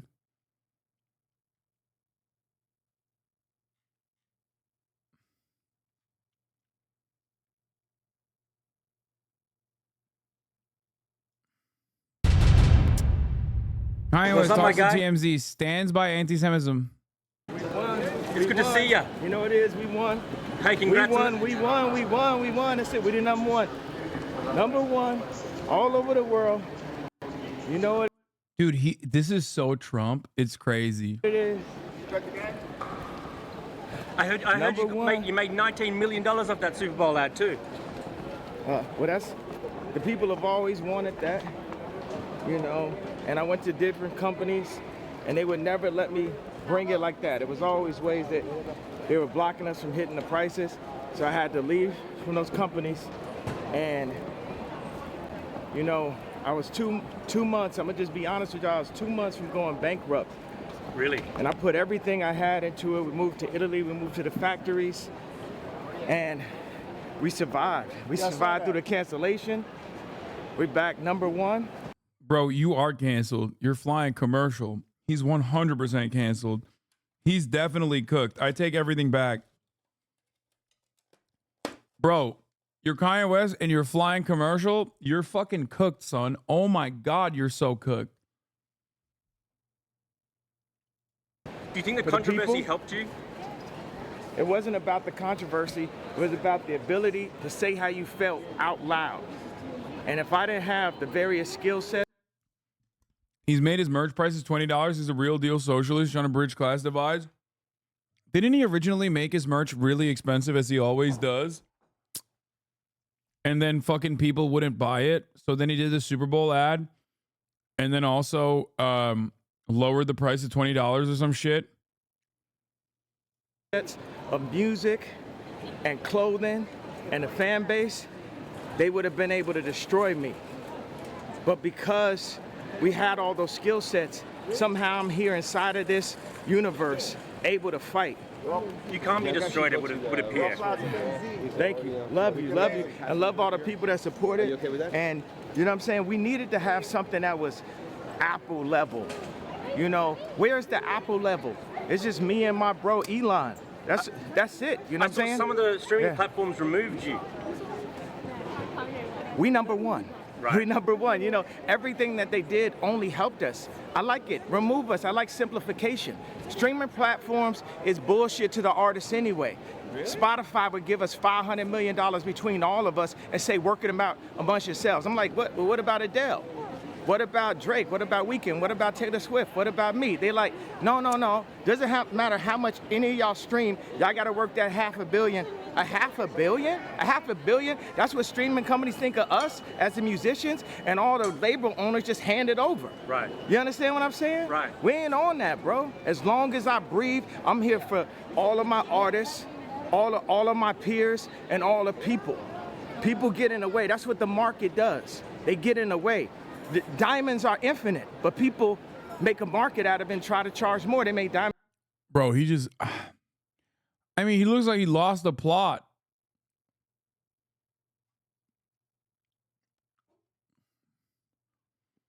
Like, I don't know what else to say. It just seems like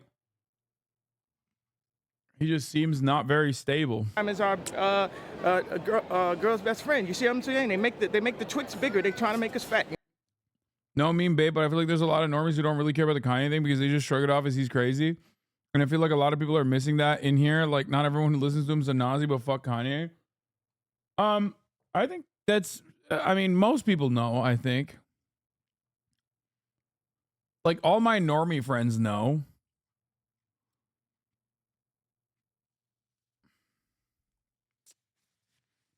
Wait, did they say they made the Twix bigger? What? You know what I mean? What do you have to say to people? Wait, what? Girl's best friend. You see what I'm saying? They make the Twix bigger. They're trying to make us fat. You know what I mean? What do you What the fuck is he? Dude, he's just rambling, dude. It's crazy.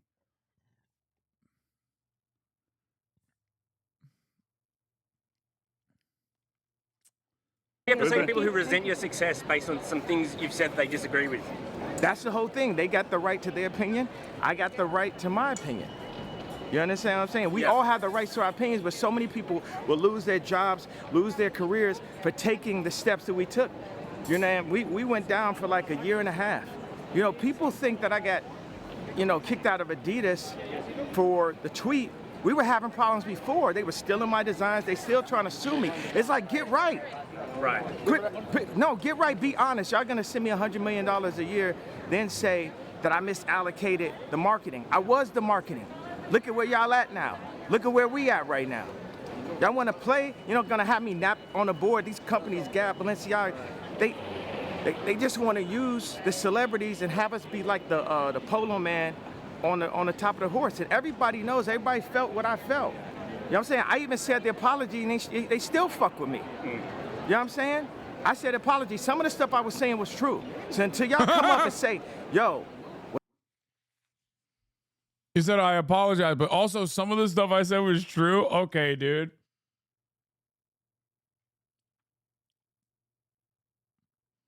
This was my idol at one point. It's so sad. I still wear polo to this day because of this guy. Listen, just he has beef with Twix. You see what I'm saying? They make the Twix bigger. They trying to make us fat. You know what I mean? You still backing down Trump? They motherfucking made the Twix double the size, trying to make us fat. Why? What the fuck?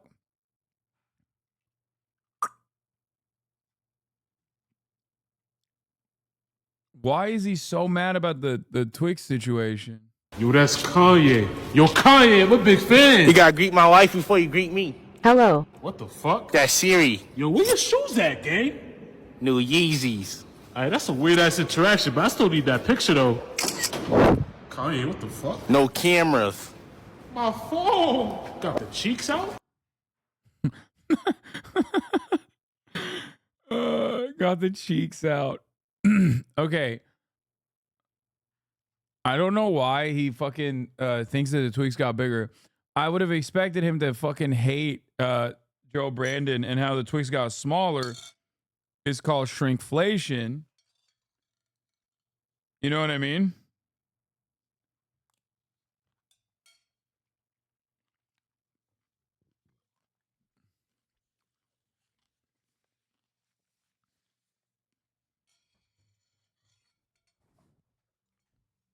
I actually am wondering what the fuck he's talking about.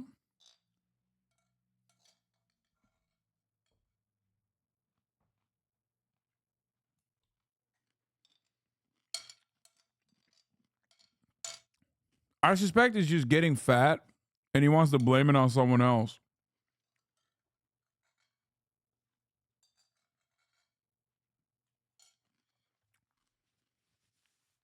Which, I'll be honest, is like real and valid.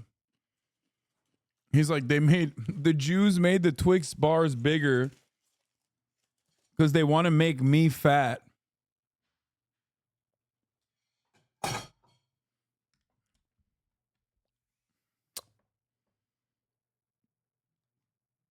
You know what I mean? What he was saying, some of that was true, then go ahead with all that. Do you take back any of the anti-Semitic stuff you might have said? Black people can't be anti-Semitic. We are Jew. You understand what I'm saying? We are He's an anti-Mexican. Jew. So cool out. Until you do your facts, until you really do the facts with the fake indoctrination that y'all pull into the schools and all that, you know what I'm saying? We're not following y'all rules. I mean, just like calling... It's like, unlike Donda Academy, which is no longer in operation, but a lot of good stuff was happening there, schooling-wise.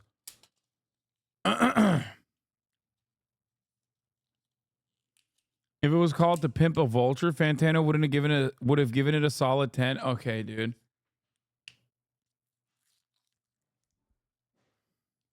Death con on Jews and that's like, do you take back any of that sort of more extreme stuff? You know what? For all the kids that love me, all the Jewish kids that love me, I'm sorry if y'all had to hear a grown-up conversation with us screaming at each other. But we got to a point where something needed to happen. Something needed to be said. Somebody needed to say something. Now, if you're in an argument with somebody, you're not going to say everything the right way. But it got to a point where y'all ain't going to just keep running, start calling me bizarre and press for all these years. I got to a point, how many more times? I can't tell if he like peaked at having the most like anti-corporate attitude, but still within the confines of liberalism, and therefore like desperately was seeking out a villain, which liberals often do, and then arrived at like the most classic conspiracy, Jews being responsible for it. And now like every argument that he makes basically revolves around Jews. Like when he's talking about the streamers, like you can look into every single thing that he's saying and I guess like tried to derive a serious message out of it. Like when he's talking about even the Twix getting bigger, they're trying to make us fat. It's like maybe he means like fast food and like shitty options of food are making people fatter. Okay, even though it is getting smaller.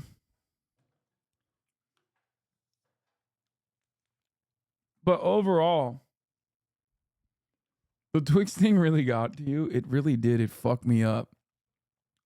Well, like when he's talking about corporations that use black celebrities like stand-ins for black culture and don't care about their own well-being, he's right. He's right about that. But I think he just attributes all of that back to Jews. And I don't think he's being like philosophical about any of it. I think he's just like legitimately thinks he's so right because he's so fucking narcissistic and he doesn't have a single goddamn person with a brain cell who isn't a sycophant in his immediate orbit. So now he's just like stuck that way.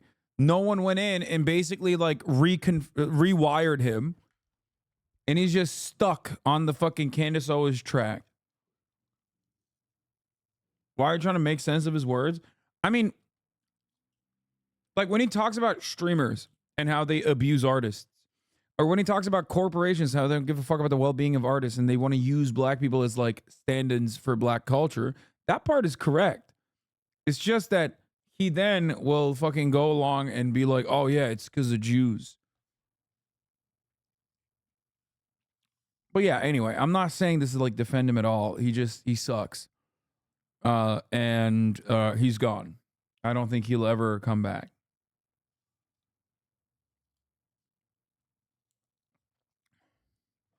He's literally the son of Black Panthers, and you think all he can see is Jews?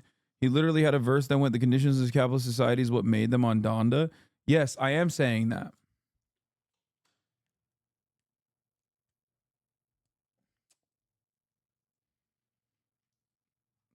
And for the record, I'm not saying that. He's saying that. I'm saying at the top of the hour, there is abuse. Abuse from me to those who are unsubscribed. Okay? I'm saying that, which is true. But once you say you love Adolf Hitler, it's rap.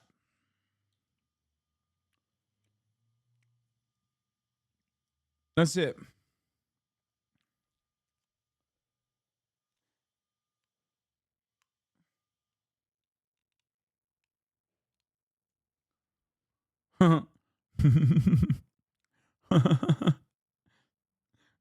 I feel like he's right on stuff like abortion and wokeness, but his message is too aggressive. Kanye is absolutely back and never really left.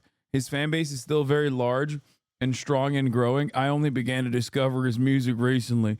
Kanye West is so right about abortion and stuff. It's just that, like, I hate that he's black, but when he's rapping, and I think rapping is also disgusting, filthy music, but when I hear him rap, I close my eyes and I think maybe if it was Donald Trump saying these words, then he would be wonderful. Hell yeah, he's growing. He's still growing in size, brother. He found me. I found him. Y'all gonna call me crazy. How many more times y'all gonna give me fake medication that makes me fat off of a misdiagnosis when I really have slight signs of autism from the car accident? But then y'all gave me, you say, yo! He said he got a car accident induced autism. Whatever, just give them that bipolar medication. Y'all try to kill the superheroes, but we here, we alive. You know what I'm saying? People calling you crazy and misinformed. What'd you say? By the way, you're so correct. I think you should not admit that you heard about Kanye West the first time in your life in 2024. Actually, like, automatically, I'm assuming you're a Nazi, okay? Like, there's no way I'm ever going to look at you and go, oh, wow, you're anything but a Nazi. I didn't hear about Kanye until he said some Nazi shit, and I really like it now. No, I know you're joking, chatter. I'm saying the other chatter basically said that.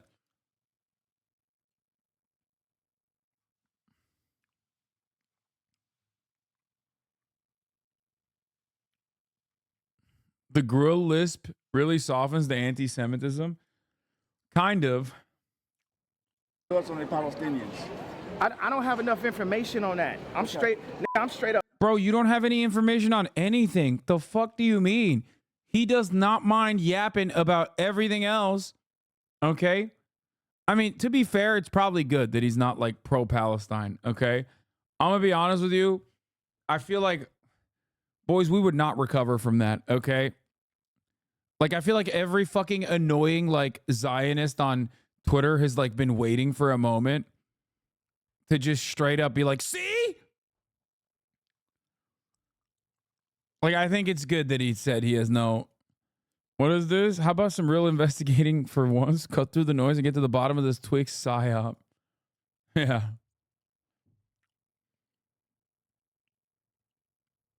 Have to share this clip. You have insane precog with what all conspiracy theories lead to. Oh, yeah. So much of what you're saying, like They've gone for far too long. They've gone for far too long without mentioning Jewish people. It's got to happen. Never heard of before, and it goes against like a lot of the things that I've been told are true. You have been lied to for so much, and then you can kind of get into something else, which I accidentally stumbled upon, which was, were there gas chambers in Nazi Germany? And did 6 million people die in Nazi Germany? Yes. That's a great answer, but it's probably the wrong answer. Remember, this is about anti-vaxxers starting communes in Mexico. Okay? Every single conspiracy theory always ends up with Jews did it. Okay? You go far enough down that rabbit hole, and there's always Jews at the bottom of the rabbit hole. Okay? Always. Historic enemy. Every conspiracy theory.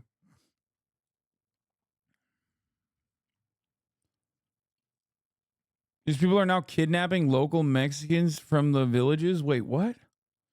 Even flat Earth. Yes. Yes. Yes. Listen, you become exactly, the chatter is correct. You become a debate lord for a long enough timeline, you're gonna defend or debate at least incest and pedophilia. Okay? It's gonna happen. And if you become a conspiracy theorist, you're gonna inevitably arrive at anti-Semitism. That's always how it works. I think it's because, like, just had a thought. Do we know what conspiracy theorists look like somewhere in Japan where they do not have a culture of anti-Semitism, at least in the traditional sense? Japanese people have the coolest version of anti-Semitism. They have philo-Semitism, where they think, like, Jews are all powerful goblins, but they think it's sick. And that they should, like they're literally like, oh, Jews definitely are like money goblins, but they should be our money goblins. Like, why would you kill them?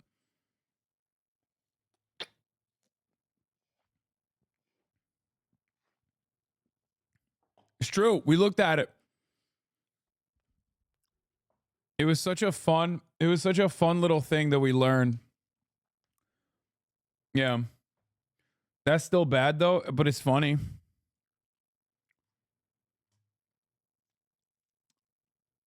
What do you call it? But South Korea has a different take. No, South Korea has a bar called the Third Reich. South Korea also, a lot of Asian cultures demonstrate exactly what I just told you, and I didn't even realize this. We did a deep dive on this as well. South Korea, literally, everyone has a fucking, what's the book? It's not the Torah, the other one. Everyone has the Talmud. Yeah, no, not the Elders of Zion.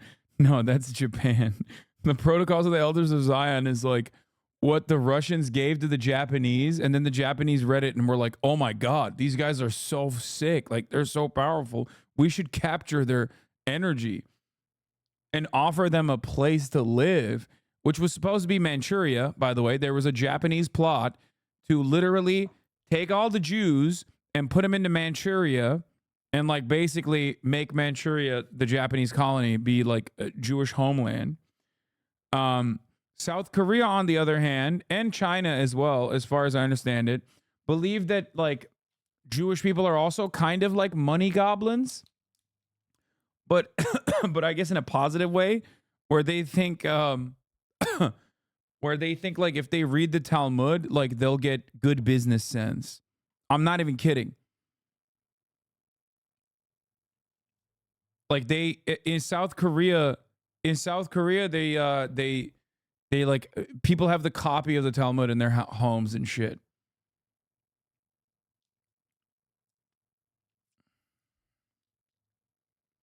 These are some weird stereotypes. No, it's literally the Western stereotype. It's the classic anti-Semitic trope, right? That like Jews are controlling the money supply somehow.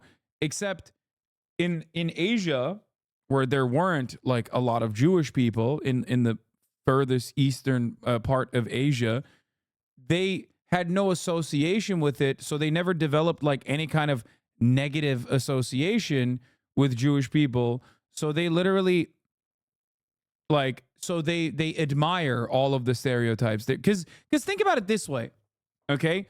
If you weren't primed into hating Jewish people, why would you ever hear about like a group of people that you've never seen before and everyone's like, ooh, they're all powerful? You'd be like, oh my God, that's so sick. Like these mythological creatures are so fucking powerful. That's aspirational. I want that. So I think that's where it comes from.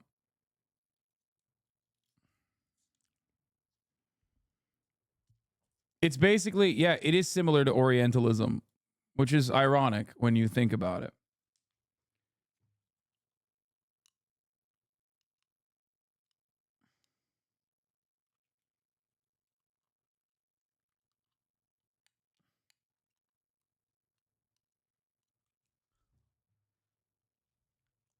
Yeah. Why are Jewish people the endpoint of insane conspiracy theories? Because Western reactionaries are so uncreative. I mean, if you want like the anti-materialist perspective, I don't know how to like. I mean, it's a long one. You need to strap in, and I can tell you everything. Yeah, Talmud is mandatory reading in South Korean schools.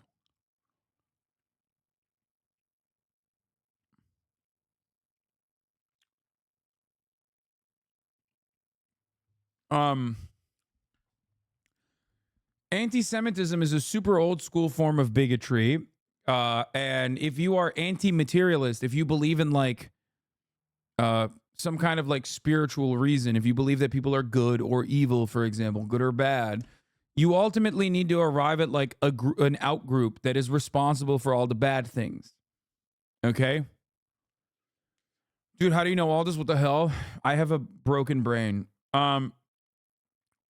So basically you need like a comfortable out group, okay? A group of shadowy individuals doing all the bad things, and that's why bad things exist in the world.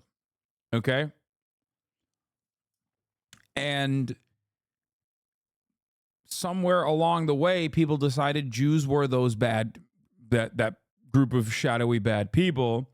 Some say it's because they were not allowed to purchase land and own land, and therefore they took on, you know, mercantile capitalism or like money lending. Some say that usury is not considered a sin in Judaism, whereas it is technically a sin in Christianity, and definitely a sin, definitely haram in Islam.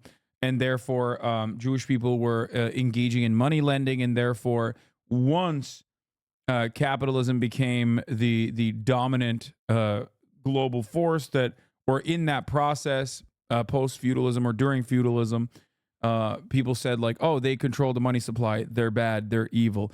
I don't. Basically they became the outgroup guys, okay? And they had been since the original sin, obviously. Like, so since the formation of the Roman Empire, or even during the Roman Empire, just in general, as always, Jews have always been the historical evil, okay?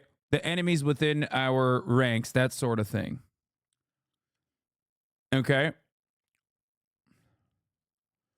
Hasan glossing over, you can't be a Jew, only born a Jew before. They made everyone out groups and then failed as the first monolith religion. I mean, you can, just the conversion process is long and arduous. There's no there's no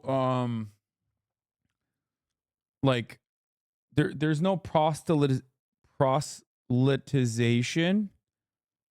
There's no missionary work for Judaism, which I respect.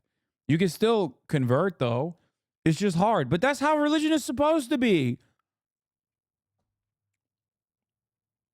I think that's like it's one of the best fucking parts of Judaism, in my opinion, is that like, yeah, you want to be fucking Jewish, then you gotta fucking work for it. Like, the fuck is this bullshit? We're going to a random island and we're like, hey, what's up? We brought you dysentery and also God. Fuck you. No evangelism. Exactly.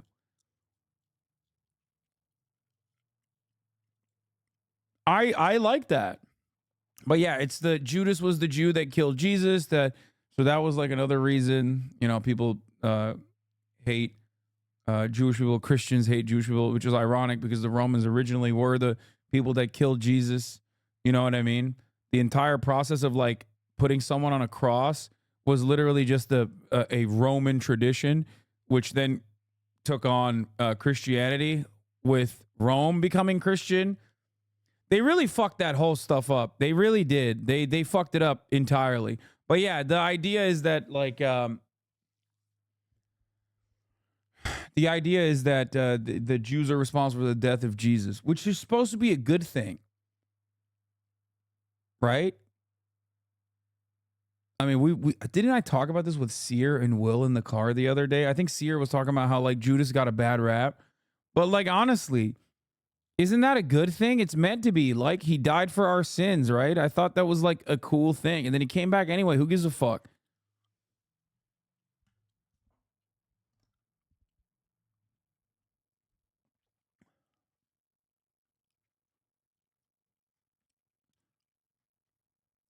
Anyway. Yeah, he respawned, bro. Chill. But overall, those are the origins, I guess, of this kind of bigotry. But the materialist reasons as to why this bigotry persists is because you need a comfortable outgroup. You need like a villain. You need someone to be doing like the shadowy shit, because you either believe that you either believe that you fell out of a coconut tree, or you believe that you did not fall out of a coconut tree and you exist before everything that has existed in the world that you exist in, and that came in the context of things that existed in the past, which is ironic because I'm doing the Kamala Harris mode of dialectical materialism, historical materialism, okay? Which is true.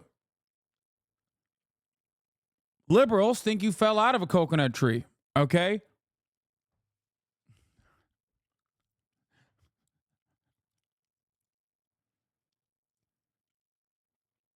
You think you just fell out of a coconut tree? You exist in the context of all in which you live and what came before you. You think you just fell out of a coconut tree? People have so little understanding of who was actually ruling Judea at the time of the crucifixion. Romans were controlling the government at the time with Jewish proxies doing their bidding. And the shadowy group can't be the real shadowy group, the capitalist stakeholders, or else then they'll actually dismantle the system.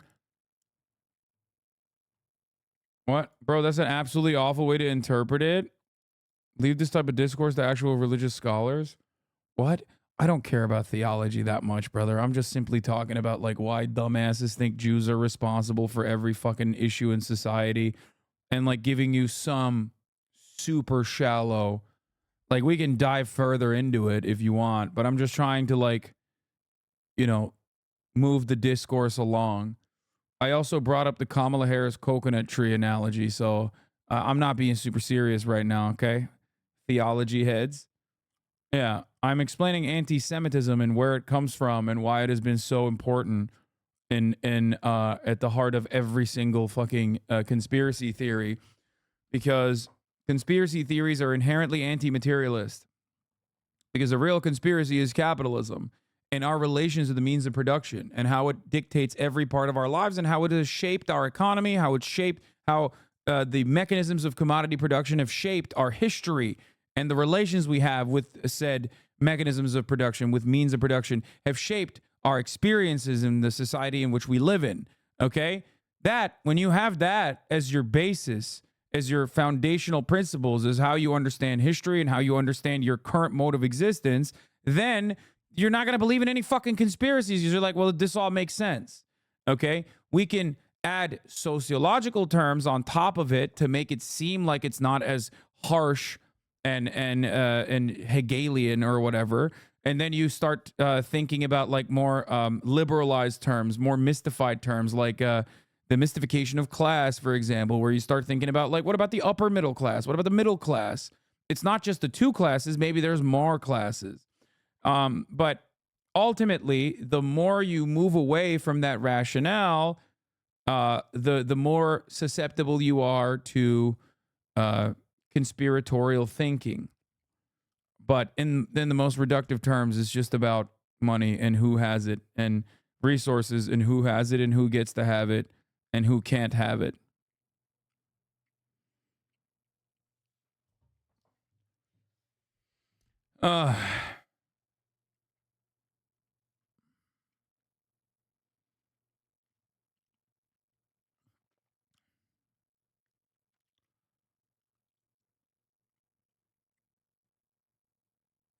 What is this? Channel dedicated to putting Jewish history back in the context of world history. This channel does a really good job of explaining Jews' roles throughout history, and the Judea parts are super informative, especially regarding Jews. Jewish streams re-explained. Reform, conservative, reconstructionist, renewal, Hasidic, modern Orthodox. I love it. Chinese food on Christmas, Jewish history on the plate. That's awesome. Oh, man.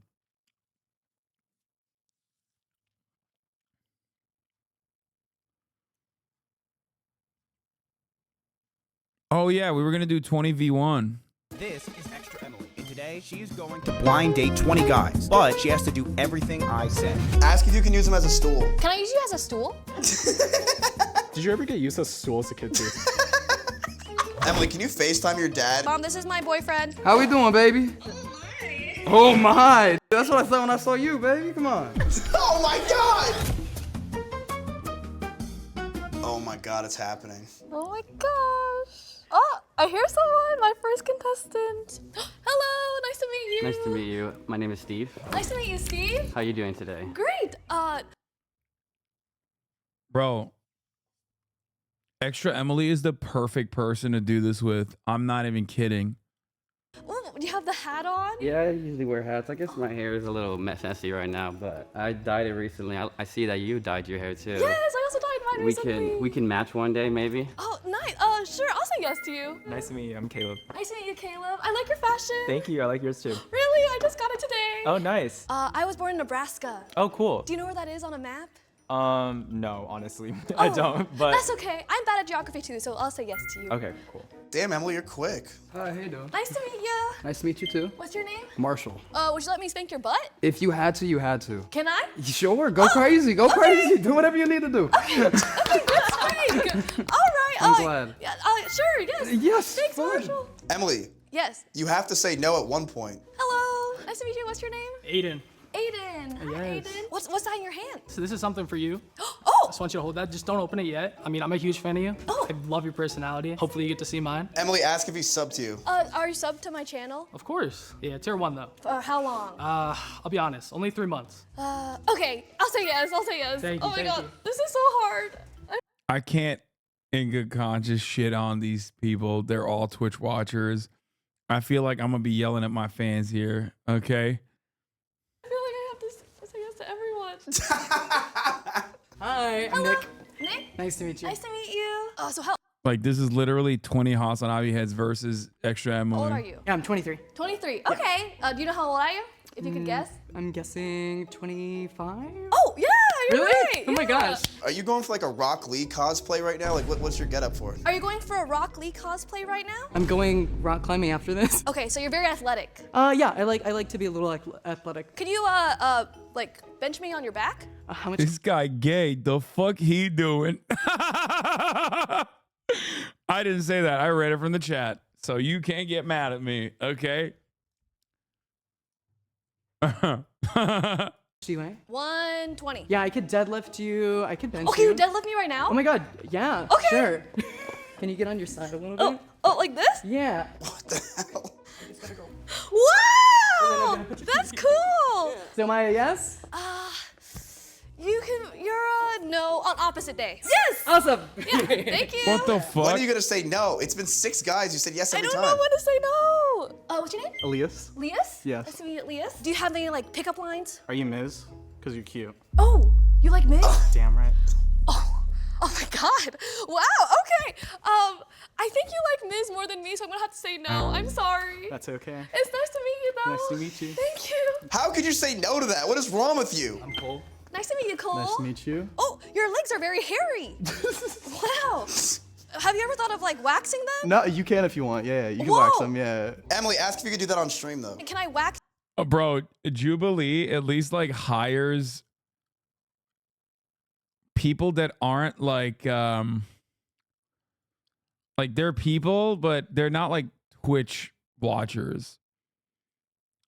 I guess basically I'm saying Twitch watchers are not real people. Okay? They have this fake person stink on them.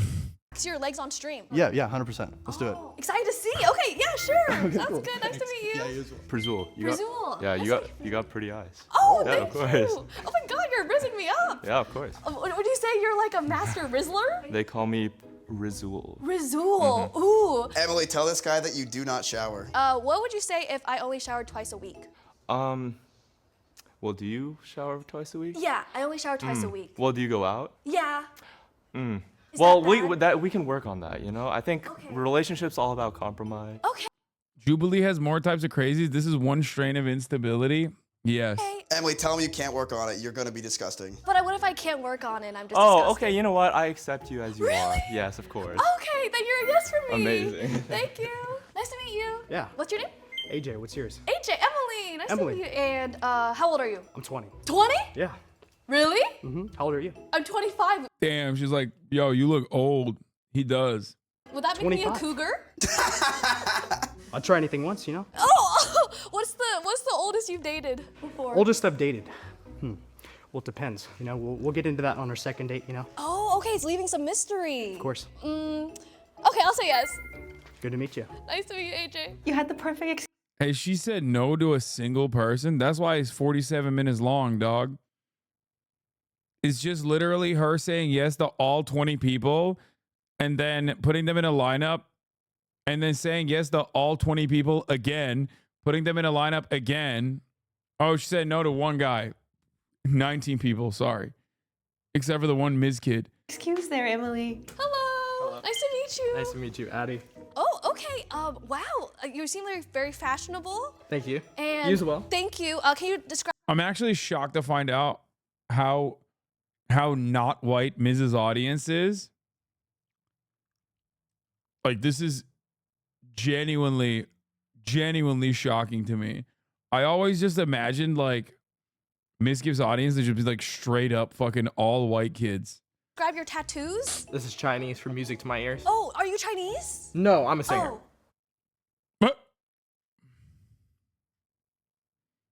Oh, you're a singer. Yeah. Can you sing a line for me? I actually have a surprise for you. It comes later, though. Okay, I'll say yes. Mrs. Audience is any color of incel. Emily, you have to get rid of 5 people. Sorry.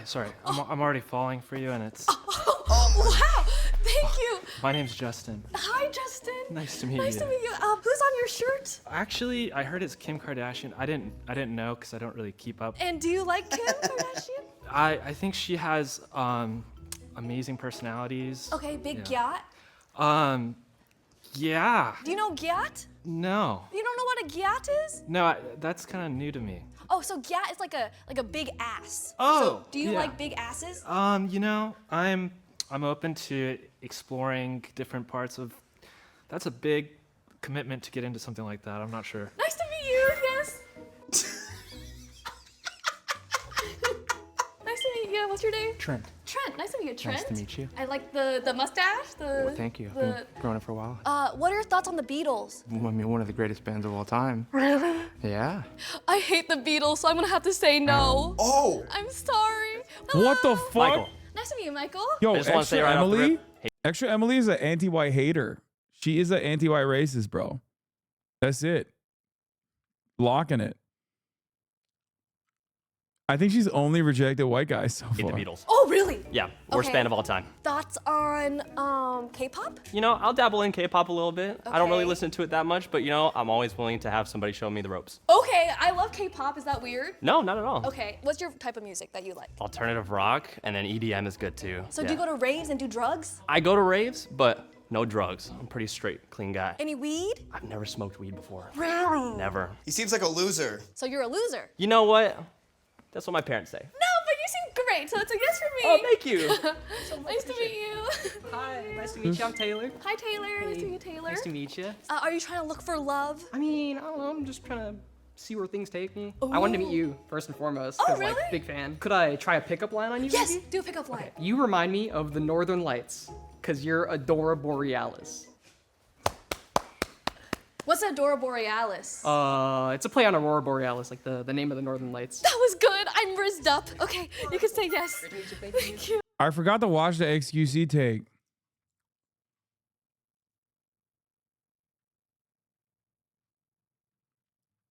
Oh, Anthony Fantano. Just like, I'm sure it was brilliant though. Emily, you have to say no to somebody. Hello. Howdy. What's your name? Austin. Austin. You mean last name? No, I don't want to dox you. Oh, I see your eyes are different colors. What's it called again? Heterochromia. I wear blue eye contacts, but my eyes are actually brown. So do you think that's weird? It's okay. Well, What are you looking at? that's interesting. Why are you staring so closely, Well, sire? your head. I was trying to find the contacts in there. I don't see them. If I go like this, then it's brown. Oh, what the fuck? Were you born with the contacts in there? No, I wish. What do you do for your job? I'm a bartender. Would you be able to make me drinks? I could try it. Okay. I'm really good at making club soda. Sounds good to me. Thank you. Yes. Yes. Okay. All it takes is a free drink for you to say yes. Wow, who is that? Who are you? Oh. Av. Hi. Hello, Av. Nice to meet you. Firm handshake. Why are you here, Av? I didn't know this was a love thing. I thought it was someone. They told me it was for something else, and then I came, and then they said it was a love thing. But I'm about that. Right, yeah. Do you like want to find love? Yeah, I don't have heterochromia, but I am heterosexual. Ooh, that's good. That works, right? Yes, I could tell from your shirt. What do you mean? That's actually funny. Okay. Extra Emily's got jokes. Extra Emily has got jokes. Okay. A straight person shirt? Yeah, very straight. What's a gay person shirt then? No comment. Okay. All right. Word. Okay, you can be a yes. Oh. You got me. You said yes to Afghans? Hi. Hello, nice to meet you. Hi, I'm Matt. Nice to meet you, Matt. So tell me about yourself, Matt. I can probably knock out 10 push-ups in a row, maybe more. Okay. Prove it. So prove it right now, please. Okay. One. You want to count them? 2, 3, 4, I should've said a 5, lower number. 6, 7, 8, 9. Oh, 9, 10. Oh, yeah, that's 10. No, that was 10. Oh, good job. Oh no, now your face is red. No. Okay. Emily, see if you can do a push-up with you on his back. Yeah, can you push up with me on your back? For sure. How Really? many, though? Wait, but how many, though? Just one. Yeah, let's knock it out, yeah. Okay. What? Okay, get back up. No. Oh, that's okay. Nice try. Oh, are you okay? Did I crush you? I'm like super cool. Yeah, really cool. Yeah, I'm super cool. Okay, good job. Okay, nice try. He couldn't even do a I don't know why he reminds me of Connor a little bit. push-up and you're saying yes to him? But he did 10 push-ups. I'm Robbie. Nice to meet you, Robbie. Nice to meet you. What is your sex style in bed? Oh, I get crazy, just absolutely wild. I go to town. You go to town. Ask if he could peg you, or if you could peg him. Can I pay? I promise I'm not trolling. FTC's been cracking down on ads. What are you talking about? Might want to get rid of the ad in your banner. FYI. Which week do you host? What ad in my banner? Fuck's he talking about?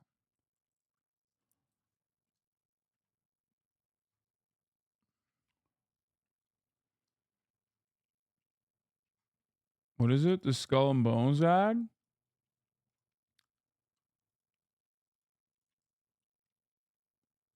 Oh, the panel. Bro, you think you think I kept that shit on there to get like a fucking sneak in an ad? You saved me from giving free advertisement. I'm not being paid to do that panel at this point, at least. The fuck?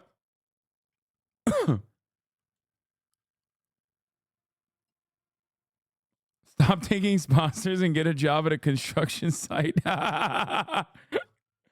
Hey, thank you for reminding me to take that panel off, because that was just basically free advertisement that I was giving to these motherfuckers. Find a bus route. Yeah. I already called the FTC. It's over for you. Yeah, what are they going to do? I'm not like I'm paid to advertise them. He's lying about the FTC. He just really hates Skull and Bones. I'm paid by them to advertise their game. And that was just me giving them free ads. Technically. I don't think that's illegal. Like, for example, even though I got paid by Skull and Bones to promote it, and of course, while the duration of the ad was going on, I had the hashtag ad right there. Even if I were to say, I really enjoyed playing Skull and Bones now, that's just a free ad for them. That's not a violation of like FTC. Does that make sense? Like, it's not illegal for me to say, it's only illegal for me if they're paying me to keep that banner up and I'm not disclosing that information, which they're not. I just forgot to delete it. Does that make sense?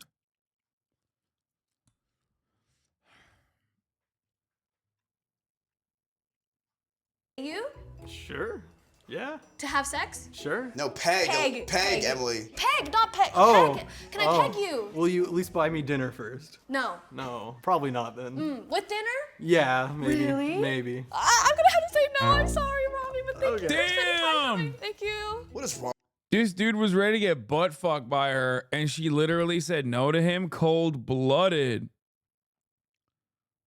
With you, Emily. Hello, nice to meet you. Nice to meet you too. What's your name? Jerry. Damn, Nice to she's meet you, a Jerry. fucking I Chad. like the tattoos as well. Thank you. Half my body's done. What about on your dick? Right above it, yes. Are you a boobs or a butt guy? That's crazy that she just straight up went for that. Yo, what the fuck? Oops, but I feel like butt is necessary as well, though. How about neither? I have neither, so. That's totally okay. Really? Tell him you don't shower. And I don't shower, is that okay? Is there a reason why? Because I don't stink. I have a gene where I don't like produce body odor, so then I don't. That's right. Also the same gene that makes you get the Asian glow when you drink alcohol. She's not wrong. That's not bullshit. I mean, you should still definitely shower, by the way, but she's not. It just simply makes you, I think, not smell bad or something, right? And you get the dry earwax. Yes, that's the other one. Kind of bullshit. I know a lot of Asians. No, not all Asians have it. Caroline smelled her and says she smelled ripe. That's awesome. Yeah, no, you still need to shower. You will get BO. That's just physics, okay? Not physics. What the fuck am I saying? It's biology. I said physics. Fuck! Oh, my brain. It's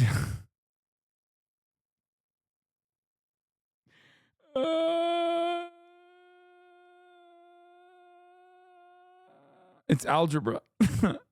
Oh my god. I've covered Brandon for too long. Chat, I've covered Brandon for too long. Yeah, see? Body odor, Asians, and earwax.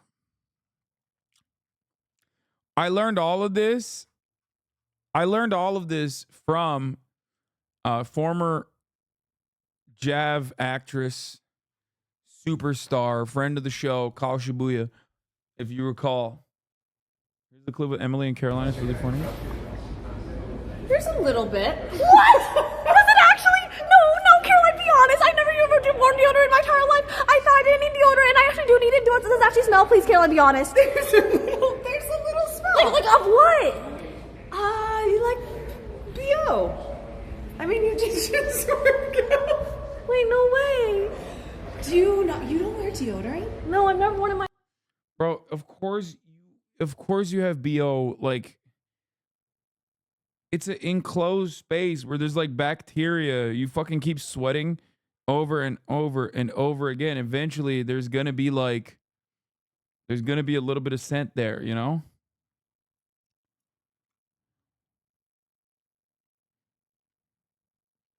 My entire life. You've never worn it in your entire life? Yeah, because I didn't think I needed to.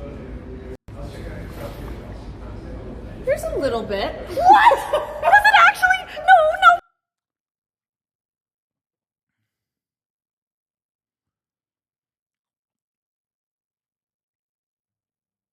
Yeah.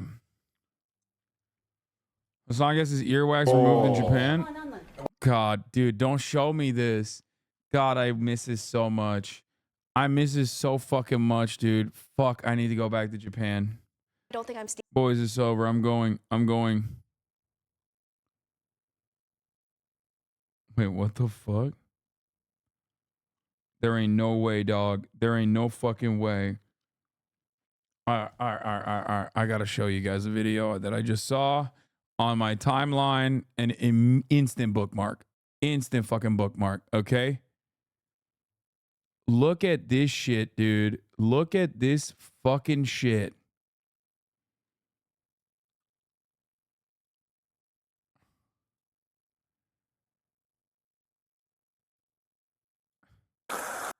Deputy misinterpreted the sound of an acorn striking the patrol vehicle as a gunshot.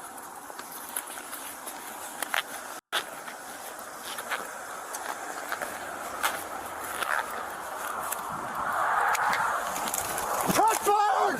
Shots fired! Shots fired! Shots fired!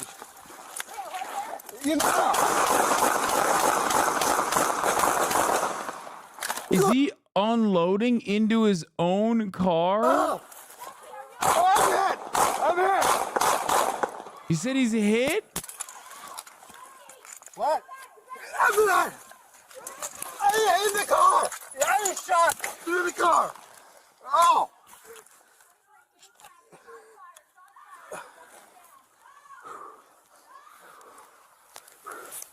The dude survived, for your information.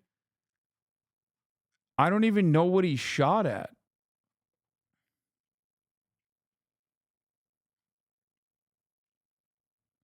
He had an arrested person in the car and he shot in his own car where there was a apprehended arrested person in the car.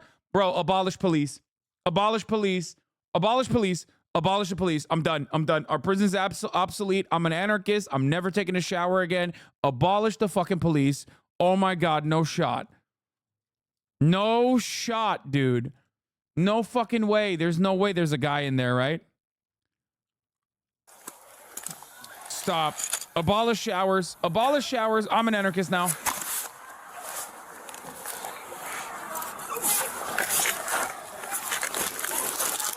I'm good. I feel weird, but I'm good.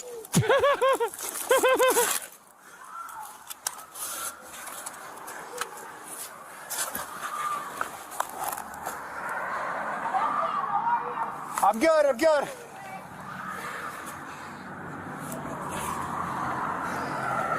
I think he's got fentanyl.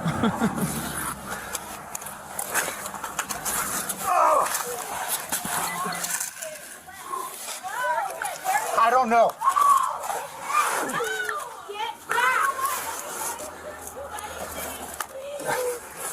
I might have hit my vest.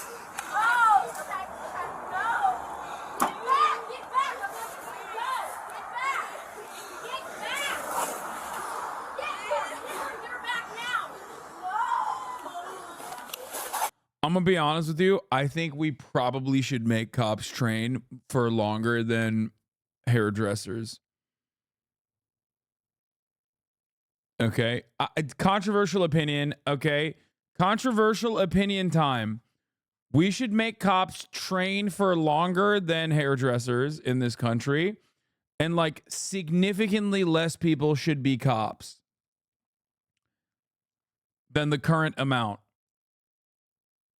Okay. And the way we're training cops should not be the way we're training cops right now. Like every single person that has ever trained a police officer should absolutely be fired. And like a whole different new crop. Like we need like a moratorium. Okay. No cops for like a little bit. Reparations for everyone harmed. And then just like literally just completely rewrite the institution from the bottom up. It is bro, there is no way. There is no way. You can't have these fucking dumb fucks. You can't have these dumb fucks running around with like murder dildos on the streets. Guys, it was an acorn.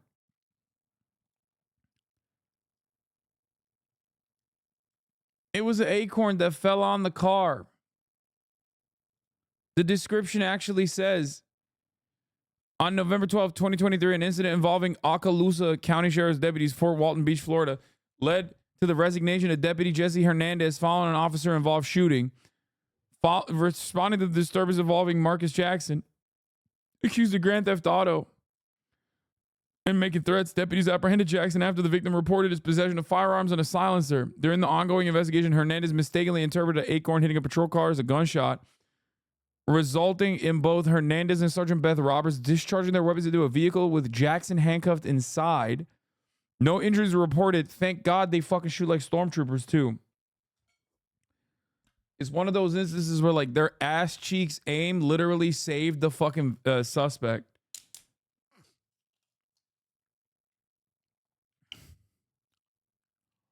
No injuries were reported, and subsequent investigations judged Hernandez's response as not objectively reasonable, leading to his resignation while Roberts was exonerated. This is the only fucking cop that has ever been fired for this. Okay? Brother, look at this. As Deputy Hernandez was approaching the passenger side rear door patrol vehicle, an acorn can be seen striking the top of his vehicle. The BWC video captures 30 frames per second, meaning the frames are 0.039 seconds apart. Counting the frames allows for a relatively precise time record. According to timestamps on their respective videos, Deputy Hernandez's BWC videos appear to be roughly 1/2 second ahead of Sergeant Roberts' BWC videos. That's crazy, man. That's crazy. An acorn fell on his car, and this was his reaction. You should not ever have a gun. Like, forget being a cop and having the power, the awesome power, to be able to literally remove someone from this earth, to be able to take away their freedom permanently, okay? You should also just not even be allowed to have a gun. Brother, you need to give him the benefit of the doubt. Imagine seeing this and not mag dumping. That's the other problem. Mag dumping is actually just the standard operating procedure. They're not wrong to mag dump. The point is, you fucking take your service weapon out and you start shooting. You don't stop until you mag dump. That's why in every single one of these videos, you actually watch the cops mag dump. So that part is normal. It's just that the moment leading up to the mag dump is what matters. And there is nothing, I mean, nothing that should have caused them to fucking pull out the gat. This is the most insane conservative reaction to Acorn since 2008. Get it? Acorn? Jon Stewart would have laughed at it. Dude, oh my God. I don't want to know how old you are for making an Acorn joke, dude. Project Veritas, dude. This motherfucker's talking about Acorn, okay? James O'Keefe's first ever successful op. That's crazy.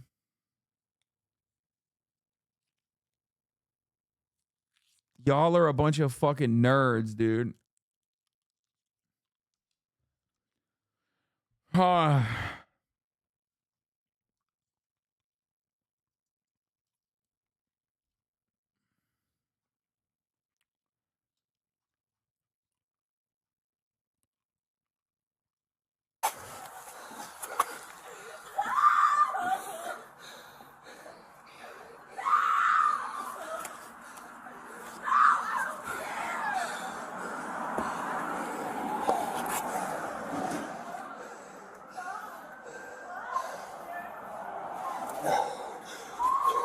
Stay inside your house. Stay inside your house.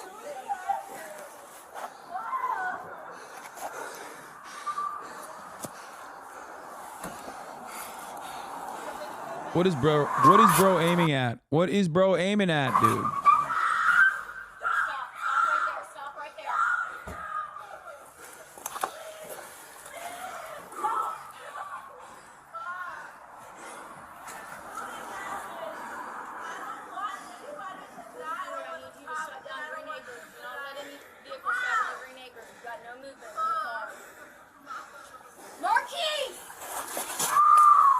Like, in a normal universe, this is an incredibly traumatizing experience for all and parties involved. And the people that did this need to be punished, right?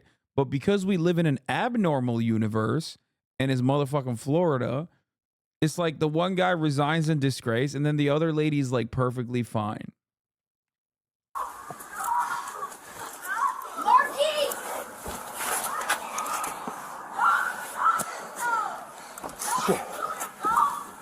It might have hit my vest. I don't know. But I'm not.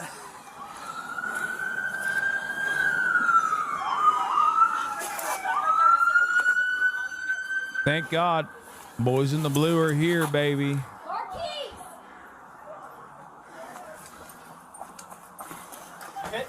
I don't know. It felt like it. Jesse, move over to me. I got you. Move over to me.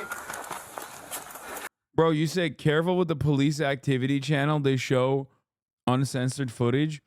Brother, his car got hit with an acorn. There is no censorship. The acorn didn't even land on him. His car got an acorn dropped on his car. Look up Werner Herzog's take on chickens. He brings up this exact same thing. What? I need to see this now. The enormity of their flat brain, the enormity of their stupidity is just overwhelming. You have to do yourself a favor when you're out in the countryside and you see chicken. Try to look a chicken in the eye with great intensity, and the intensity of stupidity that is looking back at you is just amazing. By the way, it's very easy to hypnotize a chicken. They're very prone to hypnosis, and in 1 or 2 films I've actually shown that. That is incredible. God, I love Werner Herzog so much. The enormity of the hypnotization of the chicken. I can't do his accent at all.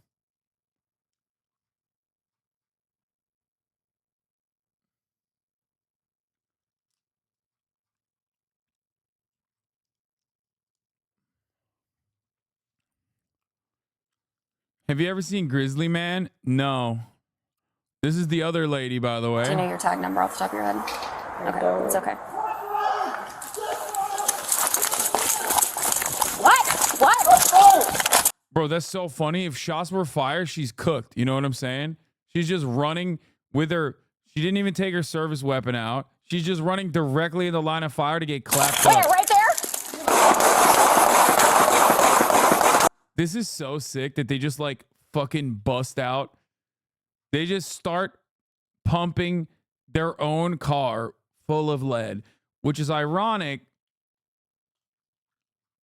because apparently the suspect was in there. Jesse!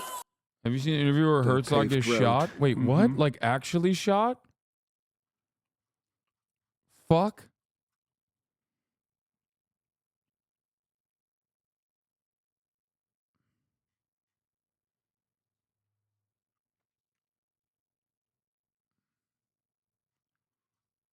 Can I watch this?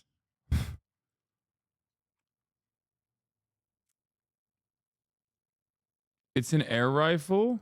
Nobody cares about my films. For example, what was that? We quickly realised that some wacko had taken a pot shot at us with an air rifle, and Herzog had been hit. So this literally just happened when we were standing outside there, camera. and there was a noise, and it was a whiz, and you just said, "I've been shot." You had, look, you're bleeding. I think here somewhere. Yeah. Look, I mean, somebody shot at you and created a wound in your abdomen. It's not significant. The scariest thing about that is that when he reveals the bullet wound, it's hard not to go, but he's wearing paisley boxer shorts. Werner Herzog, the man. That's awesome. We almost got a little bit of Herzcock, if you know what I mean. You know, a Herzog cock. Herzcock. It's not significant. It's but a flesh wound.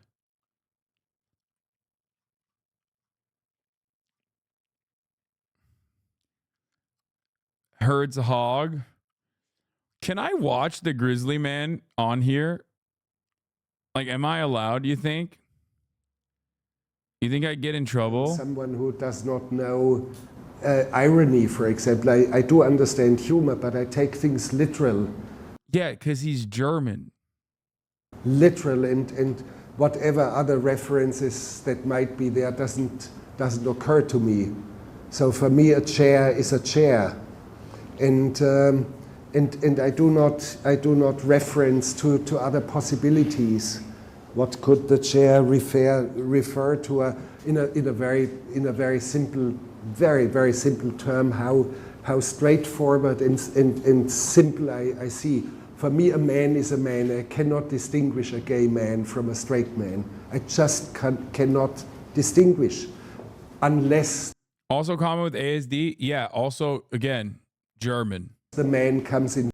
It's reductive. Drag. Reductive. What you're saying is reductive. And is so obviously gay, then I would notice. And I saw a filmmaker whom I know since 35 years, John Waters.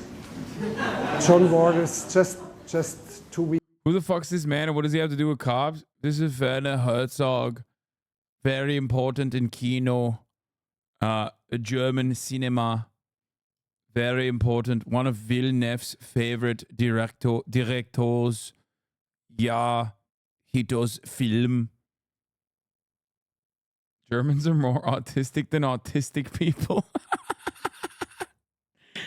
But yeah, we got to Werner Herzog because he got shot in the middle of an interview apparently, and Chatter wanted me to show that. And he demonstrated. He also has a beautiful way with words. Can I have one of your delicious promenades? What's wrong? Are you crying or are you trying to cry? Come on, kid. The oceans are rising and glaciers are melting. Just don't add to the level of water. If only pollution and fossil fuels were better. That's him trying to make a joke, by the way. That was a German man attempting to be humorous. What you just saw right there is the funniest a German man has ever appeared. Both on camera and off, okay? See? Like, your eyes, your tears, your eyes, it's going to cause the water levels to rise up alongside the climate change. Come on, kid. The oceans are rising and glaciers are melting. Just don't add to the level of water. If only pollution and fossil fuels were better regulated. It's this mentality of eat it all buffet. That's what civilization is all about. We'll disappear in obesity. I just wanted to sell my pomade, but that man cheated me. You are vile. You are vile and debased. This is regulatory capture. And you are lobbying big business, AKA greed. Nothing but greed. And it reminds me of the jungle, where everything, everyone, all the lianas, all the plants are just jockeying, are just wildly out for the little bit of sunshine, and they all kill each other. And that's what you do to the American dream. Publicly, big business claims that they're for less regulations. But behind the back of all of you, they are just lobbying for more because they want to destroy small businesses that cannot afford the regulatory system. If Mr. Smith could go to Washington today, he would filibuster you back into your Big Bang wormhole you have slithered out of. And you don't deserve that A. No, the A. Yes, just take it. You guys should come and work for me. I can give you minimum wage. No. That's good regulation. Just let's think this through, okay? We haven't had... Oh, guys! Great. Really? You're doing great. Really? That's what should happen. Come on.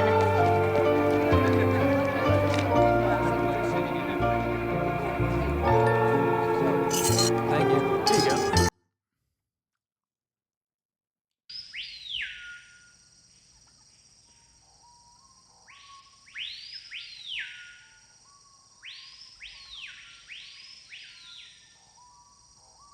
Werner Herzog. There is no harmony in the universe.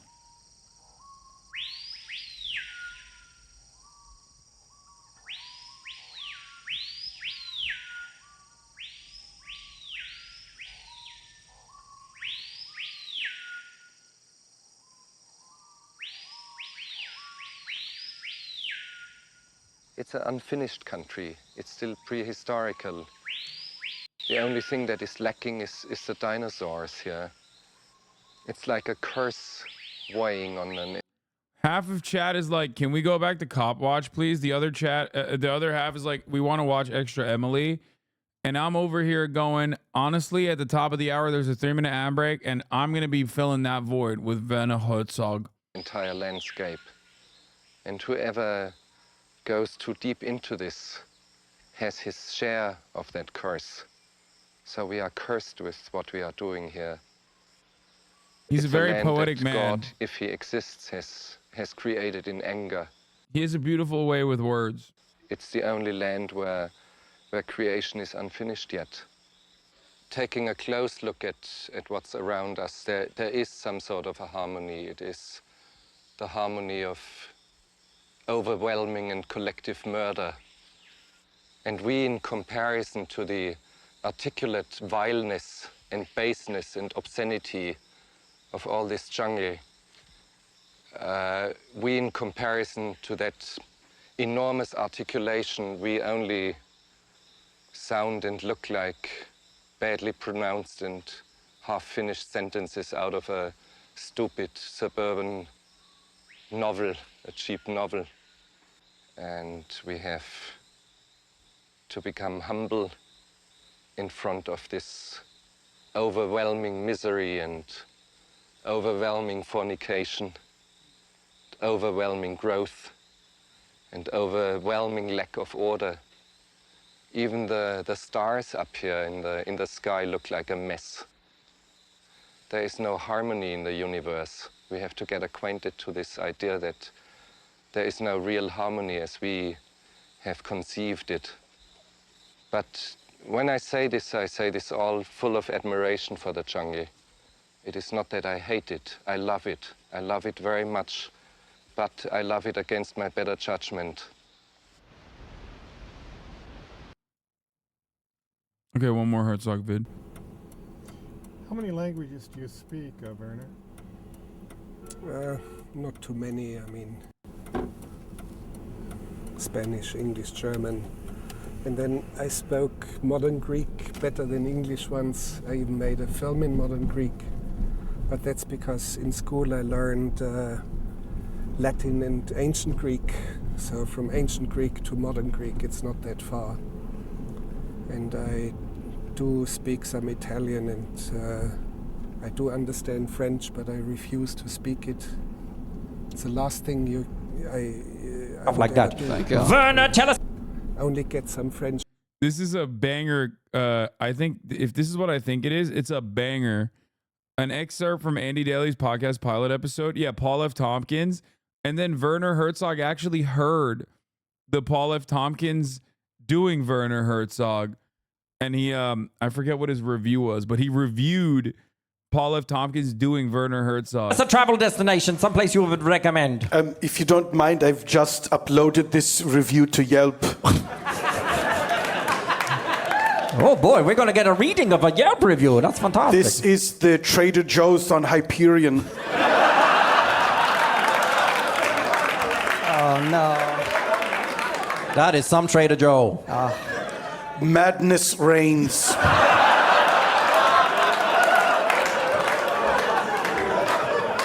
The first challenge your soul must endure is the parking lot. You wait with your vehicle half blocking traffic, creating a perfect circular vortex of anger that encompasses the street and the entrance to the store. Once you achieve admission to the lot, you discover that this is a false achievement. Other motorists stop and start with no seeming thought or plan. Turns once begun are quickly abandoned, the driver seemingly immune to geometry. At last a space opens up, but the price is having to enter the market. Inside, human beings scramble like beetles whose rock has been upended. Are you laughing at German humor right now? This is not. This is Paul F. Tompkins. This is Paul F. Tompkins making fun of Werner Herzog's prose. That's why it's funny. Though the aisles are wide, it is impossible. See, this guy says, I am German, and this is not funny. I am German. This is not funny. Why are you making fun of the German? The German legend. This is fucked up. To avoid physical contact with your fellow shoppers. It is a grotesque parody of the bazaar at Marrakesh, as if dumb animals had been granted only the amount of sentience required to mock humanity.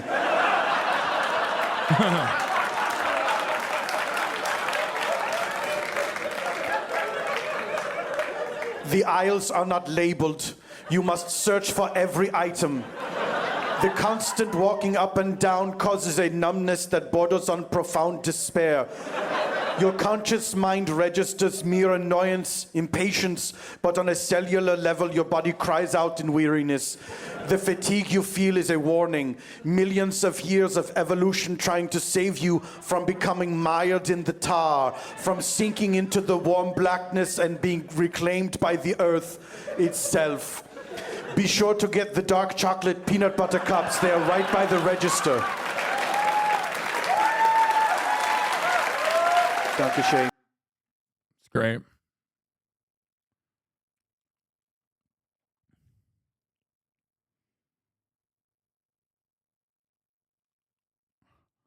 Wait, was that actually him?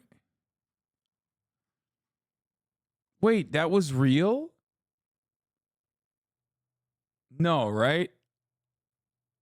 Like he actually, someone wrote that, right? There's no way he wrote that. He sounds like Dr. Henry Kissinger from Venture Bros. He does. Well, another German in America. And from the same era, so it makes sense. And also it's not Dr. Henry Kissinger, it's Dr. Henry Killinger. Dr. Henry Killinger. It's not Kissinger, it's Dr. Henry Killinger. I'm very powerful. This is my mystery murder bag.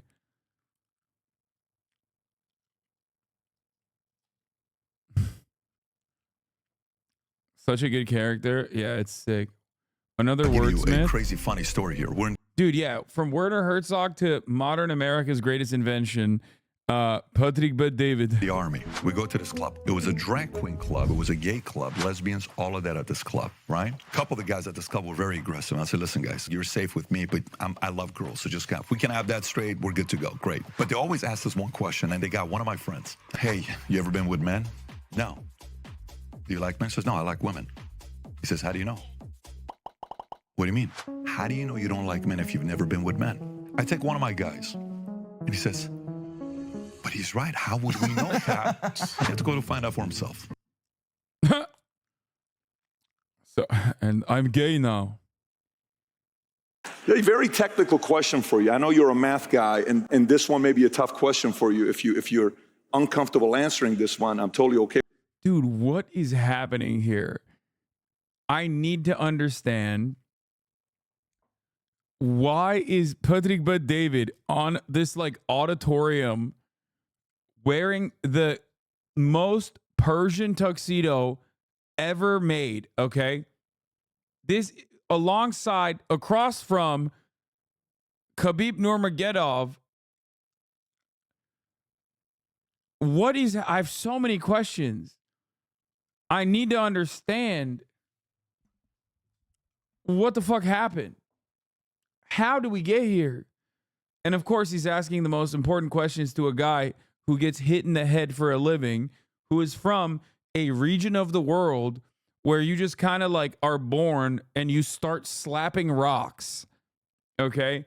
And that's like what you're very good at, is just like hitting hard things with your hand until your fucking hand resembles the rock itself.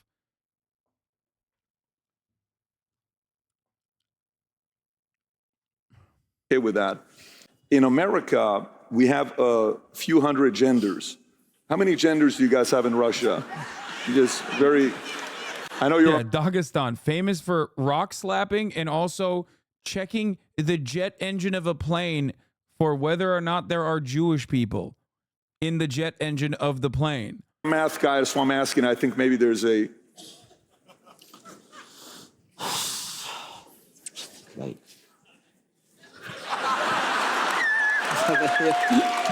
Here is like, I see on...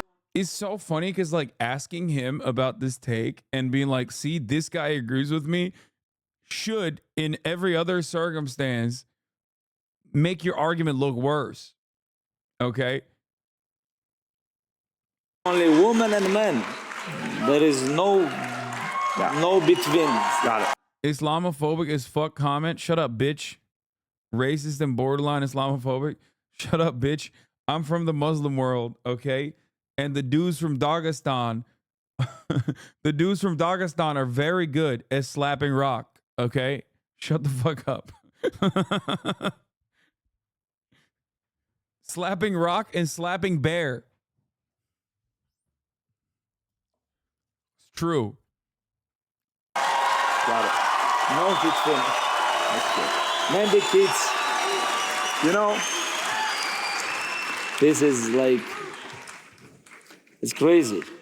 It's crazy. It's like, first time in my life, couple weeks ago, and I was in California, I was like, on coffee shop, it's like, I really want to go bathroom. It's like, can I go bathroom? Okay, they told me code, and I'm coming like, I am white. And so is he, bro. What do you mean? He's white too. What the fuck? He's from Dagestan. 2 bedroom, all gender, all gender. It's like, what is this? Where I have to go? Yeah, see, this is what I mean. This is what I mean, bro. Listen.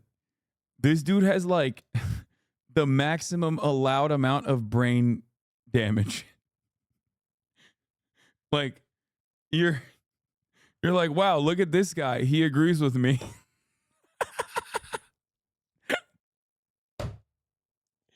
I love chatters being like, well, he's Muslim. Are you shitting on him because he's Muslim? He's like, no, man. He has the maximum amount of brain damage. That's what I'm laughing at. Like, Islam has nothing to do with the situation.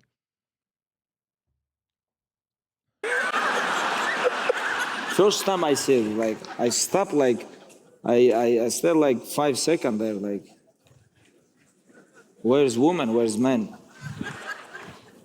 I locked the door. Anybody inside? It's like, okay.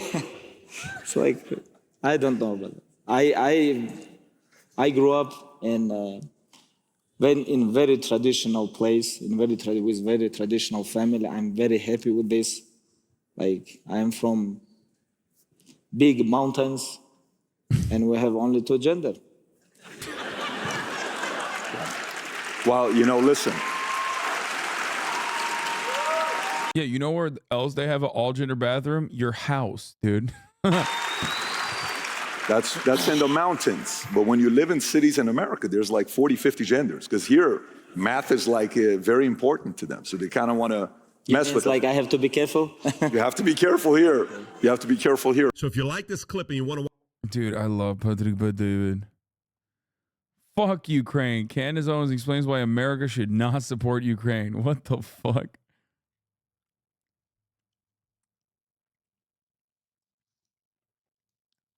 Our president also got hit with the Why classic... are more people gay now, or coming out as gay? So does the culture make them gay? No. What it does is it gives them permission. And it turns out that 21% would have been gay, bisexual, something along the spectrum, and they didn't have permission. Are you telling me that we didn't have permission? Dude, this is like, you're shaking me to my fucking core right now, okay? This is Jank and Bizarro Jank duking it out in the marketplace of ideas. I'm losing my mind right now, brother. This is crazy. Before, you knew how it was when we grew up. Stop, dude. Patrick David. Oh, God, I love him. Look, dude. How can I not love him? He reminds me of my uncle. Not have permission. Dude, stop. Okay, they were 21% are finally coming out. No, it's also okay. So, what religion are you? You were a Muslim. What are you now? Atheist. You're an atheist. Yeah. Who persuaded you to become an atheist? Oh, he's doing it. Dude, Jank, don't do it. Oh, God. Oh, Jank, don't do it. He's leading you to a trap. He's going to kill you. Jank, don't do it. Uncle, no. You didn't do it independently. I'll tell you what persuaded me. I read the Quran and the Bible, and then I became an atheist. You read those books, and did any influence of Hitchens? Did any influence of anybody else? He's like, what? Are you telling me you only read the Quran and the Bible, and you didn't listen to some guy's YouTube videos? What? How can you have come up? How can you have come to a conclusion on your own? Impossible. Oh, Jank, he dodged it. He dodged the trap card. Any other books, nothing. No, I just read the Quran and the Bible. And I was like, these are obviously not correct. Those are not me. I'm going to go be an atheist. That was your way. Okay. Yeah. How many people you think become Christians because somebody baptized them and persuaded them? Oh, he doesn't care. He's back on it. He's back on it. Oh, he's back on it. He's like, I don't care. How many people do you think are persuaded then? Not you, but others. Almost all of them. Okay, same thing with gay. It's a religion. Being gay is a religion. Of course it is. So LGBTQ has become a religion. This is so funny because, like, Jank didn't even, like, fall in the trap, and he's just still went along with what he was going to say.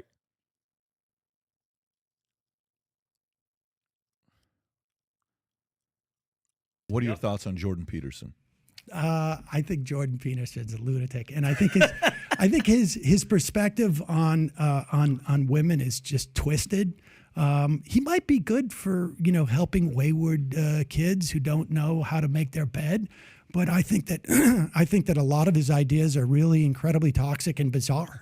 Frankly, what is it?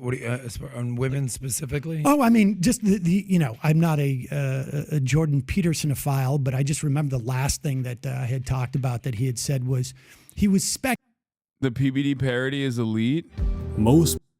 Okay. Let me finish this Speculating first. that perhaps it was a detriment to women, not for men to have some form of ownership stake. I think he was talking just sort of like, broadly, like loose investment in relationship with them to protect them from rape. Both statistically, that's bizarre, but also the idea that like yeah, I heard that Tim Heidecker does a PBD parody too now, which is cool. That means like, I mean, it's just he's gotten the notice of the big leagues. And it wasn't that long ago that women were chattel of their husband, let's say, in this country. Oh my God. Why do you do this? She always gets right up in my shit, okay? Right underneath me. And then I move the chair back a little bit. And then her fucking tail, luckily her tail, the floofy parts of her tail get stuck under, not the actual tail bone. And she jumps up and then starts wagging her tail immediately. Like, hey, look at me. I'm here. I'm here, Dad. Remember me? Your daughter that you gave birth to?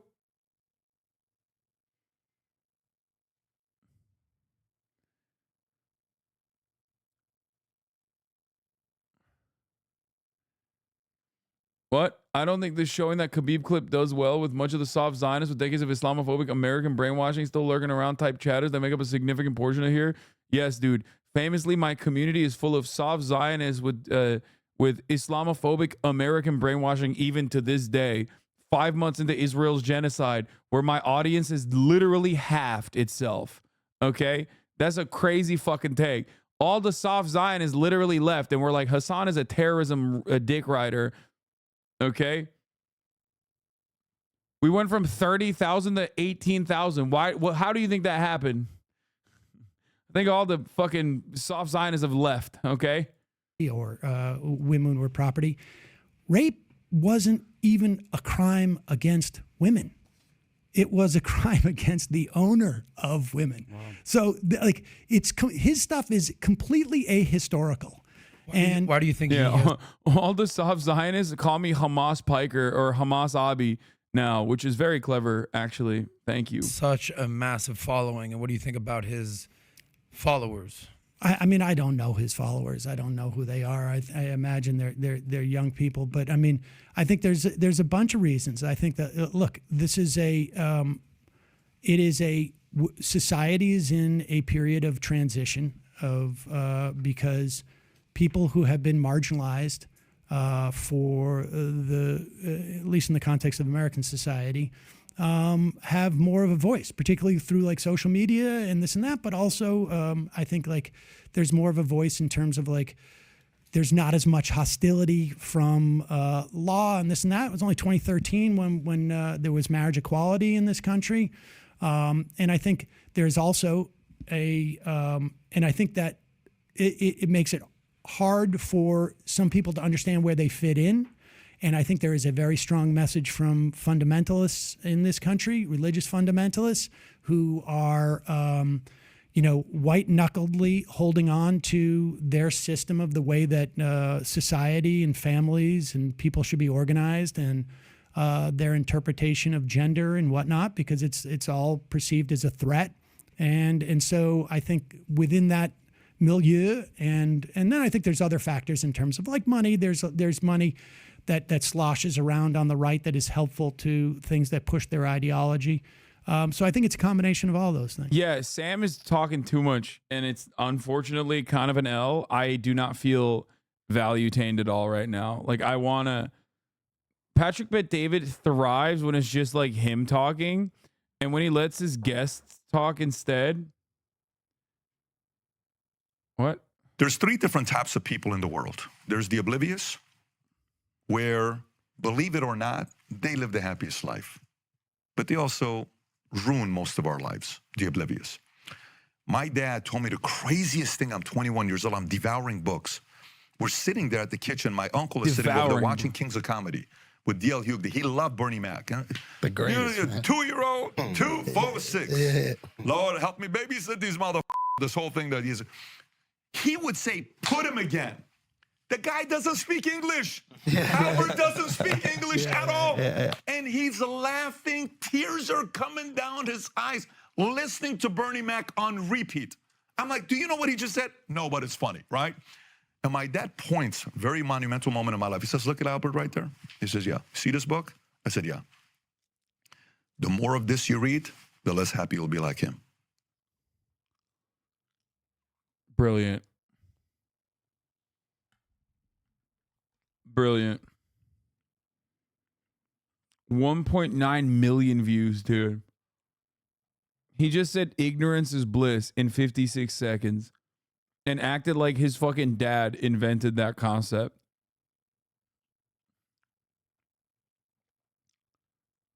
Let's get to the bottom of what's going on in the world today. Expert opinions, fresh voices. And we're not just going to be talking about movies either. The right information, right when you need it. Why wait? It's the knockout, all the blood, sweat, and tears. The hard work we've been putting in for years. It's the knockout, and the time has finally come to shut them down and show them we number one. It's the knockout, all the blood, sweat, and tears. The hard work we've been putting in for years. It's the knockout, and the time has finally come to shut them down and show them we number one. It's on cinema on demand. What the flying fuck is this? It's this is Tim Heidecker, like on cinema on demand, talking about, I mean, doing like doing a bit on being value-tained.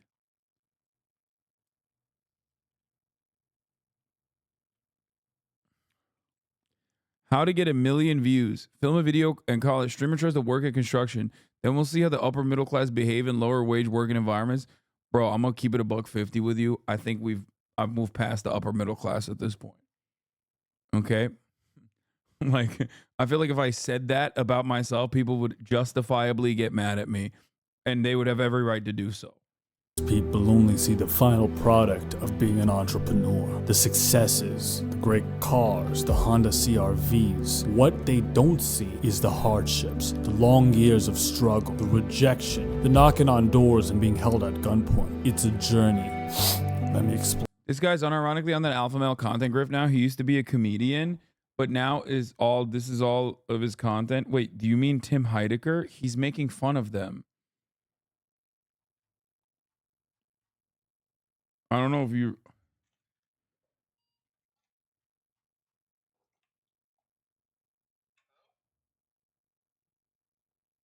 Or...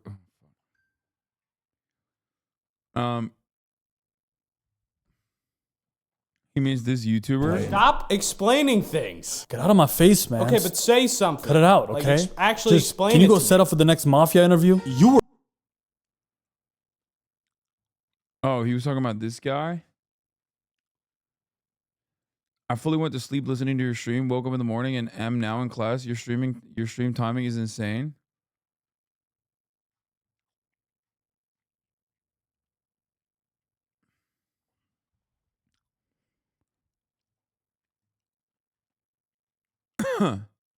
Goddamn EU chatters, dude. What else do I have here? I don't really have much else. Patrick Bet David on laziness. Dude, I can watch... Honestly, I can watch Patrick Bet David shorts all day. Guy It's not even a commented, joke. I'm going to give you a quick shout out here with the comment. Chef Nick Nero, he says, I work for UPS drivers and loaders. They kill themselves daily in the heat, humidity, cold, snow. The money is well earned. Well, Nick, I hate to say it to you, buddy. In the military, they literally kill themselves and they get paid nothing. Zero. So this idea... What the fuck? He's saying... Bro, what the... Dude, this is how a child argues. Yo, he's so sick. He's like, listen, buddy, okay?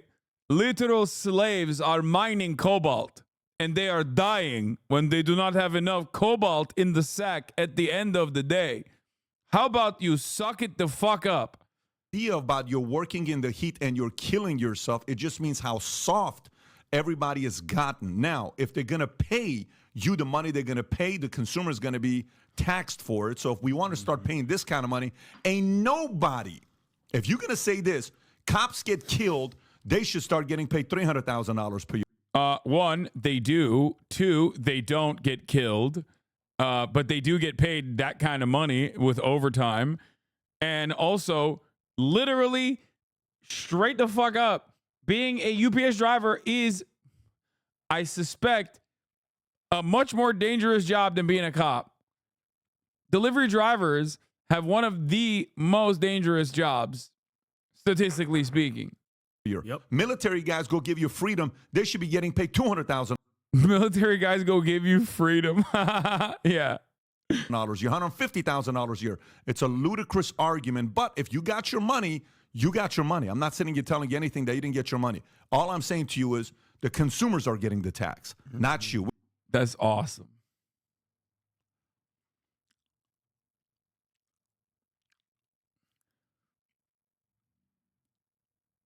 What is this? Look up Ken Clark's take on Brexit and the rest of the Tories. No, man, you got some bad suggestions, chatter.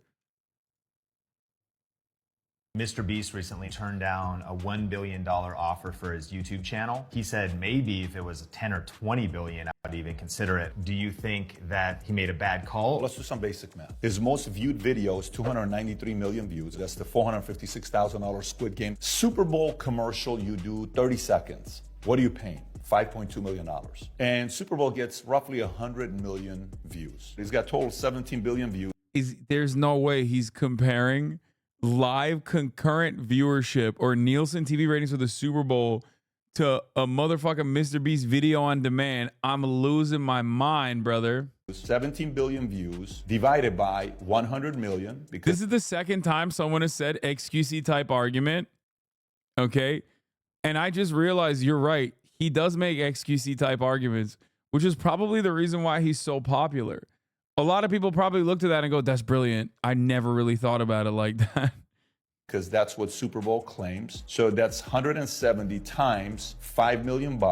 His one channel alone has generated a minimum of $850 million. And I'm calculating only one commercial. And then added to all the other channels that he has, I think he's right. 10 to $20 billion is the right number. Yeah, famously, YouTube channels get paid at the same CPM. At the same CPMs as like a TV show does. I mean, famously, everybody knows. Okay, I want to see these weird One Piece commercials. I've been meaning to watch this. KFC. Kentucky. It's not that weird. Kentucky, so good. Kentucky, so good.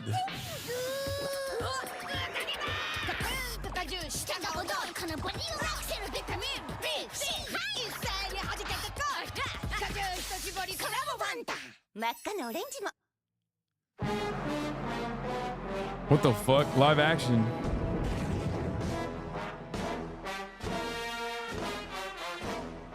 Oh god, Usopp.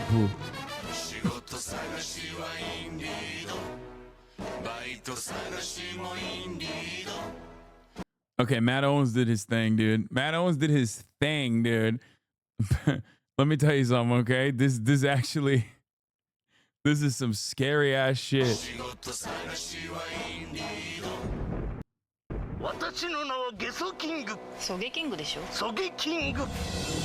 Oh, Sniper King. No way. That's an Indeed ad?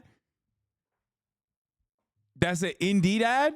Are you fucking for real right now?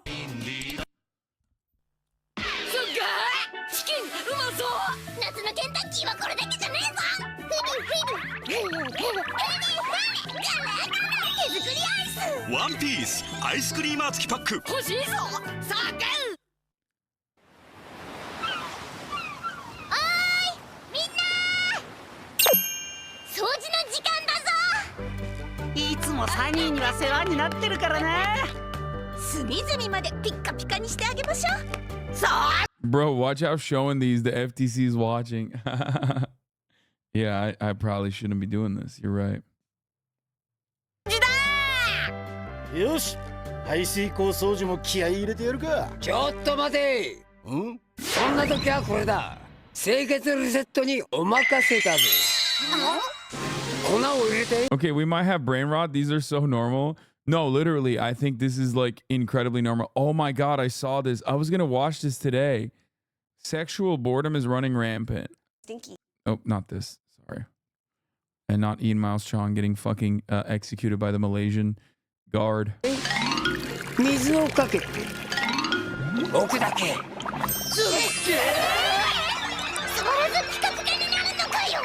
お風呂もきれいにしないとねちょっと待て Okay, bro. Okay. このバスタブクレンジングならこすらずに洗えるんだぜぎゅーっと全体にかけてこすらない I can barely jerk off to this stream anymore. Sag, weakling. Both of you guys need Allah in your lives. You need to read the Quran. You need to stop this right now. さらにこの防カビくん冤罪で黒カビを防ぐぜ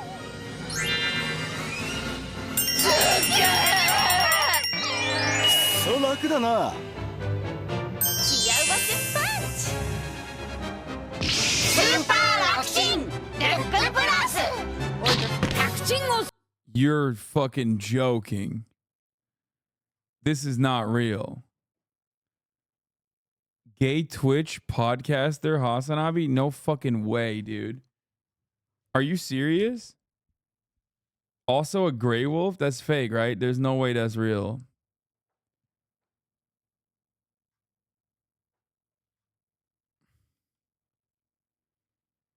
It's not real. I've been trying to get there all day. Who will be the first? Who will be the world first to find HasanAbi?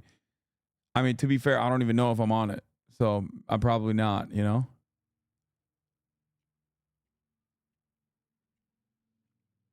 It'd be sick if I was, though.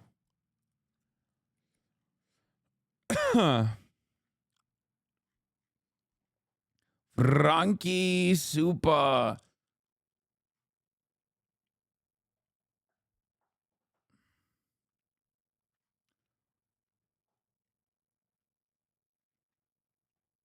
They were posting about your house on local news. What the fuck? A new $16 million mansion is on the verge of falling off a cliff in the ocean in Dana Point, California. Two other homes priced at $12 million and $13 million are in danger of falling off the cliff as well. Situation will turn for worse last week when heavy rains caused the landslide. Wait, residents have been told that they don't have to evacuate yet? Wait. Will be red tagged, but certainly not right for Air 7 East over Dana Point. But over the weekend, we had a huge landslide next to 3 large homes on Phoenix Drive. Basically, they're just 3 estate-style homes right on the bluff just outside of Dana Point in the harbor. And you could see how much of the hillside gave way. Building and safety, it's... Bro, this is hanging on by a thread, homie. I can't believe they said don't evacuate. It's fine. I think they're trying to kill him. Whoever's in that house, the government's out for him, man. And by that, I mean whoever's in that house. I mean, not me, of course.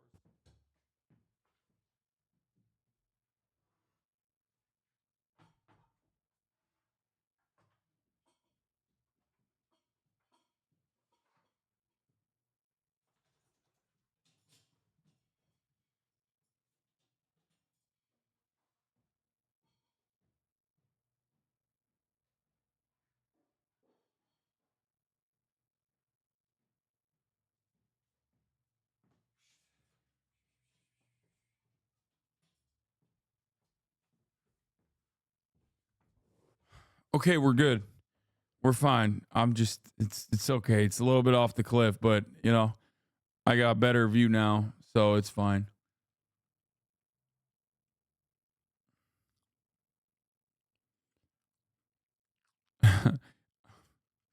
I'm making the family stay on the backside of the house so that we're balanced. Also, there's a new Epstein game coming out, and I'm going to watch that when it does. Does anyone have the sexual boredom clip?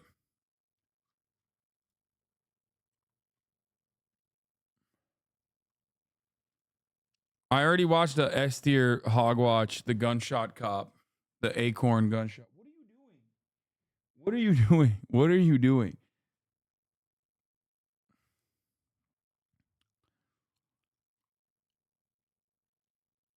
Here. The amount of sexual boredom in the society is pee, extraordinary. So you have more sexual choice and variety available than literally any time in human history, given free license by the state because there are no intermediate social institutions in which sort of informal mechanisms of disapproval could make themselves felt.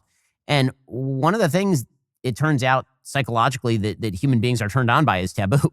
And so when you get rid of literally every taboo, then people tend to get bored. And then the question is... Yeah, well, there's no novelty. Right, exactly. Novelty goes away. And particularly men are driven by sexual novelty. It's something that is very deeply ingrained. And the power of what marriage was supposed to be is it takes this short-term hedonic desire. And it's said, because female virtue still existed, that in order for you to obtain this, you're going to have to sublimate that desire for the building of something greater. I mean, the part of Freud that everybody ignores is the part where Freud actually is in favor of sublimation. Yeah, right? Right. It's only later psychologists and philosophers who suggest that sublimation needs to be destroyed and done away with in order to free all forms of human artistic and material expression. But Freud never says that. Freud says you actually have to sublimate a lot of those short-term hedonic desires to something higher. But again, that gets back to kind of the fundamental premise that you were speaking to, which is there is this narrative of accepted values that we all used to live inside of. And when you destroy that narrative by saying for some reason that it's not true because it's not coming out of your own head, well, once that happens, we don't hold the common narrative. There are no common narratives. And if there are no common narratives and everything is then acceptable, then what? Bro, I know why your sexual boredom is running rampant. You're bitchless because you're yapping like this, okay? If you just did a little less of this, okay, in the direction that you're doing it, maybe you'd have an easier time, okay? Put that mouth to work. Eat your wife's pussy, dog. No shit. God damn, dude. God damn. Sublimate. Sublimate this dick, dude. Holy shit. Fuck. Reason why he's living in a no pussy state of consciousness is because of his fucking yaponomics. What exactly is the taboo? Where does the sublimation take place? There is no sublimation and there is no future orientation, because what sublimation really is orientation of short-term in favor of long-term. Well, and in favor of other people, right? So it's long-term plus the social. Yeah, well, so you can do that. You can think about this technically as well. If there's no uniting narrative, here's the necessary. Bro, why would I ever listen to these two no pussy having ass motherfuckers about this issue? Like, the notion that these guys know a thing or two about sexual boredom, like, I guess they're pros in being bored sexually. Okay. But it blows my mind. Like, I would rather literally listen to the fucking Nelk boys. Okay. Talking about sexual boredom or sex in general than these guys. Even those guys get more pussy than these two. Like, it's very odd. Consequences. First of all, there's no higher order superordinate aim. And that means motivation itself on the positive side takes a hit, because we experience positive motivation and the impetus to move forward. So that would be curiosity, hope, inspiration, enthusiasm, even aesthetic interest. We experience that only in relationship to an aim. And so if you destroy the ultimate aim, you destroy the structure upon which reward itself is dependent, apart from satiation-induced rewards, right? Wait. Yeah, Jordan Peterson be like, Jordan Peterson hears what I had to say. Okay. Jordan. Fuck, I'm looking for I'm trying to find the fucking bit. Hold on, god damn it. Okay, well, I can't find it. I was gonna go through the Tacoma wept line one by one. I'll have you know, when I got off Tinder, Tacoma wept, Vancouver wept. There's only two things I'm good at: speaking, public speech, and eating pussy.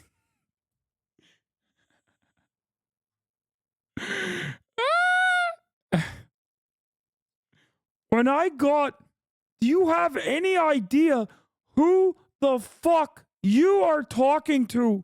When I got off Tinder, because of the fucking quarantine, which was fake, mind you, and cooked up by the Chinese communists, Vancouver wept, even ignoring the fact that I have a girlfriend and a daughter.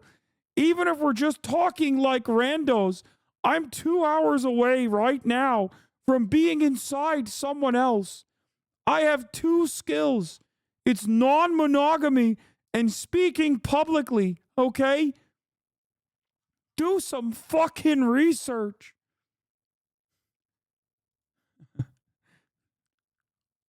And they produce quiescence, not movement forward. Okay, so you lose positive emotion. Then you multiply negative emotion. And the reason you do that is because it's not one of Vancouver, it's gotta the be things Toronto, that constrains your anxiety response is actually a calculation of the entropic distance to a given destination. Technically, is if you... Bro, this is infinitely more boring than I thought it was going to be. Oh my God. I thought at least they would be like, I thought they'd be talking about like some fun shit. This is so, how did they get two of the biggest nerds to talk about like sexual boredom, which is like, it's supposed to be a certified banger. You know what I mean? These two dildos talking about sex is slated to be funny. It's giving me sexual boredom listening to them talk about sexual boredom. Every time I think I'm getting into a good JBP clip, I can't even make it 3 minutes in. It's so goddamn boring. Oh my God. Oh my God. Play a video game? Yeah, you know what? I'm going to do that. You will last longer with these two talking in your ear. I went where no man dare venture last night and found you on Infinite Craft and you doubted its legitimacy. What? Twitch streamer, gay turkey Twitch, gay turkey Twitch streamer, gay turkey politician, gamer turkey, gay time streamer, the gay house party podcast, the gay house podcast, gay Twitch, Captain Monkey D HasanAbi. What? It is real? Is it real? I can't tell if you guys are fucking with me or not. I feel like this is fake.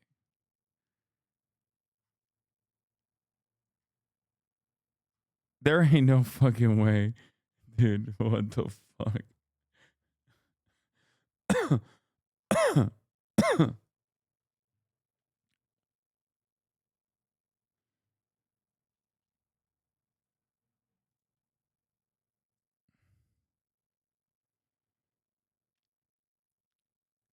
Oh my God.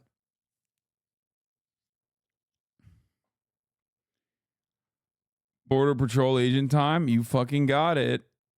That's right. I'm also going to venture into not for broadcast as well, but for the time being, we're going to go back to Sukobliat. We're going back to Azeristan. Chet. We're going back to glorious Azeristan. Contraband Police it is. Azeristan awaits.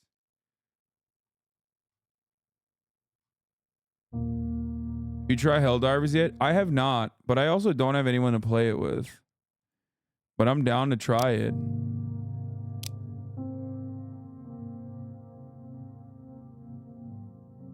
I think TTS during gaming would be fun. Sure. TTS unlocked.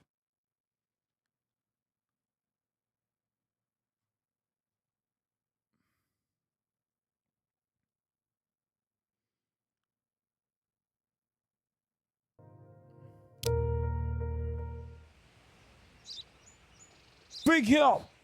Okay. Okay. Where are we? Suka. Smugglers. Commodity embargo. Okay. Time to open up the border. I think. Glory to Akharistan.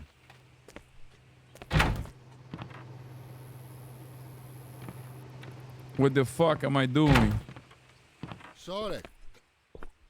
Comrade, what are we doing? There is no cars here, comrade. It's $2,000. What is my mission? Oh, maybe it's because I think it's the end of the day, right? That's why it's nighttime. It's nighttime, suka blyat. It's nighttime. Okay, go to sleep then. It's nighttime. Fuck. This is my shit bucket. Look at my house. It is beautiful. 44 months, Pog. I have cigarette. I have cigarette in my bed. Best place to smoke cigarette. How are you so bad at video games? I'm crying. I only have one prisoner, so that's why I didn't transport him. Carter, if you want to play Helldivers, I'm playing with Nandre in a bit. Sure. Let me know. when you're playing.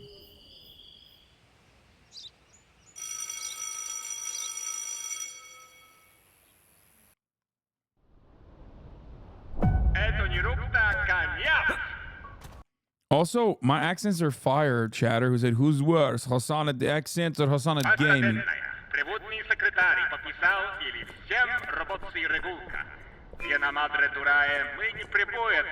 Damage control. What the fuck? Unnecessary professions, work duty, introducing regulation regarding entry into the country. Each visitor comes to work must have a valid permit card. In addition, entry the persons performing the following professions is prohibited. Artist, teacher, and journalist. What the fuck? We need artists, and we need teachers, and we need journalists. You inspired me to go back to college. I am a research intern at University of Chicago working on a new theory of measuring power in international Damage control, relations. part of the border traffic Theory survey conducted by the Central Statistical Office. Border guards are obligated to check the technical condition of vehicles. However, it should be remembered that the bad technical condition. Smuggler, El Barak. Nationality, partial registration number 7X 39. It's getting harder and harder. There's too much more to keep up with. In order to uphold the morality of the young generation, universal work obligation is introduced to the parties. Decision. Each citizen will be assigned a profession that will allow them to live with dignity and prosperity. Okay. And I cannot lie, you other brothers can't deny that when a girl walks in with a nitty bitty waist and a round thing in your face, you get sprung. Want to pull up tough because you noticed the butt was stuffed deep in the What the jeans fuck she's is this wearing. thing? Alright.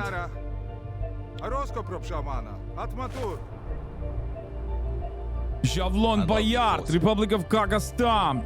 Entry reason work. He's entering for work. He's a journalist. No, we are not letting you in, my friend. Entry vehicle is broken window as well. Oh my god, now I have to look through all of his entire car and everything. 2 soaps. 1 luggage. Please do your job, there's nothing illegal here. I will be the judge of that, huh? You fucking journalist bitch.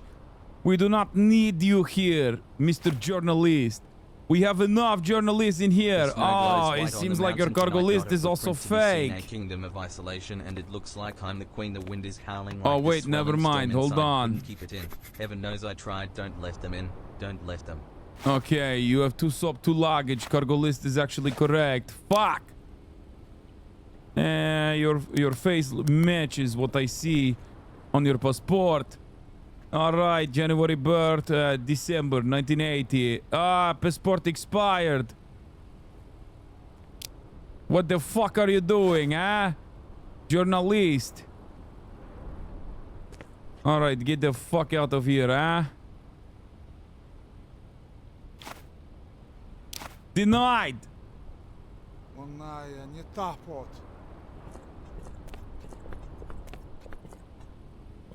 Your car is fucked up. Alright, move. Not valid.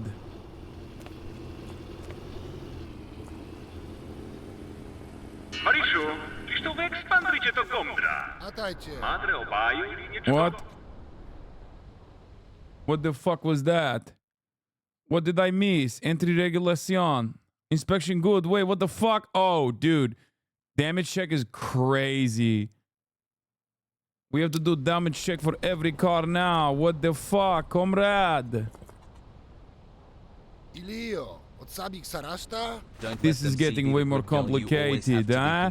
Osman Kılıç is Turkish. El Barak. Let it go, can't hold it back anymore, let it go. Let it go, turn away and slam the door, I don't care what they're going to say. El Barak. Osman Kılıç. CN to the T5 DW. Exclamation mark. TN75.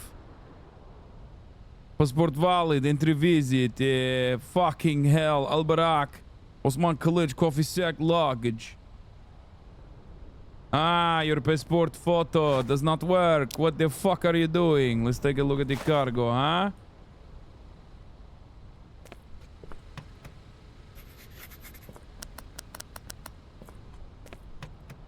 Или он нет бурду меню сиденья?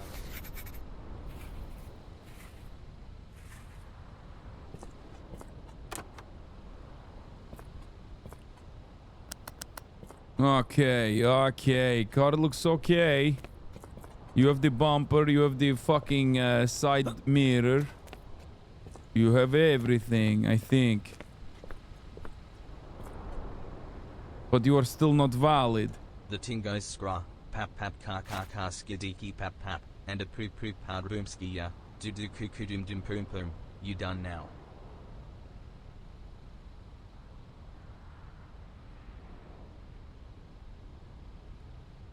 Dirt on tires? That's not a fucking problem, right? Breaking news, massive oil discovery in Akhuristan.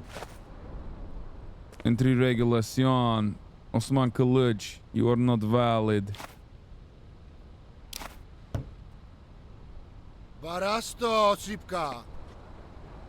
Get the fuck out of here, huh?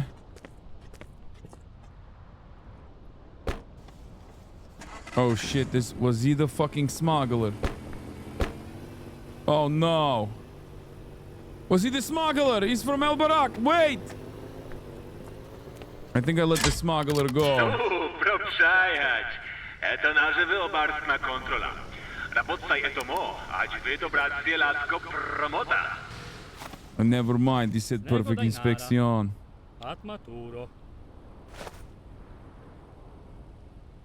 Arne Ponosyan, luggage and fertilizer. You are here, profession is lumberjack, and you're here for work. Okay. Larry Lumberjack, we need those. Valid. United Rally. Arne Ponosyan, Daja Zaga FS86. Daja Zaga FS86. Arne Ponosyan is correct. All right, I want to let you in, so you better have the right cargo, my friend.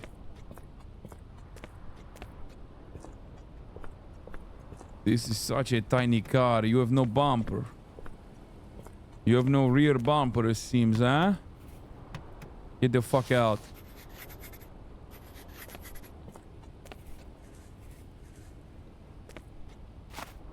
You have 4x luggage. What is the fertilizer? Wait, is it in here? Oh, it is. Fertilizer. You have the luggage, you have the fertilizer, you have everything, my friend. Let me see. Passport. Okay. We are cooking with gasoline, my friend. Inspection is finished. You are approved. Wait, how old is he? 55. You are approved. Akaristanska, at least. Yes. Go be a lumberjack in Akaristan. We need more people like you in Akaristan. 39 JGX.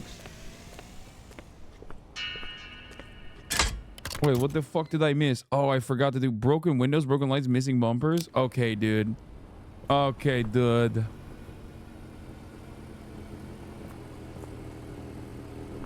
Sorek. Ilio, otsabik sarasta? Yes, it's necessary. What the fuck do you mean? To toilet. Skip the toilet. Visit ZYYZ before 60.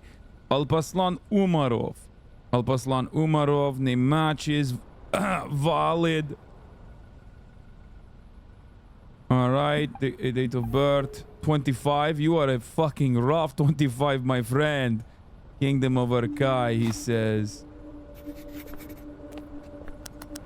Wait a minute. Only 2 toilet? Only 2 skibidi toilet? What the fuck are you doing? What the fuck are you doing, huh? Your window's broken.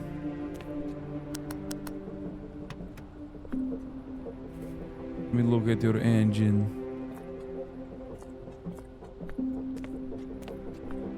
Both of your windows are broken. And your tire, you have one flat tire, 2 windows broken, 1 flat tire. And also Erkai, are we still not letting Erkai in?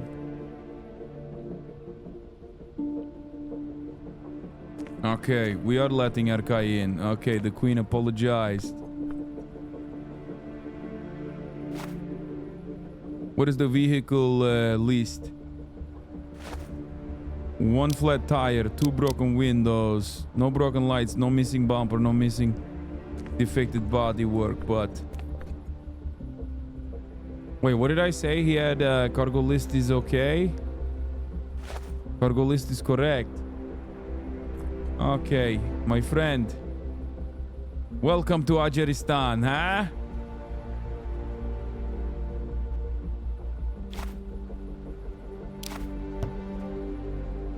Отлично. Valid. Here you go. I close this for you. You close your own door, though. This is why your window's broken, my friend. You leave. You let the car come in, windows broken, and then of course, 2 toilets are insufficiently skibbity. Denied. Okay, you look very suspicious. You look kind of German. What is this? Yes, you are party loyalist like me, I see. 131Y, XY7X, Azeristan, date of birth May 1927. You look rough, my friend. 19 May.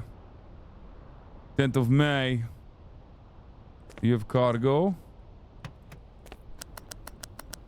Azeristan, you are always the people. My own people are the ones smuggling shit into the country. Half the time, you know? Alright, car seems to be in good condition. Oh! It's always the fucking people. It's always my own countrymen that are... Why? Шапота. Ада арач дина якса. Проб шаман. Багаришта ето акариски. А чрелиска мен свободна. Why? Why? Why must you bring in contraband into the fucking country, huh? Why? Get the fuck out of the car. I have to look. I have to check the entire car now.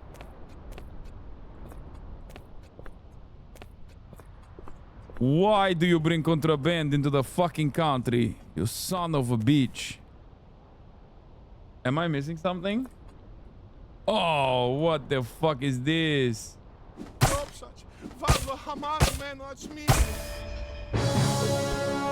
I have been promoted!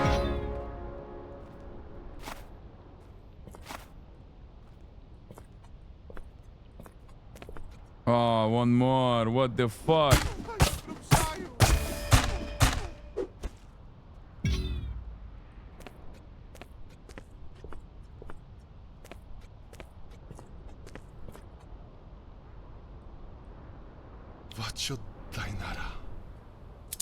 Get the fuck out of here, huh? You are arrested, my friend. Отдайте. Когнитион задевны полиции. Проработанный мено хулка панички, а трудна миготка.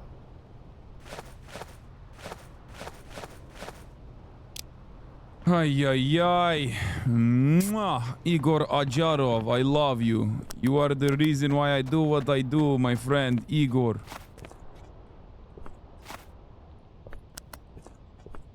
Okay, come clean this up, you lazy bastard. You lazy suka blyat. Corporate Maximo. Clear the inspection zone. The fuck are you doing?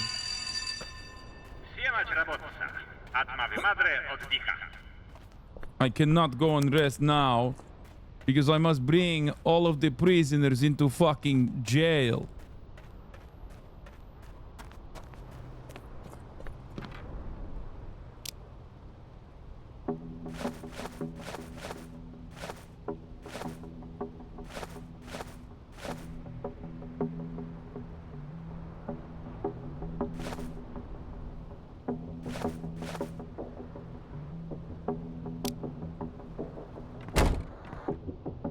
-20. Let's go. Transfer to prison car.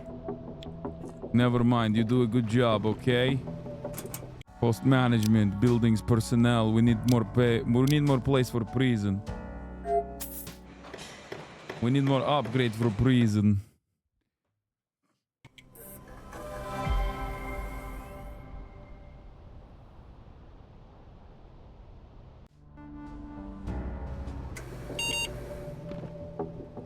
The ammo stacks.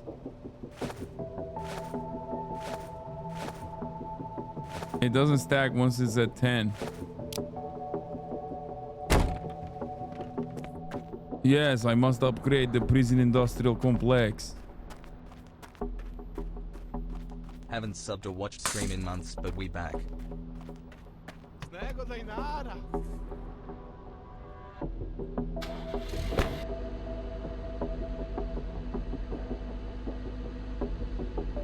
Wait, how the fuck do I... Wait, how do I do this? How do I fast travel again?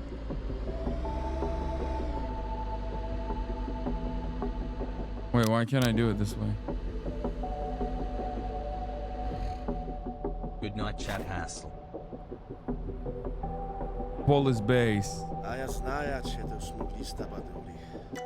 Yes, it's time for labor camp for you. You should have not followed in your brother's footsteps. You fucked up. No way TTS is on high chat. Hi Hasan. The price of this is going into labor colony. The price of this, though, is watching the ad break at the top of the hour. Right. Because at the top of the hour, ad break watch you.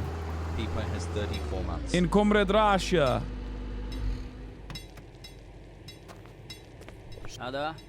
Sergeant, I have 2 prisoners. That's right.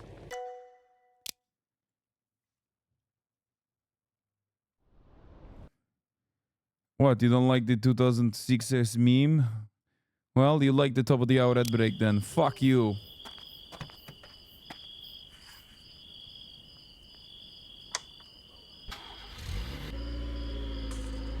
$22 months, baby. Party face.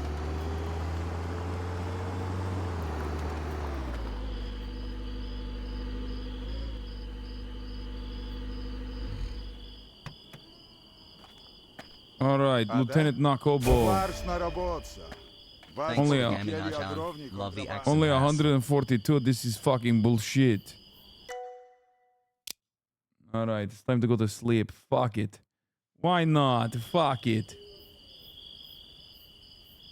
Does this game get scary? Yes, it does. When you think about all the scary things that fucking come into the country. When you think about all the scary things that come into the country. It's scary when you think I will not be able to defend Azerbaijan unless I get a good night's sleep. The fear I have is the counter-revolutionary feelings in my heart. I must kill the bourgeois inside of me.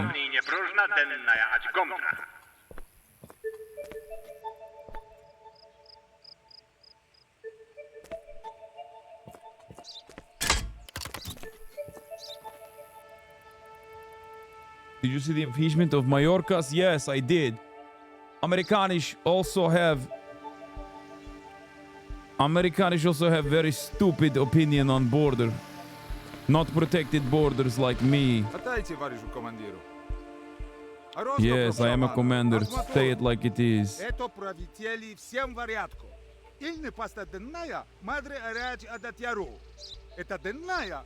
Yes, your assignment is a janitor. You will do great job. K9, Radimir Ilzhin. K9 86, M7 15, Azerbaijan. Date of expiration valid. Valid. It's all valid. Wait. 31 years old. Okay, that's not weird either. People from Azerbaijan always smuggling shit though. Let me see. I hope you are not doing this. Okay, okay. Windows seems to be fine. Tires seem to be fine. Back window seems to be fine. Tires seem to be fine. People from... See, being at the border made me racist. I'm fucking racist against my own countrymen. Alright, everything looks good. One broken window. How can I tell if lights are broken?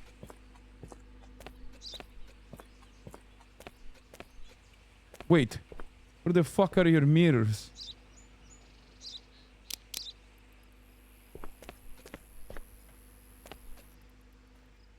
Where the fuck are your side mirrors? You have a spoiler but no side mirrors, my friend. Where the fuck are your side mirrors? How do you see what's deep behind you? I'm just fucking with you, Radimir. Okay, inspection is finished. You are valid.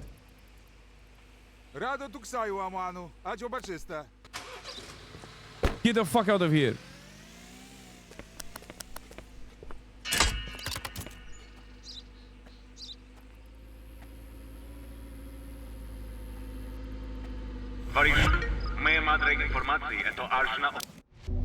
One of the prisoners just got out of the labor camp and is escaping a stolen car. Check out the map and locate getaway vehicle. Stop the fugitive by any means.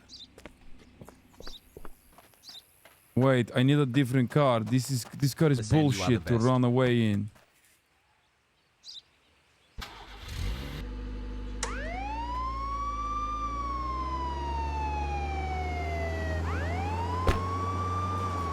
Wait, how do I... Am I going the wrong way? Fuck me. No, maybe I come up in front of him, huh?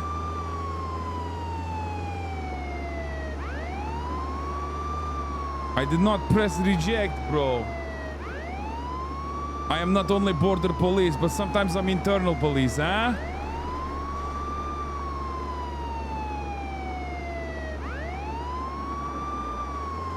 Where the fuck is this guy?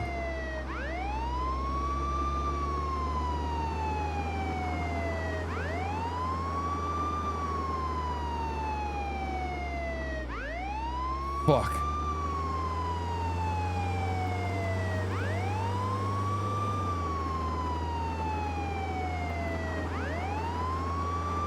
Oh shit. Shitty.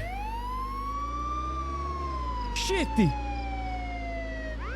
Dude, you cannot drive while looking at the map, bro. Guess what? I can. Watch me. Do not believe. You think I cannot stop this fugitive while looking at the map while driving? You do not believe in the glorious revolution, my friend. Comrade Tovarish. I can look at the map and multitask, okay? Multitasking is not simply the means of bourgeois counter-revolutionary action.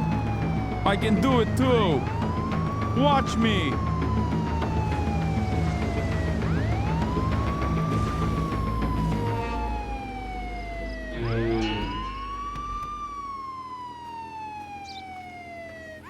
What the fuck? Get out of the car. Shut the fuck up.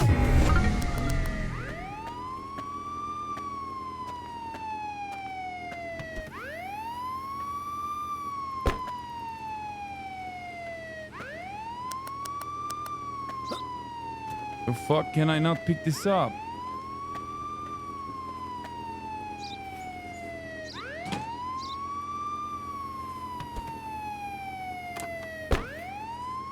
Well, I guess not.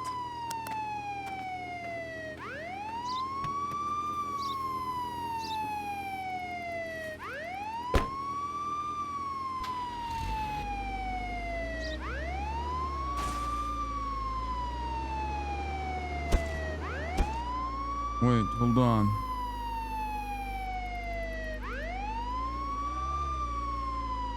Fuck, I'm so far. Wait, can I fast travel here too, chat? Or no? Oh, I can't fast travel during this. Okay. Okay, turn the siren off, even though Even though Comrade Russia, even though the Russian Comrade Patrol waits for no man.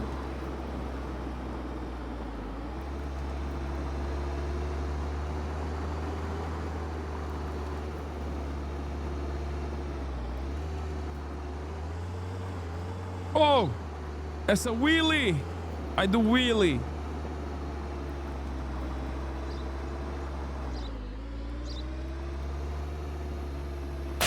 Oh, fuck. That's a problem, but it's okay. It's not big deal, right? It's a little bit. I look, I see, I look, I see, I drive. Fuck it. Step aside. Спасибо! Давай, давай! Как дела, как тебя зовут, my friend? Как тебя зовут, товарищ? Oh, what the fuck?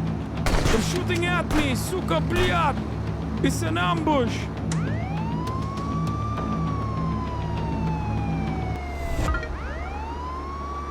Nice, nice, nice. It's nothing to me. I fucking... Fuck you and your fucking ambush.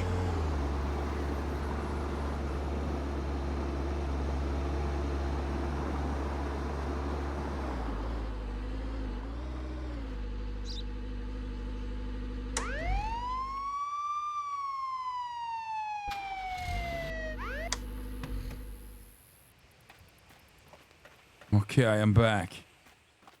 Short work, light work, baby! It's nothing to me. Give me your fucking passport. See that? I apprehended a fucking criminal and I came back, yeah? Fucking bullshit. They put some kids to work in the mine. If I don't get there fast, this could be a disaster. Let me nuke.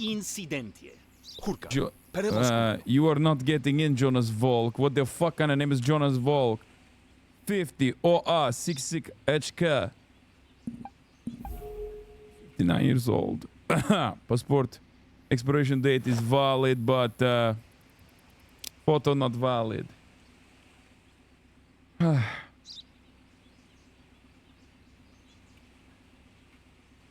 you leave the escaped prisoner in the van? I don't think he's in the van. Or is he?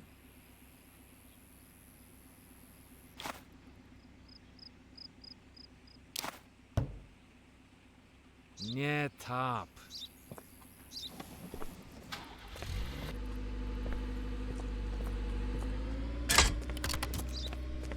Okay, you can come in the van. Сука, блядь, he's in the van and the door's open. What the fuck? Fuck me, good call. Comrades. Good call helping me with this fucking guy. He escaped one time already. He can do it again, you know. Gamal Najm. Al Barak. Okay, mechanic. That's a good profession. Gamal Najm. Al Barak. Valid. Entry work. Valid. Date of birth. 3070. 8E. 3X. Okay. Well, you are... you fit the profile, unfortunately. Come out of the... Step out of the fucking vehicle. I did not want to say this because I did not want to come across as racist, but...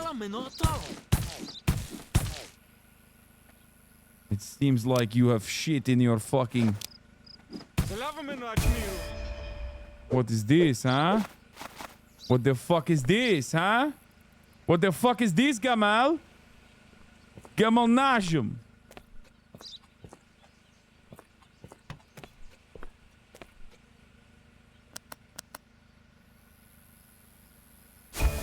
More weapons, what the fuck? You disgust me, Gamal. And your light is broken. You put the weapons in the fucking glove compartment.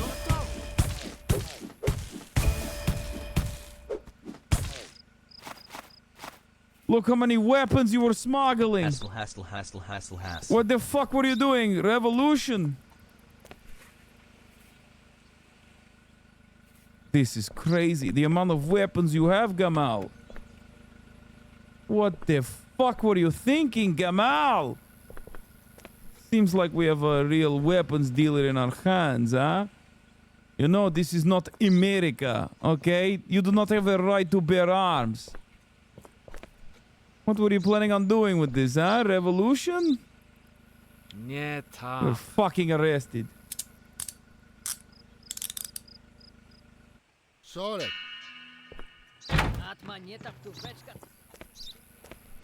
Fucking busted. Ah, more in the bumper too.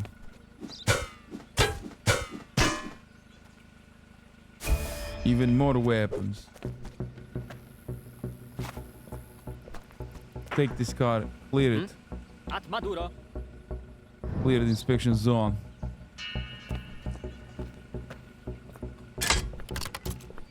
Okay, found one of the smugglers. The last one is 39. I hate math. Okay, your window is not broken. Nasem Shaheen. Al-Barak. More Al-Barak. Very suspicious.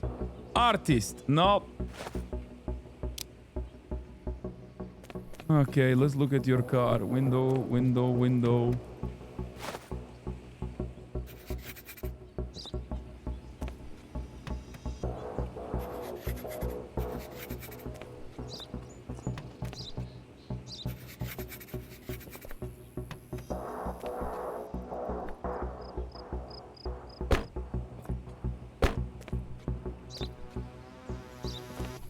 Car looks clear.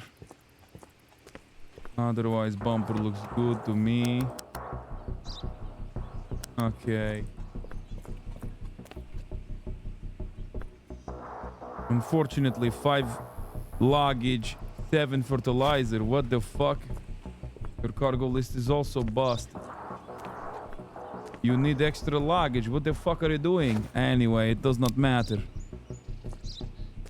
You are not coming in anyway, my friend. Okay, passport expiration valid, fertilizer luggage not valid, profession not valid. You have nothing. You have nothing. Why the fuck do you come in here and you think you can get into my country, huh? Inspection is finished. You are denied. Yes, no artists. Get the fuck out of here, suka bliat. No artists allowed in the country. Denied. You come into my country, you think he is an artist, is going to be okay. It is not okay. Okay, let's see what you have here, okay? Emin Ponosian. Emin Panotian. Ah, this does not match. It's a fake entry, huh? Ehin Ponosian? No, thank you. 3Y. Oh, passport number doesn't match.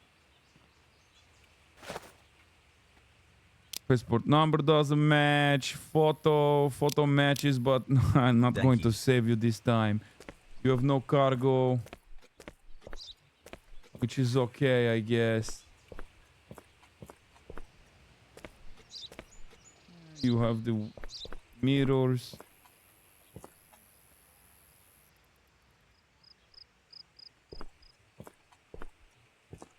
$53.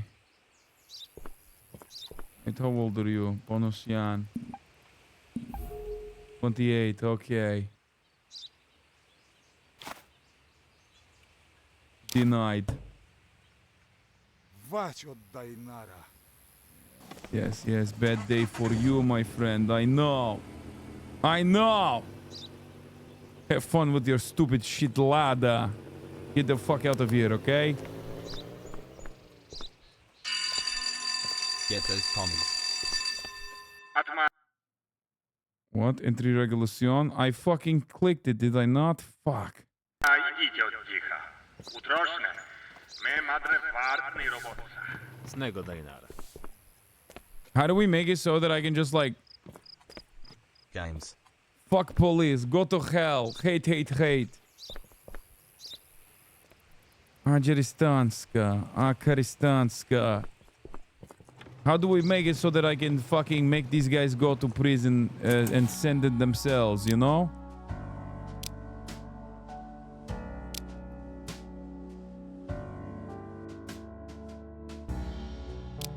Do you ever do accents in bed? Ask your mother.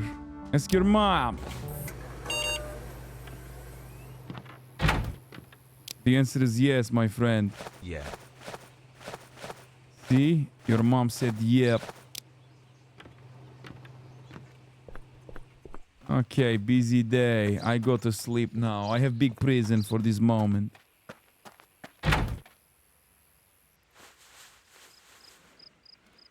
Passport Hasan? Telecost 240. Building maintenance vehicle service. Okay. We are making good money. Before you know it, I will be known as bourgeois, comrade. All this money I'm making.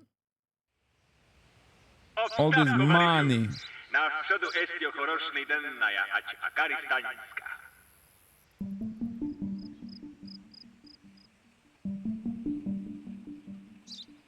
All this money I'm making got me feeling bourgeois, if you know what I mean. Akaristan, okay, come on now, okay, come through. Not many things happen out here, you know? Okay, you have cargo. Atajcie. Atryć. Akrowrotaj. Yes, I'll give it back to you. Grigol Beridze, United Rally. Lumberjack, okay, that's good work permit. Valid passport number, Grigol Beridze. G9net F6PC. G9net F6PC. Date of expiration valid. Passport photo valid. Okay, let's see how much detergent you have, huh? Okay. Oh, 3 skibidi toilet. Okay, you're a big skibidi toilet fan, huh? Very nice. Anything here? Anything I must see in here? No. You have both of your mirrors. You have all of the windows. 3 luggage, 2 detergent, 3 toilet. 2 detergent, 3 toilet, 3 luggage. Okay. You're big shitting, huh? Okay, you're good, my friend. Here you go. Atlista. Yes, finally. Go, quick. Get the fuck out of here, eh? Wait, new paper. I love the newspaper. Oh, at least 5 miners died as a result of the collapse of the underground tunnel in Brietka coal mine this morning. Rescue teams are trying to free 13 buried people. In addition, more than 1,000 residents of the surrounding villages rushed to help the victims. At the moment, the exact causes of the tragedy are unknown. I know what the causes of the tragedy are. It's because I did not leave let that guy into the country. Atryć, akrowrotaj. A ja w rytku esej acz akaristańska wsiem naja. Wsiem madro znajać a dawidactwa. You are journalist from Kazakhstan. You are not coming in, you fucking bastard. Absolutely not. Serik Teriyaki. Orpe 7. Orpe 79. Valid. 29th of April valid. Date of expiration May valid. But you, my friend, are not valid. I feel like if I let him in, like if I let people like this in, they probably change the outcome of the story, right, chat?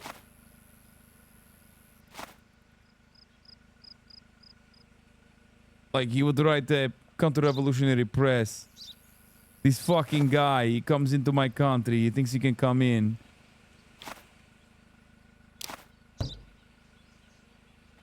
Yeah, oh, voice of America. Yeah, this guy coming in, voice of Mr. Teriyaki. I see how it is. Get the fuck out of here.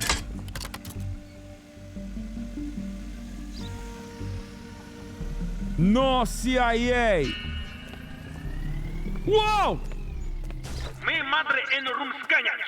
Kurka Varisu, jest stanowka jego. Fuck you! Fuck you! Fugitivska! Fugitivska!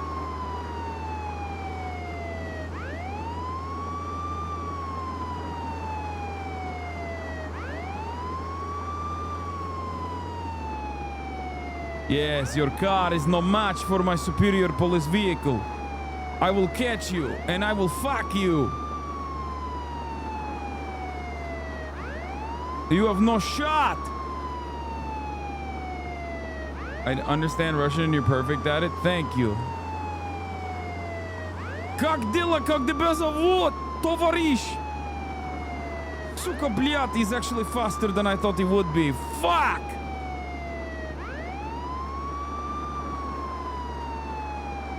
Okay, I cannot catch him. He's too fast for me.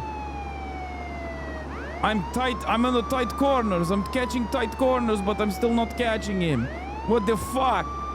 I'm coming down, Oblast. I'm coming down, Oblast, товарищ. I need backup. Hello, I need backup.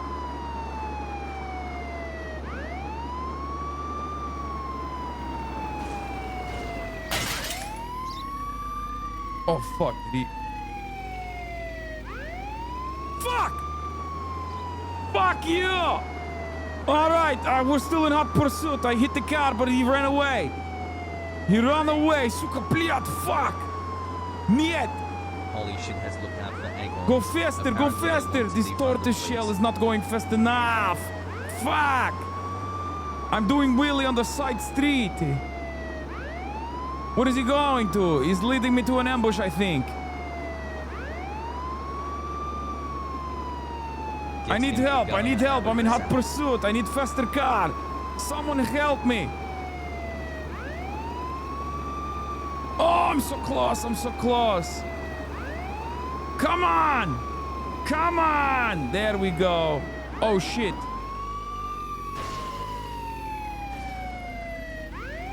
What the fuck?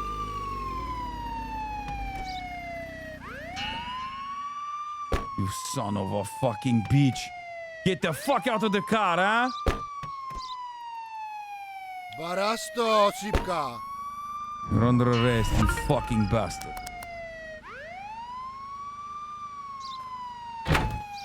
How the fuck am I supposed to come back to the fucking fuck?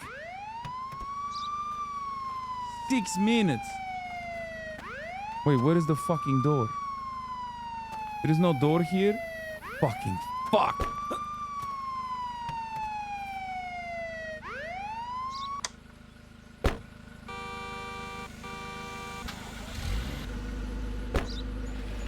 Excuse me.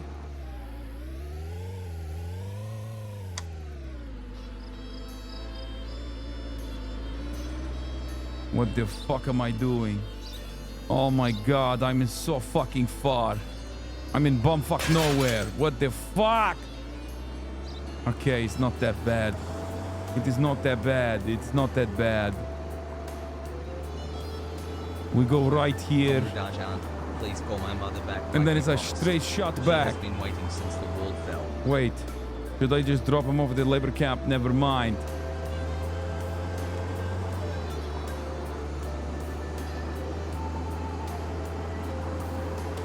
What the fuck is this? Karat Motel. I'm gonna drop you off here. I'm gonna fuck you.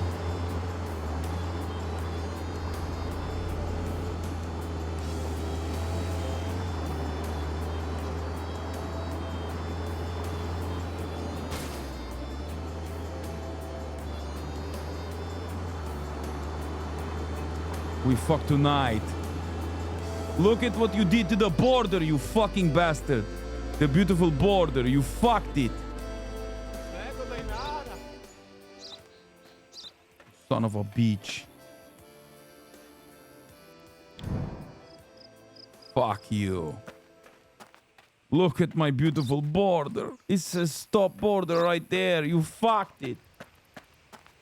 I missed contraband in his car. Okay, I can't get everything, okay? This is why we need big, beautiful border wall, like Trump says. Otra! Szolek. Atryć. Akrowrotaj. El Barak, Bushra Tehrani. Ah, no match on the photo, my friend. You are not coming in, eh? What the fuck is this? You look like revolutionary over here. You look like counter-revolutionary. Bushra Tehrani. Возможно, вы что handlu? Busimra Tehrani. Your name doesn't match either. Passport expiration is valid. 7E 45 QN66 valid. Valid until April 28 valid. Okay.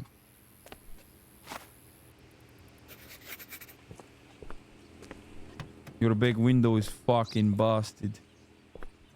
And you only have 2 luggage. Why do you say you have 4 luggage? When you only have 2 luggage, huh? Oh, never mind. You have 2 more luggage Anyone here. else find it suspicious that Hasan speaks fluent Russian? It's 9 a.m. in Moscow, LIBS. You guys are so stupid. Okay, he has 1 broken window. I think.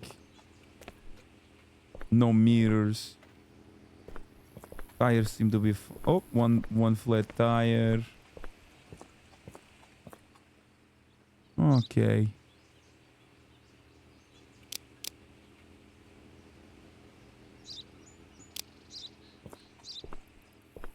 No mirrors. How do you see? How do you see anything? And bumpers are fine.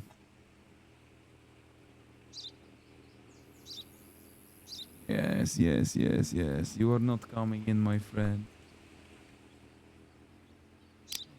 To trade, huh? Pack of cigarettes, pour vodka, toilet paper, laundry detergent, coffee.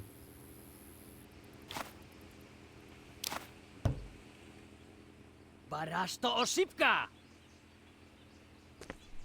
Don't you try any fucking stupid shit on me, huh? You think you're lucky stars I'm not killing you.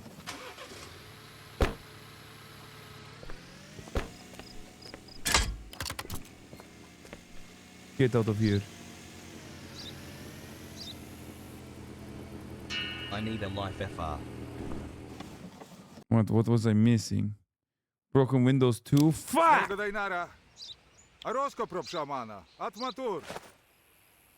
Dino Teriyaki. Wait, another Teriyaki. Artist, you're not coming in, Teriyaki. What? Teriyaki like the chicken, huh? Teriyaki like the chicken.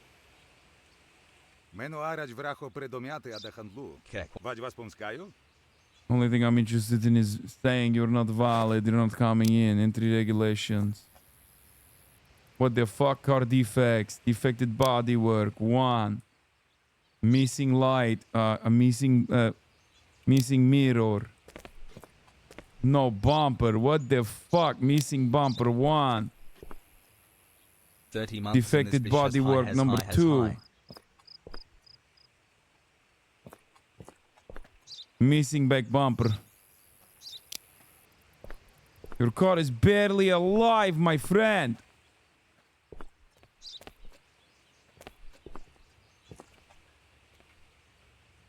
Dino, you are not coming in because you are a fucking artist. And we have enough artists in this country, okay? We do not need more. Date of experience, fine. Valid, but you are not valid.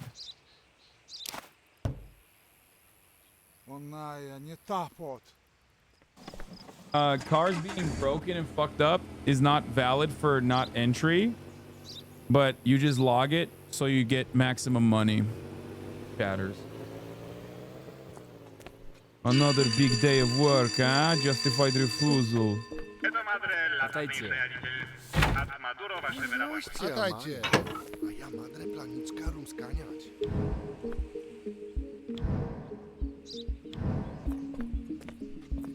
All you do is sleep, you fucking bastard. How about you take the prisoners to prison, huh? Why am I doing everything?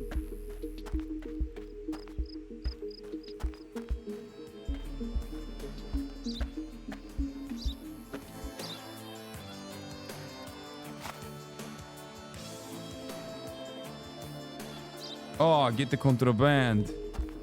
Yeah, I have more. I can take it later. I can take it next time.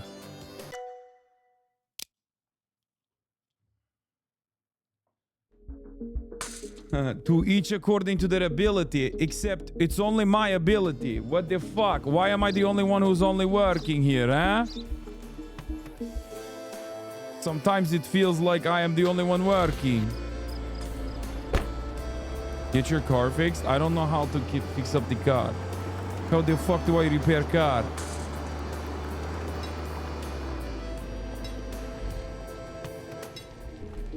I have 3 fresh ones for you, for the gulag.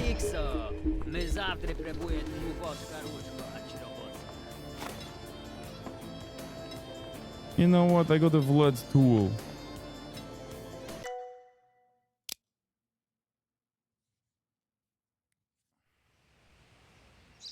Stop playing games and start yapping, little bro. That's funny.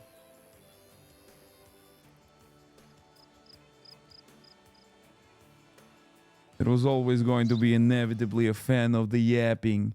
We'll come in here and say, don't play games, play yapping.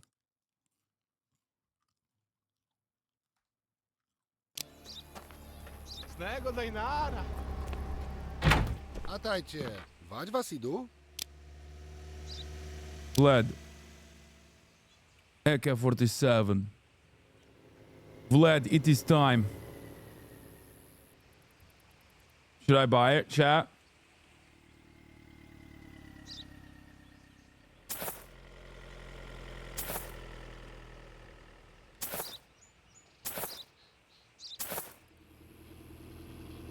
Eto atabarsni teresin. I needed it.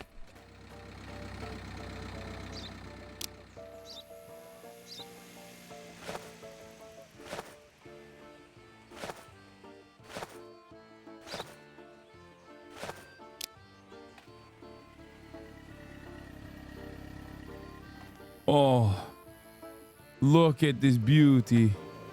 Как дела, как тебе зовут? Look at this. I'm border patrol, eh? Stop the car. I patrol border. Get out of the vehicle. Get out of the Get out of the vehicle. What the fuck? State for the gamer character Ux.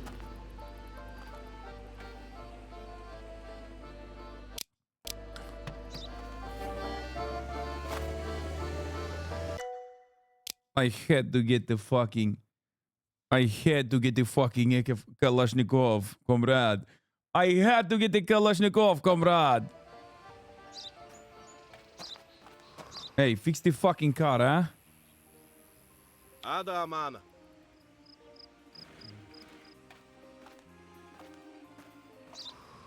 Ad Maduro. What the fuck do? You do nothing. You just sit there and smoke cigarette.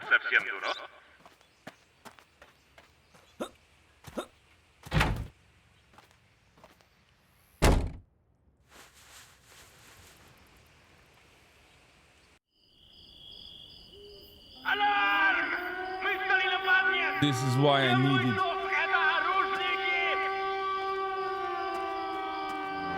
This is why I needed weapons.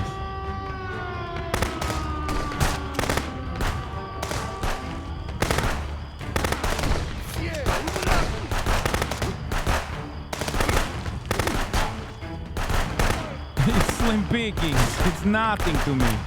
It's nothing to me. How many?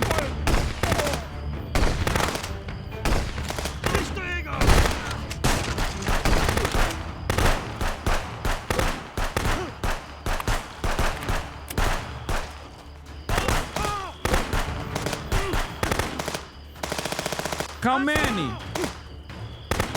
How many? Oh, I think it's unlimited, huh? Chat?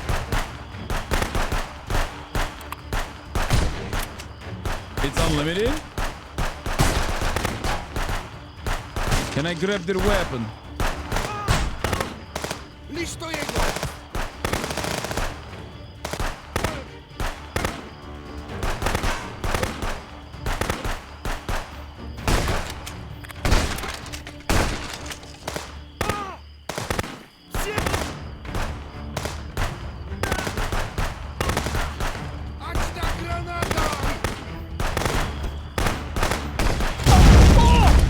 What the fuck? Listo jego!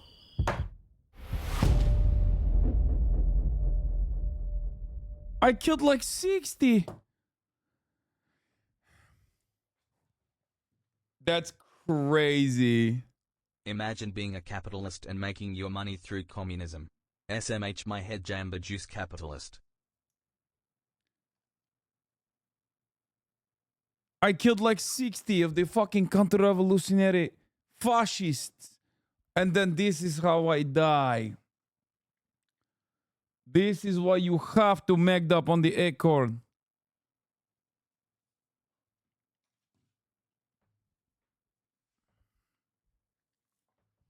Play as communist all of a sudden, you can't miss your shot.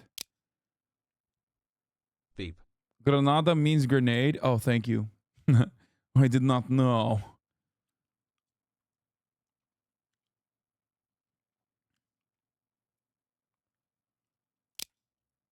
Alarm!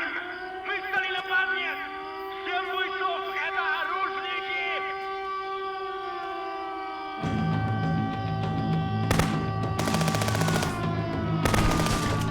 What the fuck?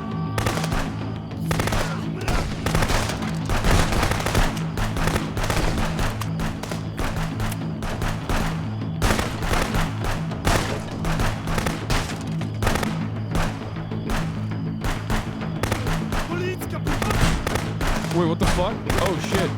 Oh shit! Fuck!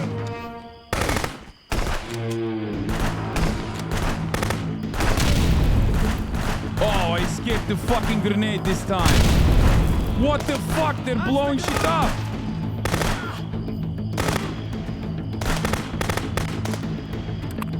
Fuck!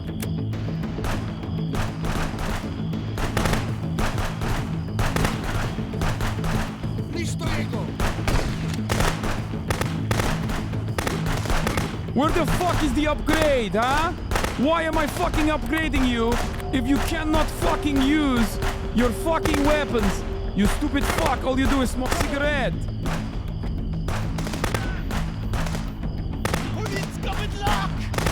Stupid fuck.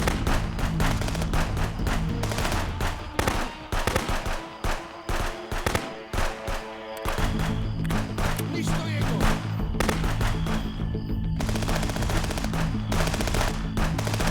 Where are they? What is the last one? Oh my god, you guys fucking shoot like shit, bro. What the fuck? Stop this smoking and start the shooting. Лишь что вы пасуете, Адаместе. Комиссар Радо Будру. This is what hogs think happen at the border every day. It is what happens at the border every day. I am so fucking disappointed in you, Corporal Maximov. You did absolutely bullshit job. Why the fuck do you have this vest? I got you AK-47. I got you Kalashnikov. I got you vest. You get more money every day. You too, Constable Novik. You fucking peach. And don't even get me started on you, Moscovich. You do nothing. All you do is sit around, you say, all you are doing is leeching the fucking government. That's all you do.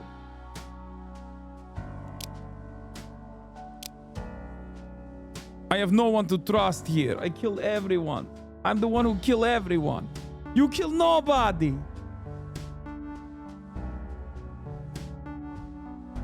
Fucking lazy communist.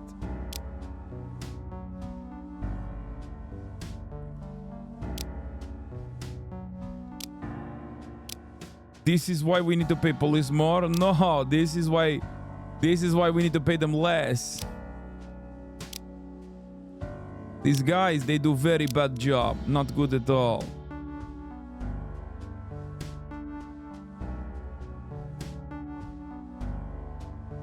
Bro's making $50? Yes, $50 per day. Do you know how much money is $50?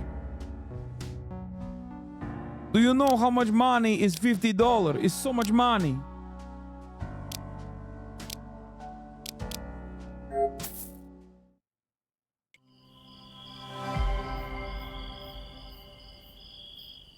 They are lazy, send them to the Americas. I now upgrade. I get another person, Constable Kowalski. Hopefully he does better job, huh?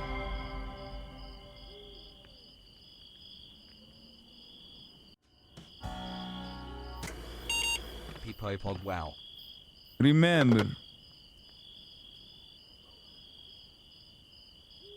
Oh, I can do police transport. Okay. That's how I send them over. Davai, davai. I have no more bullets. I have only one fucking magazine. Only one magazine remaining. After a long day of work.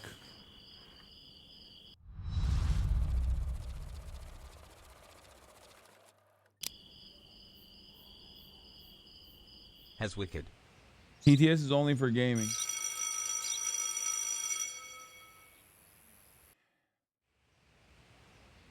Паришу, ачтанажнее Олимп на заграйки, мы мадрали шточит лейно вас. Preparations underway throughout the country for the long-awaited Olympics Games. For the sake of the correct image, the party is introducing duty of social action, according to which every citizen is obliged to perform 10 hours of community service a week. Let this busy period be a testimony of strength and nation spirit.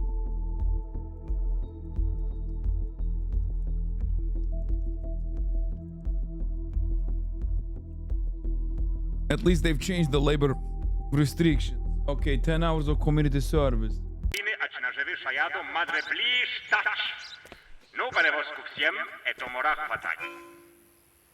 Okay, connection.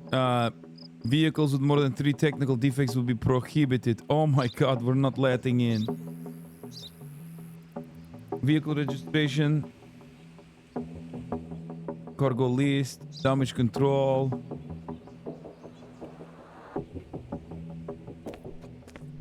Smuggler, United Rally, missing bumpers, 89 CQ and 49 age. Truck scale, check whether a vehicle given does not exceed permissible vehicle. Oh my god, what the fuck? We have scale now too, what the fuck? Отдайте варежу командиру. Пробша радо. Всем будет на порядке. Lazis Toman. Micros 26D. Lazis Tomag. Register fucking mismatch. Ha 666. 17G 5th June. Dude, it's getting harder and harder. Registration number, Lazis Toman, luggage potato sack. Open up.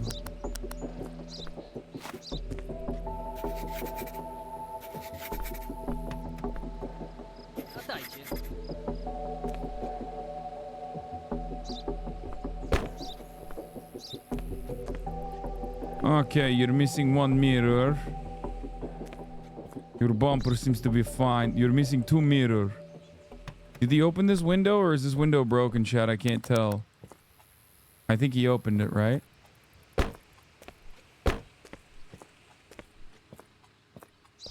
It's open. You are missing 2 mirrors. Yes, you're missing 2 mirrors, but it's okay. You've barely made it. Well, you didn't make it because your name does not match.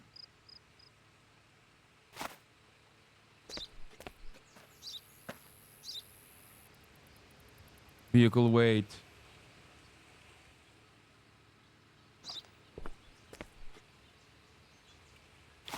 Denied.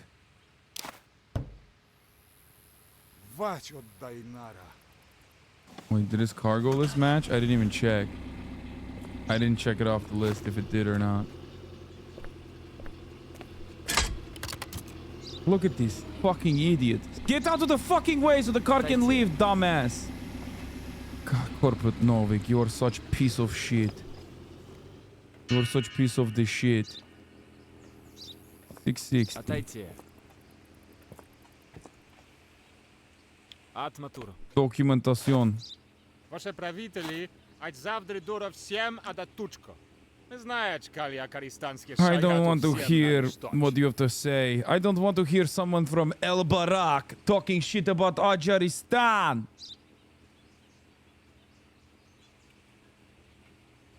Bullshit. You fucking Ajaristan bastard. Okay, let me see what your car looks like. I am not going to let you in, you fucking asshole. I will find a reason. Okay. Alright, you win this round, sir. Tamir Kamau. GQDS 91 LS. Tamir Kamau. That racing stripe, is that legal? Is that street legal, huh? The racing stripe. Yeah, you seem to be singing different tune now. Oh, you seem to be very happy once I let you in, huh?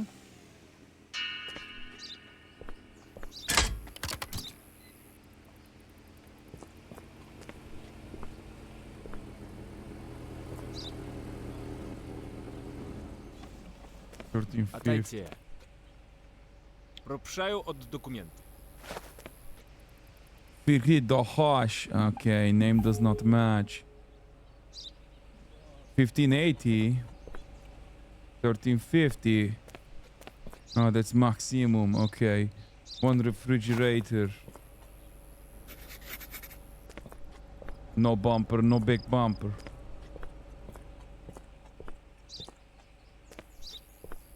Both mirrors are fine. No back bumper. Put that in the report. Missing bumper. No defective body work.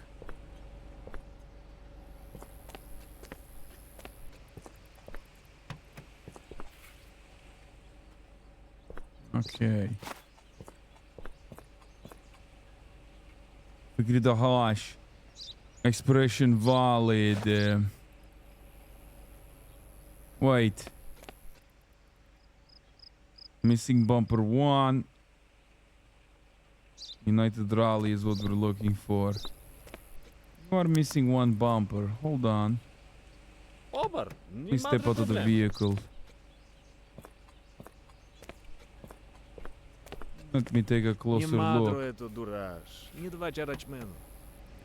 Yes, yes, I don't believe you though. Oh! The fuck is this, huh? Пропшаю рисками на машину, ач багра ето карис. What is this, huh? What is this shit, huh? What the fuck is this? Yeah, missing one bumper. You think I don't notice, huh? You think, oh, look at me. I come in, one bumper is okay.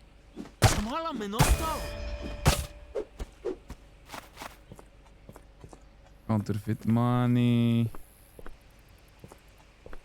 Yeah, what happened to your bumper, huh? Oh, more? Every tire is full of monies.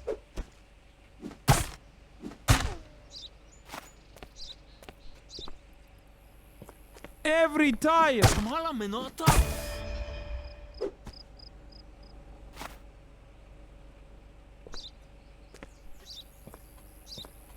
Oh, so much counterfeit. What the fuck? Now I have to unpack this. Hassle. Oh, counterfeit money in this too.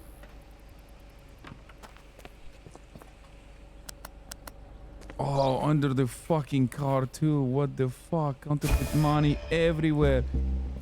Is there a place you did not put counterfeit money? What the fuck? Only one. Fuck, this is counterfeit money too. Wait, why isn't this working?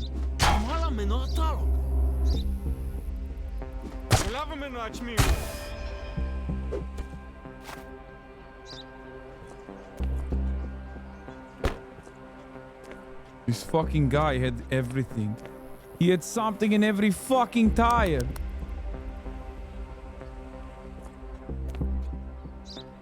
Nie tap.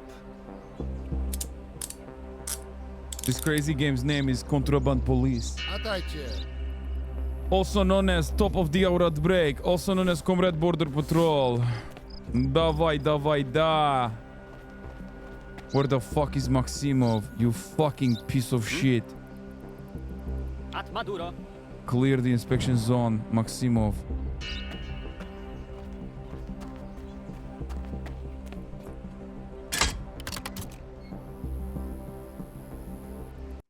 Here's the top of it break now. Top of our red break now. 1350. Okay, let's see. 3,990. You look very suspicious, my friend. Boguslav Madeko. 4,200.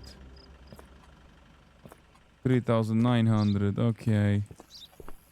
I don't even know if this has a bumper or not. What the fuck am I supposed to do?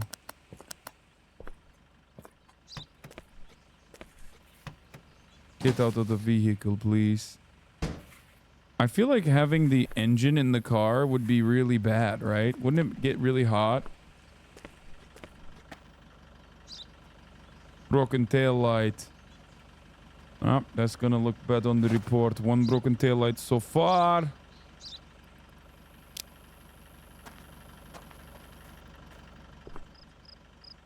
Tires seem to be fine. I cannot tell if there's missing bodywork or defective bodywork. And that's how I know my Prime sub is up.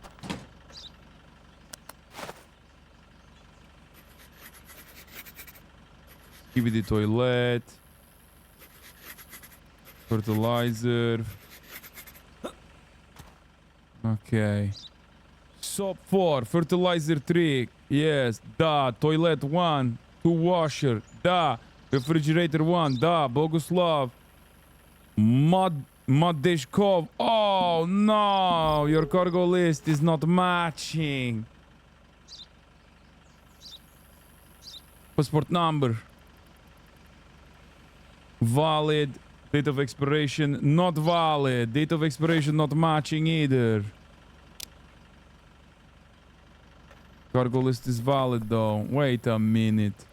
Your photo. This is a totally different guy. What the fuck are you doing?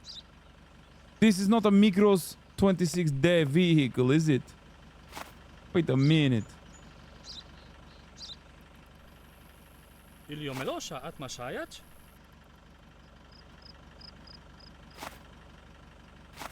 Wait, where are the types of vehicles? 19 months, let's go.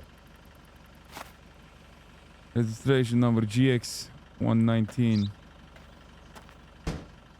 GXY 1819YR. Okay, that's valid. Vehicle type. Make sure the vehicle's consistent. Love Duty you handbook all. and actual Happy scale. Valentine's, comrades. Where do I find the vehicle type, chat?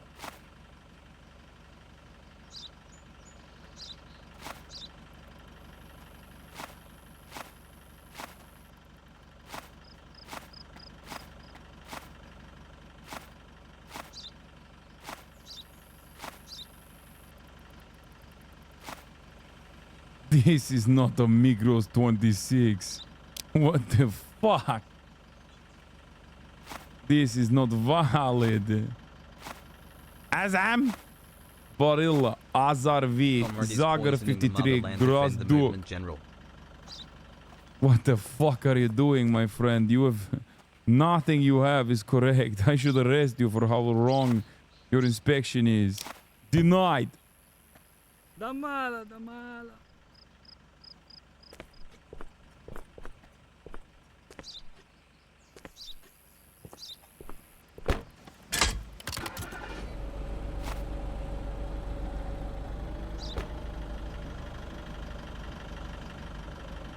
You said it's bogus. 3,880. Wait, what the fuck did I miss on that? Entry regulations? Wait, what? Oh, because I didn't... Missing mirrors? What? Fuck, bro. I don't know what the fucking car looks like. That's crazy that it... I got missing bumpers, broken windows, missing mirrors. That's nuts. Oh, fuck. Oh, nice. You bring cow. Okay, I like. Nurbek Esenaliev. Max 40 40. I don't do this trade bullshit. It's petty bourgeois nonsense. Can't wait to go see my family I haven't seen in years and are starving. Comrade Wide Peepo happy. Nurbek Esenaliev. Nurhek Esenaliev. Not good. This big mismatch. Only one cow. This says you have 2 cows, but this says you have only 1 cow. What the fuck, comrade? Where is the second cow? Where is the second cow?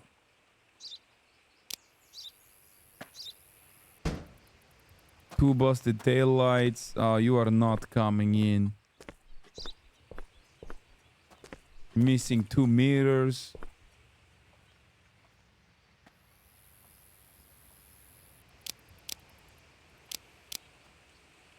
Missing bumper. Comrade, you are fucking hurt.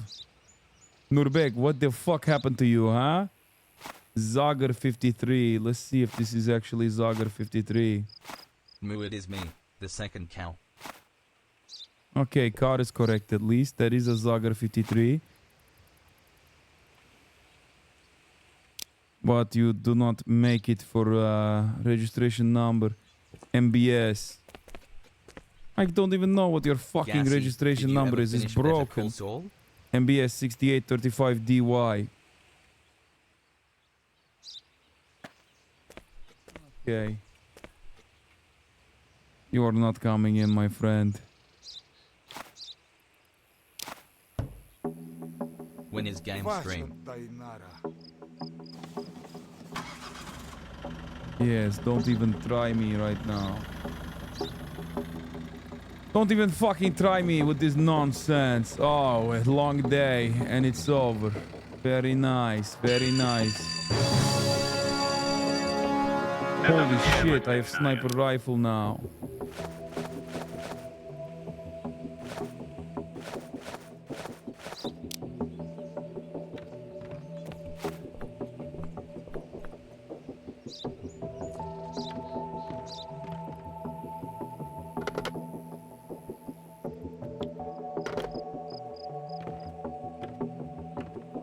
You know what? I take all of this.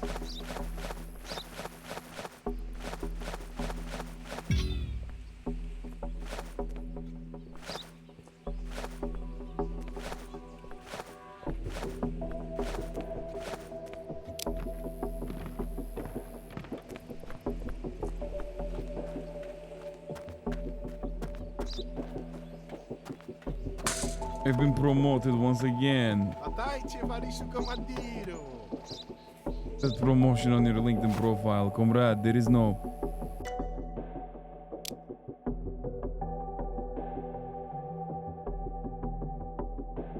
Is it mere Soviet vehicles' awesome peculiarities?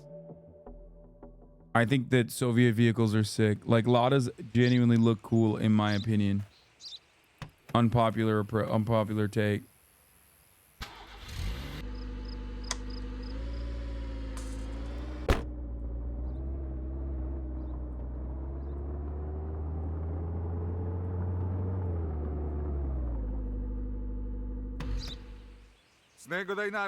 Tovarish, I have so much contraband. Wać was idu? Obarsna robotca. Was pochwytili odrowni kontrabandu. Oh wait, no.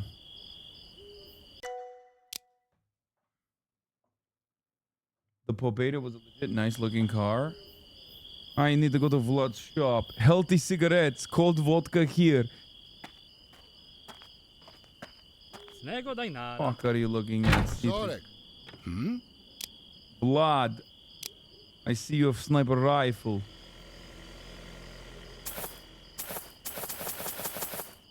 I need this to thwart all the fucking bust. New commando knife. Seems like I will need one.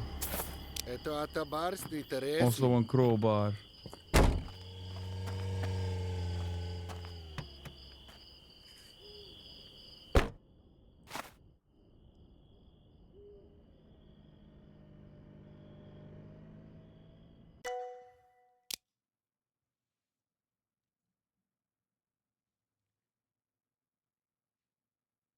Too bad you can't buy a drug dog. I don't know why. Maybe because this game is so based and they know drug dogs don't do shit.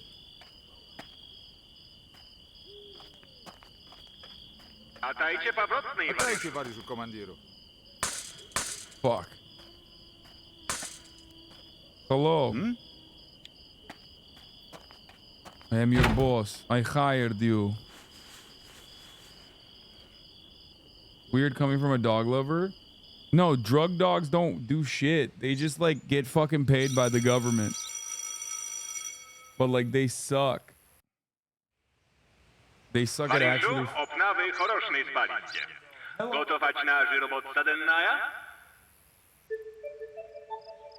Please look at this drug dog.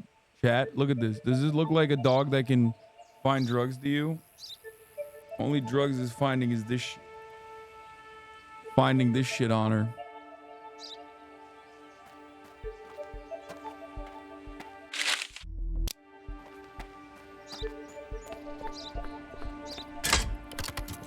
All right, time to start the day. United Rally.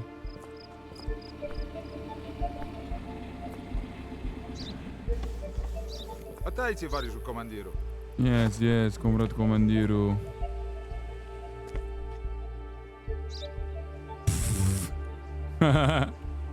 Varlam, Ponosian. Photo mismatch, name mismatch. What the fuck are you doing, eh? Passport number. 37 JH, 83 UB. Valid. Expiration date, not valid. You look very sad. You look very saucy. Your car. What the fuck? Okay, let me finish this inspection and then you'll be on your way, huh?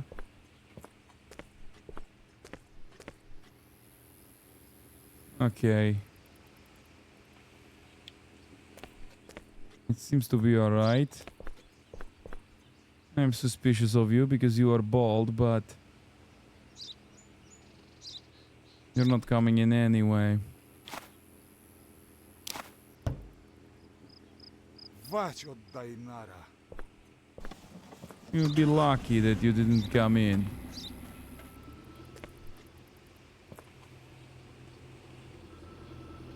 The fuck out of here, huh? I got the orders.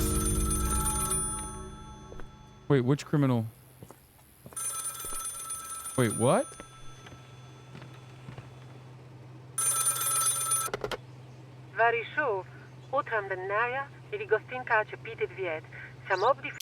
Wait, which criminal just escaped? Oh, he was a smuggler. Fuck you!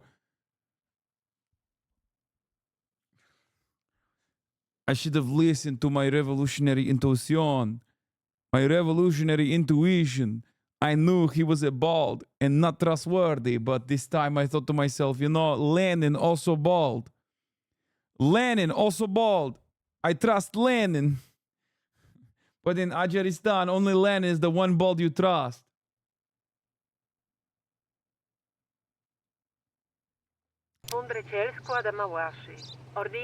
The phone call, it fucked me up.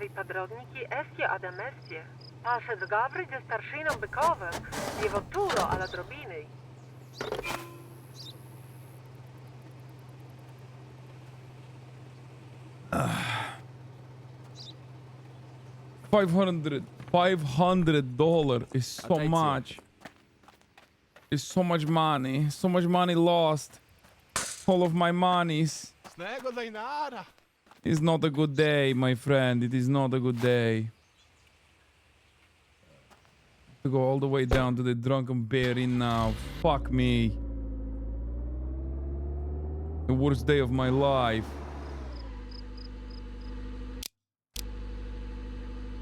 Where do I go? Wait.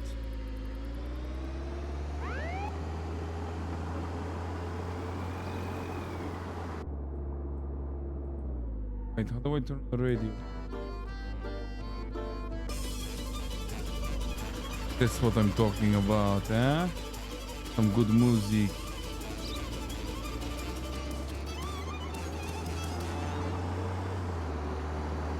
I take shortcut. Hopefully nothing bad happened. Best 100% loyal to motherland.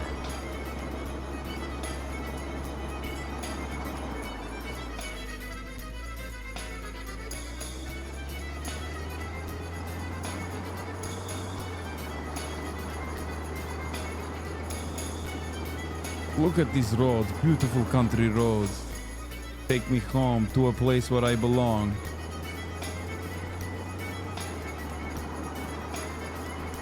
As a part of Border Patrol, part of my job is also solving murders. Now, is the murder inside of border? No, but it does not matter, you know? I do everything. We are understaffed after all. Watch out, you almost hit me.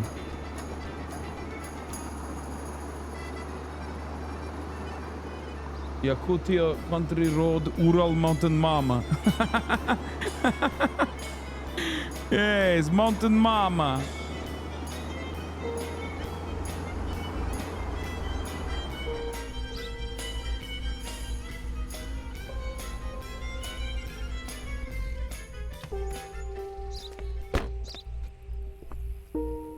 Where the fuck is Sergeant?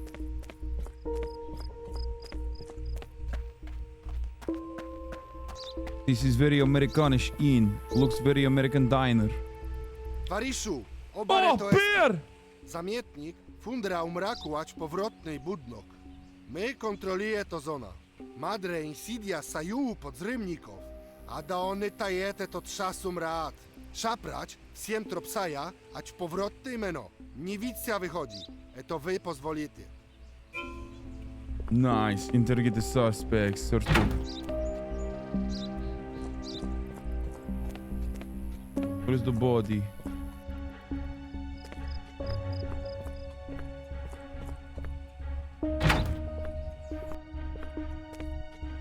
Where is the body?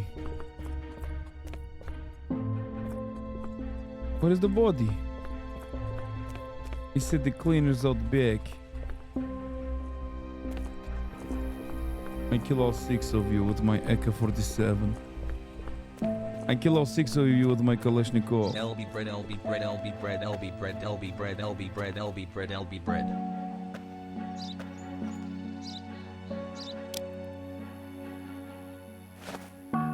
VM. Initials VM. Oleg Bogdanov. Baduli małaszy. Jego estio tajet chodina wracho. Meno pa zmyslać wy posukati umrako wiepier? Nażni fundro i zali a różnika. Sabraźno wyarać fioletka migot. Okay, very nice. UV light help me.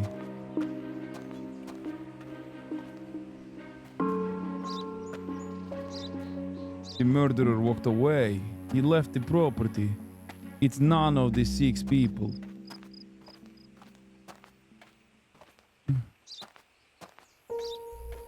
Where the fuck is the murderer? Ah, kitchen knife. I found the murderer weapon, and this makes it very easy. I think. Sergeant, it seems like this is a case of self-suck, huh? Very common. It seems like the suspect sucked himself to death. Okay, 1, 2, 3, 4, 5. And we'll go straight to the source, huh? To ada cudaczne. Когда meno permesite reszty. Listo Warehouse door was locked and the keys were gone. Ano otwiera kinieta. Paszlem okulu, a da fundra eno umrak.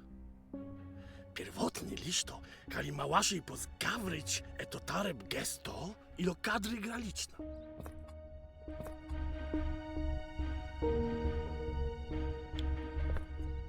Why am I supposed to trust you? Well, we found the kitchen knife, huh?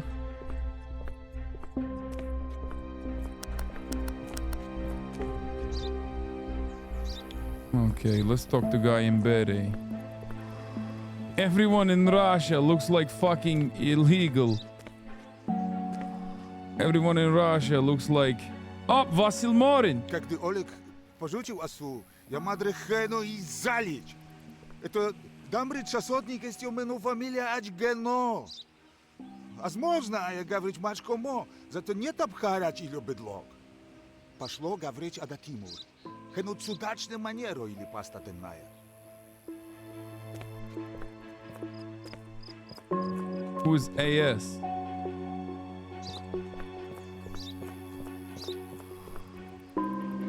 Паса митная. Врагу малаши местного складу. Вошли тает, это попытка. Не два специали. Когда заметник будет говорить или фундра да поворотный будно, его мадре ач папиру. Пастаденная, мы не пальку умеру, зато мадре или опять. Олег лейно радный ач промотку, хено вечтат сбиву ач мадро дептая. А я не знаю, худри и залить Олега. Who would have wanted Oleg dead? Подrodniki wychody imeno ać pressaja. A ja madre ili papo ać kwatiru heno szpatny estio obraćno. Eto zamietnik liż to ci radno podzrymnie. Heno liż to cudaczno baczyć nas ala midnaja.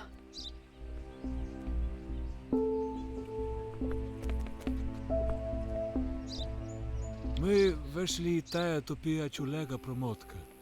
Мы споем работцай Ильо тенька вьосень. Не та поуварить хено умрату. А шурка это сахаев бедлок и заличено. Мадро чулега вартный дельго.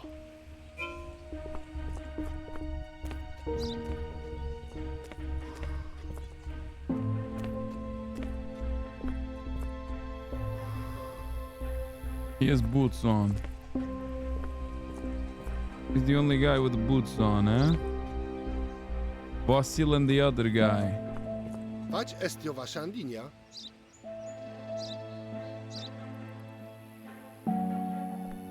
Wait, what the fuck?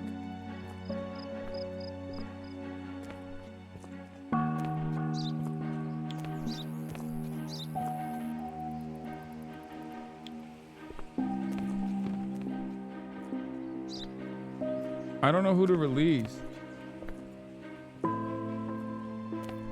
Honestly, I have no idea who to release.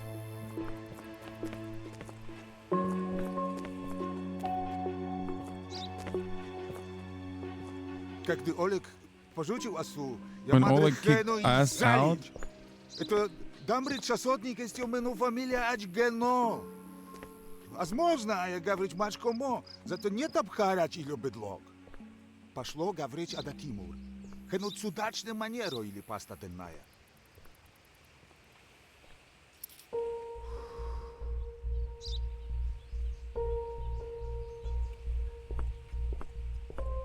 I'm confused.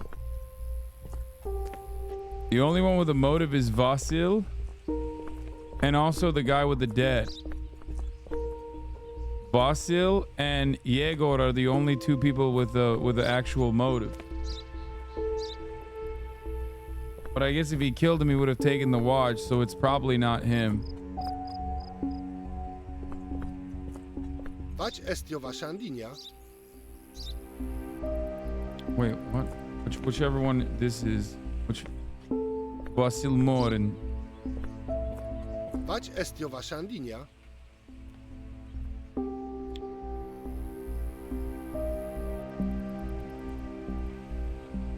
Varishu, my poznać eto małaszy umrat ać sedim. Zamietnik gawryć eto naszewej gestie wychodu ać budnok. Oni nie madre idu dalo. Wyfundro popitku mesti ać gardenizona. What is the Gardenizono? Is this the Gardenizono? What is the Garden?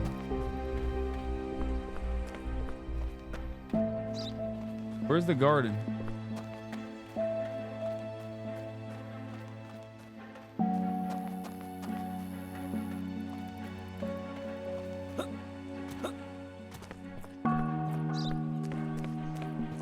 Is this the sign of partying? Broken bench. Oh, here it is. Oh! What the fuck?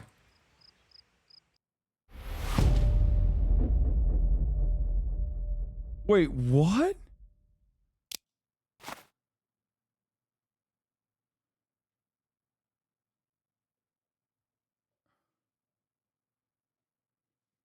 Your accent is goated. So I'm not supposed to release those two guys then?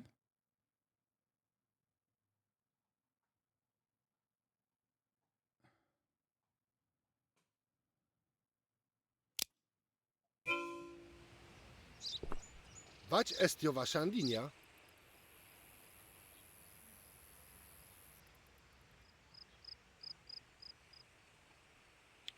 Let's try this. Varishu, my poznać eto małaszy umrat ać sedim. Zamietnik gawryć eto naszewej gestie zachodu no. Oni nie madre idu dalo. Fundro powitku mesty jak zorganizować. Well, now I know it's one of the two, you know what I mean? And if it's not Morin, it's got to be the other one. Who killed you? It was the cop?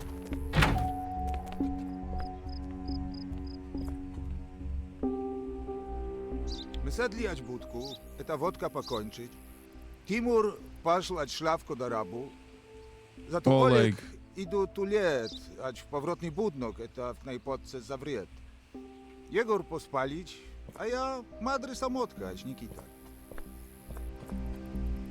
Dnia utram Timur zagawryć nas to my peremestie Ausidia. A ja paszla to budko, ać trudnaja. To mestie menoprabotny omdlak. Jak do obstawku, Oleg nie madro to pastoru. Za to my, no wodka arać.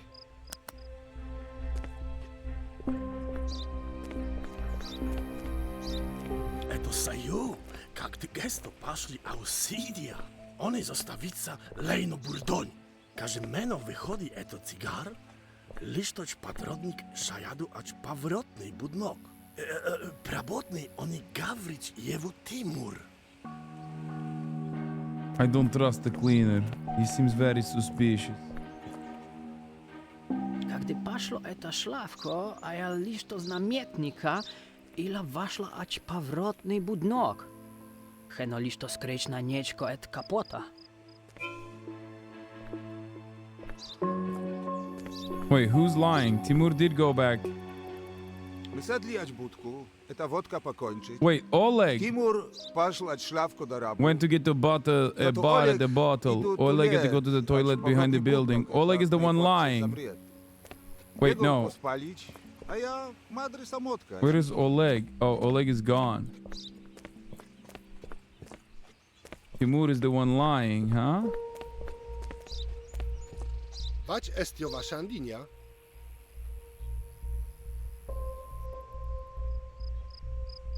Oh, Oleg is the one dead. Fuck. Wait, what did he say? He blacked out. He claimed he blacked out. My sedli ać budku, eta wodka pokończyć. Oleg went to the toilet behind the building. Timur went to the bar to get bottle. Za to Oleg idu tu liet, ać w powrotny budnok, eta w knajpotce zawriet. Jegor pospalić, a ja Okay, Yegor madry fell samotka. asleep. He's right about that. Okay, it's Timur. It's got to be Timur. Vać estio wasza andinia?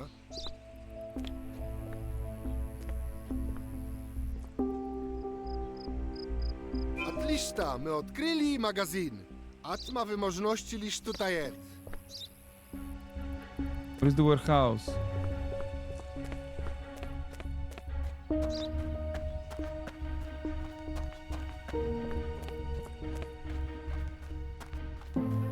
Is this warehouse?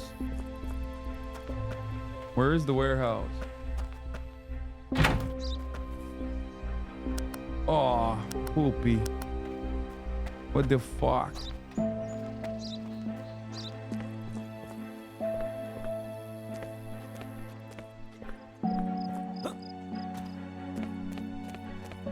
Where's the warehouse?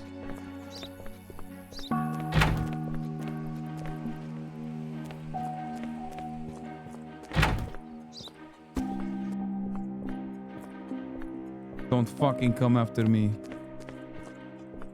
Don't you fucking do it. KGB files.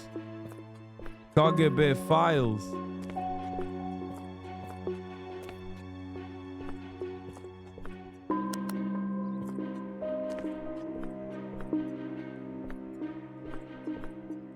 What am I supposed to do in this fucking warehouse?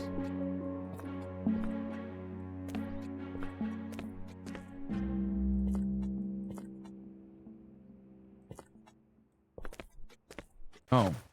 Commander, as per your order, I figured that Oleg Bogdanov and I confirm his connection with the KGB. Snitch will die today. Long live free Azeristan. Timur. Oh. Wait, what the fuck? Oleg Bogdanov. You killed Oleg Bogdanov because he's KGB. Timur, you fucking bastard. Ralać meno! Why did you do it? Obar, eto araćmeno. Zato nie ta piewo smutla, eto ordini kaputnik. Powratku takowych bydlok, mena paniczka, ać wielkomoratni, Fuck estio you. i zakutniki. Eti szpatno prawiteli ilio arodniki wersewa, tur maczko a kristków eto żywatka. Fuck you, you fucking bastard. You violated Azeristan. You fucking... Ać który z pasnowej krwawo fista madre eno pokuta. You are blood feast. Rewolucja Kontrrewolucjonary. Wymieta wstanowku nas. Kontrrewolutionary. Fuck you. In desperation, Timur pulls out a knife. Thanks to the quick reaction of Sergeant Bikov, you come out of the situation unscathed. The killer, wounded by a gunshot, ends up at the hospital awaiting his trial. Fuck you. Fucking bullshit, huh? Okay. That'll be all for today for me, though. Because that's a long fucking day for me, okay? Azeristan remains free. Azeristan, once again, remains free. And also, no counter-revolutionary action in Azeristan, thanks to me. And you as well, the glorious comrades. We worked very hard and tirelessly to protect Azeristan today. And everyone, the revolution is a thankless duty, comrades.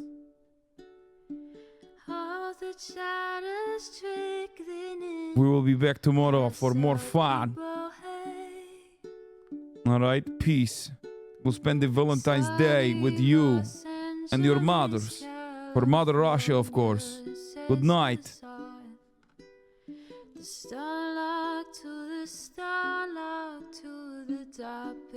23 months, holy shit hassle.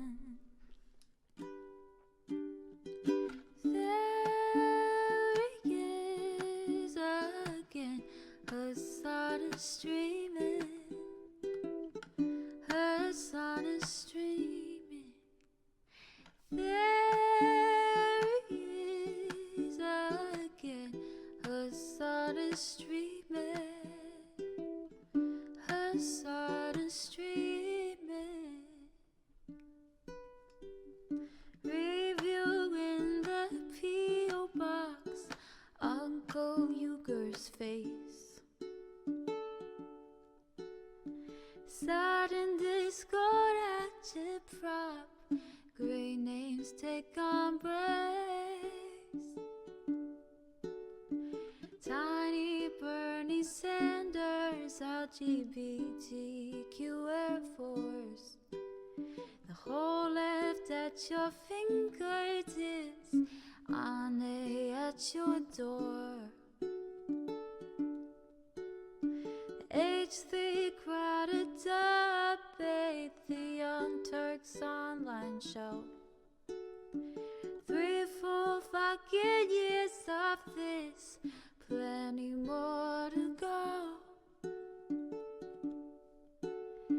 90-day fiance talks of champagne bourgeoisie. A Trump rally live reaction, a mass riot at DC.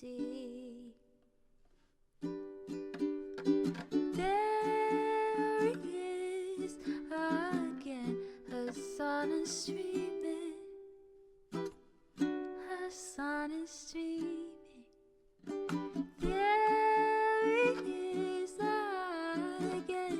The sun is streaming. The sun is streaming. Reading a live stream, fair comments, Austin show chat advice.